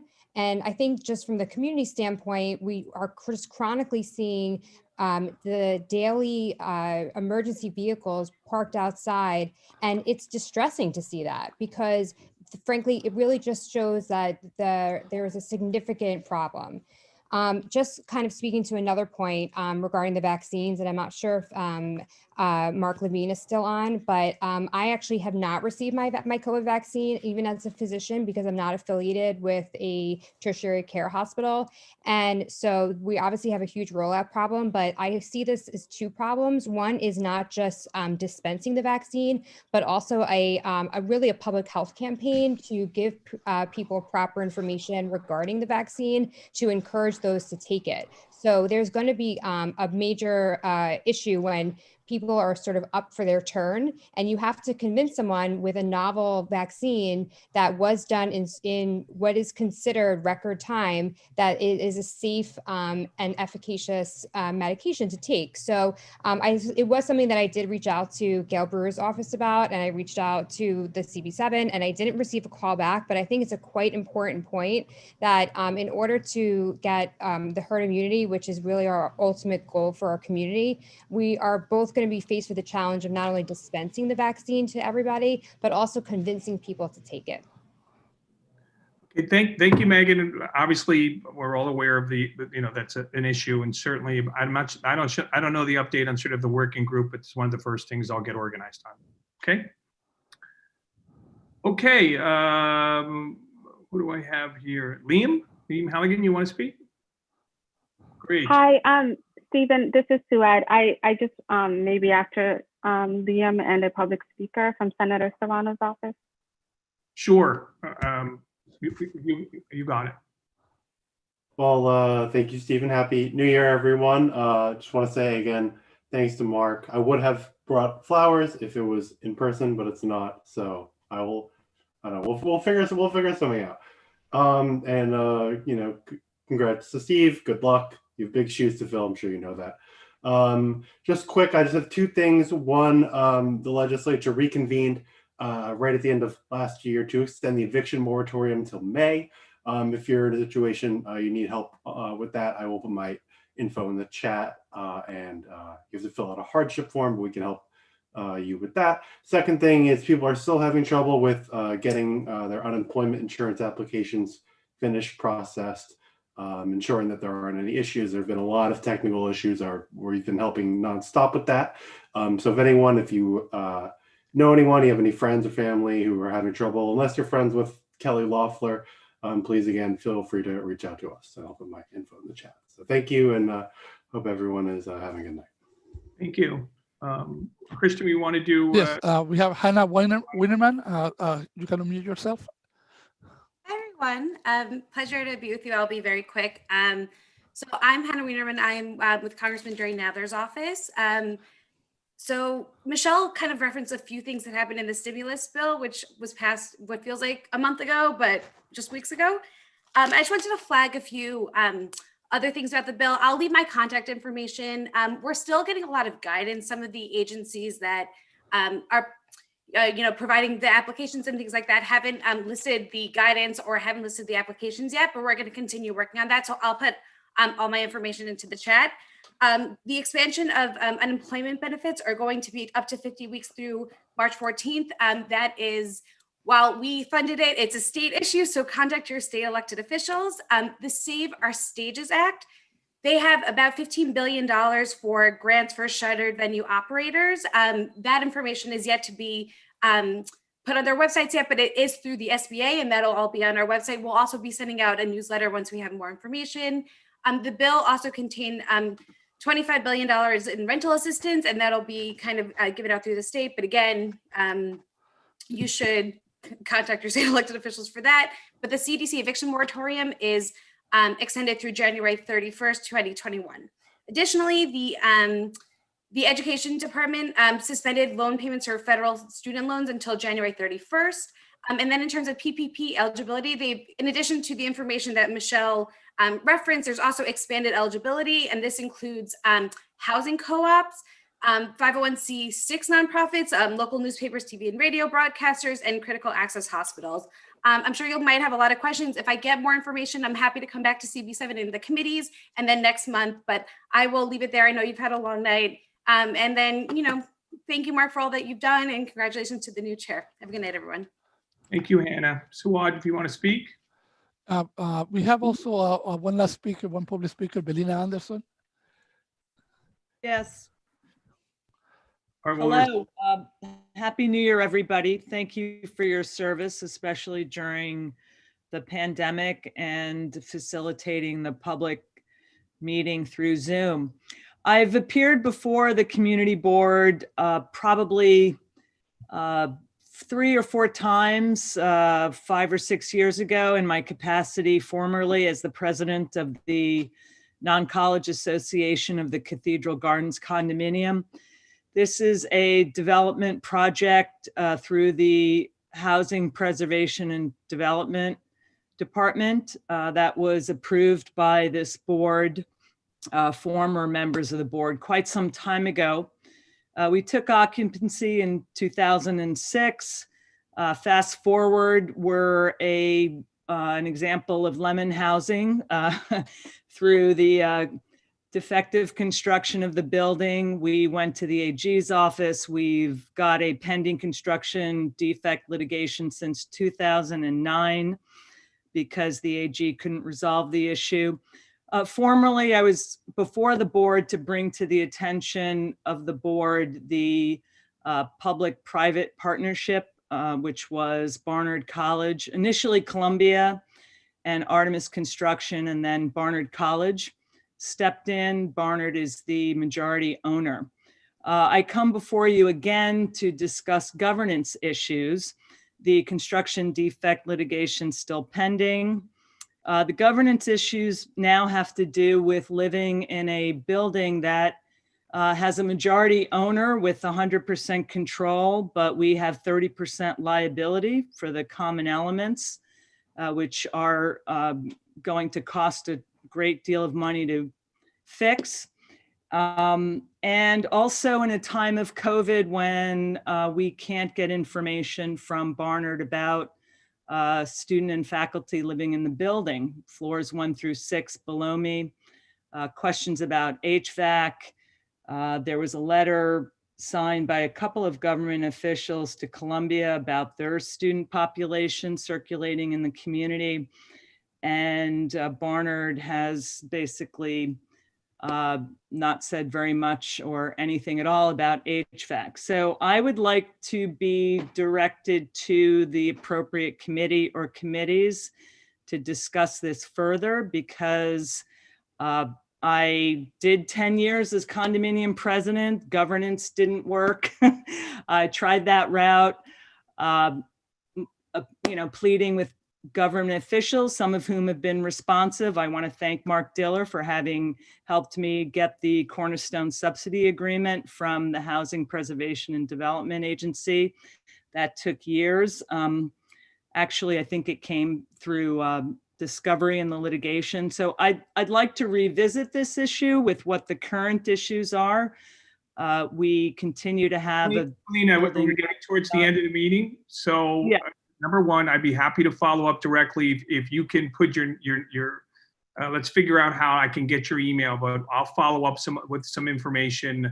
Normally I'd say put it in the chat. I'm not sure. We have our email on the list on the sign-in sheet. Great. I will follow up with you. We appreciate your time and your thoughts. Thank you. It's been quite a while. It's been before the board in some manner or another. I appreciate it very much, and good luck to the new chair. Thank you very much. We have a handful more of elected officials. Suad Hassan, I think you're up. Yes, thank you, Stephen. Hi, everyone. Suad Hassan, Director of Community Affairs from Senator Serrano's office. Of course, I want to start by saying, Mark, it has been a pleasure working with you. Thank you for being so responsive and my go-to person for anything Upper West Side. I know the partnership will continue, and good luck to you, Stephen. Congrats, and I cannot wait to continue this work with you. As the legislative session begins tomorrow, Senator Serrano was reappointed as the chair of the Majority Conference, as well as the Committee on Cultural Affairs, Tourism, Parks, and Recreation. I will leave my contact information in the chat. Please contact us with any info or issues you may have, including the ones mentioned by my previous colleagues. And Happy New Year, everyone. Thank you. Thank you very much. Bruce, do you want to go next? I'm Bryce. I'm sorry, Bryce. Remember, we have Michelle Booker as well. Okay. Sure. Thank you very much. I will skip a report tonight. Assemblymember Gottfried wishes a Happy New Year to everyone. And thanks Mark Diller for his distinguished service in leading the board. Congratulations, Stephen Brown, on your new chairmanship. And we look forward to reporting to you in more detail as the year unfolds. Thank you. Thank you. Christian, Erica Overton. Hi, I'm Erica Overton. I'm from Assemblymember Linda B. Rosenthal's office. First, yes, thank you, Mark. We have worked together for years and years. You are fantastic. I'm sorry to see you go, but congratulations to Stephen. I look forward to working with you, and also to Roberta and to Richard for throwing your hat in the ring. I will try to be very short. The Assembly member session, they had a special session last week. That's where the Assembly and the Senate voted on the eviction moratorium. It was briefly touched upon, but the residential evictions have been, there's a stay until May 1st. Our office is getting tons of evictions, people who are really, they're struggling. And so we are trying to keep as many people in their homes as possible. Tenants have to submit a hardship declaration, a document explaining the source of the hardship during COVID. This also, there's a moratorium on foreclosures until May 1st as well. And there's also help for small landlords in that package as well. And then it was also touched on very briefly, but the HCR rent relief program, it's been a mess, and the Assembly member wrote a letter to the governor and to HCR after a few constituents came to us because they were rejected from the program, but there was no reason for why they were rejected from the program, and they were not given a way to appeal that decision. And so we wrote, and then right after that, the program reopened. If you had been denied, they are reevaluating, so you don't have to reapply, and it's now open until February 1st, which is a win for the people who came to us who were going to be out of luck. The Assembly member also testified on December 11th at the MTA hearing on fare hikes. It's great that the federal government came through with about $4 billion, but it's really not enough considering we're talking about a $12 billion budget gap.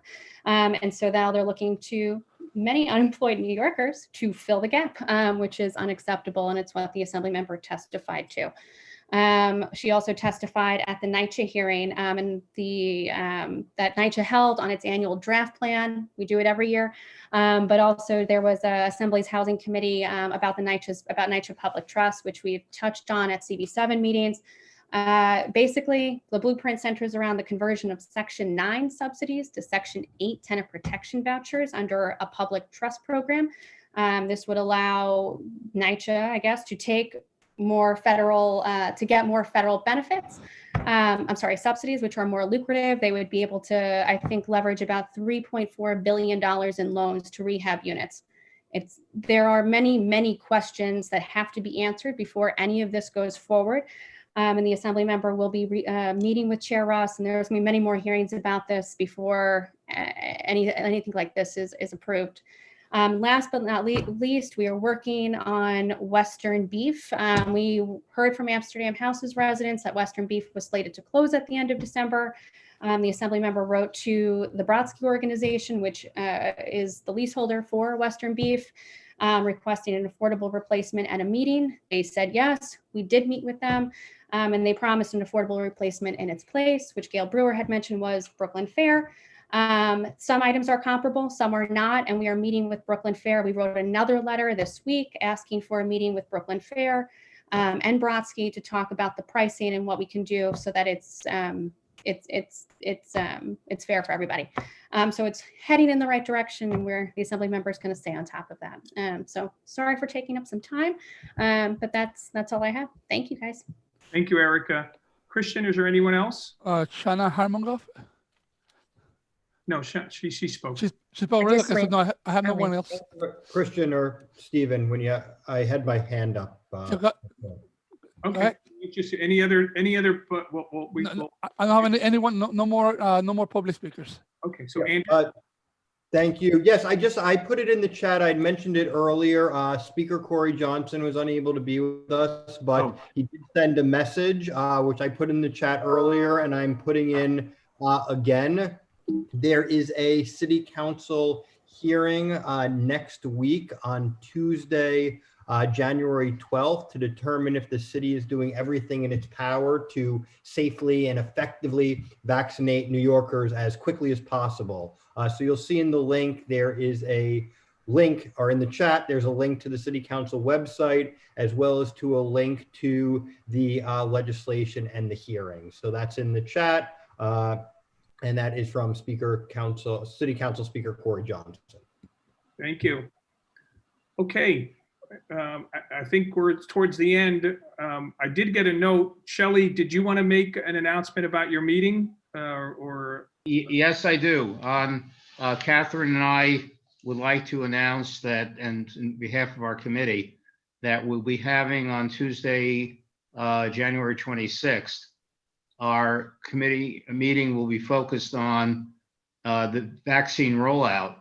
And we'll be having city agencies, state agencies, health agencies, and elected officials who were involved with it to help clarify a lot of issues, even at that point, because people don't understand things like why seniors were told to stay inside and then you had to be 75 in the first round, things like that, and why a lot of people don't know that they can register, they should register. And besides that, the whole issue of how decisions are being made about communities, why our community, maybe because of our good record, is considered not in as much need. And I think people should be concerned because we live here. And if we did well, it shouldn't affect our record in a negative way. But there's a lot of questions people have, and they need to be answered by the people who know the answers.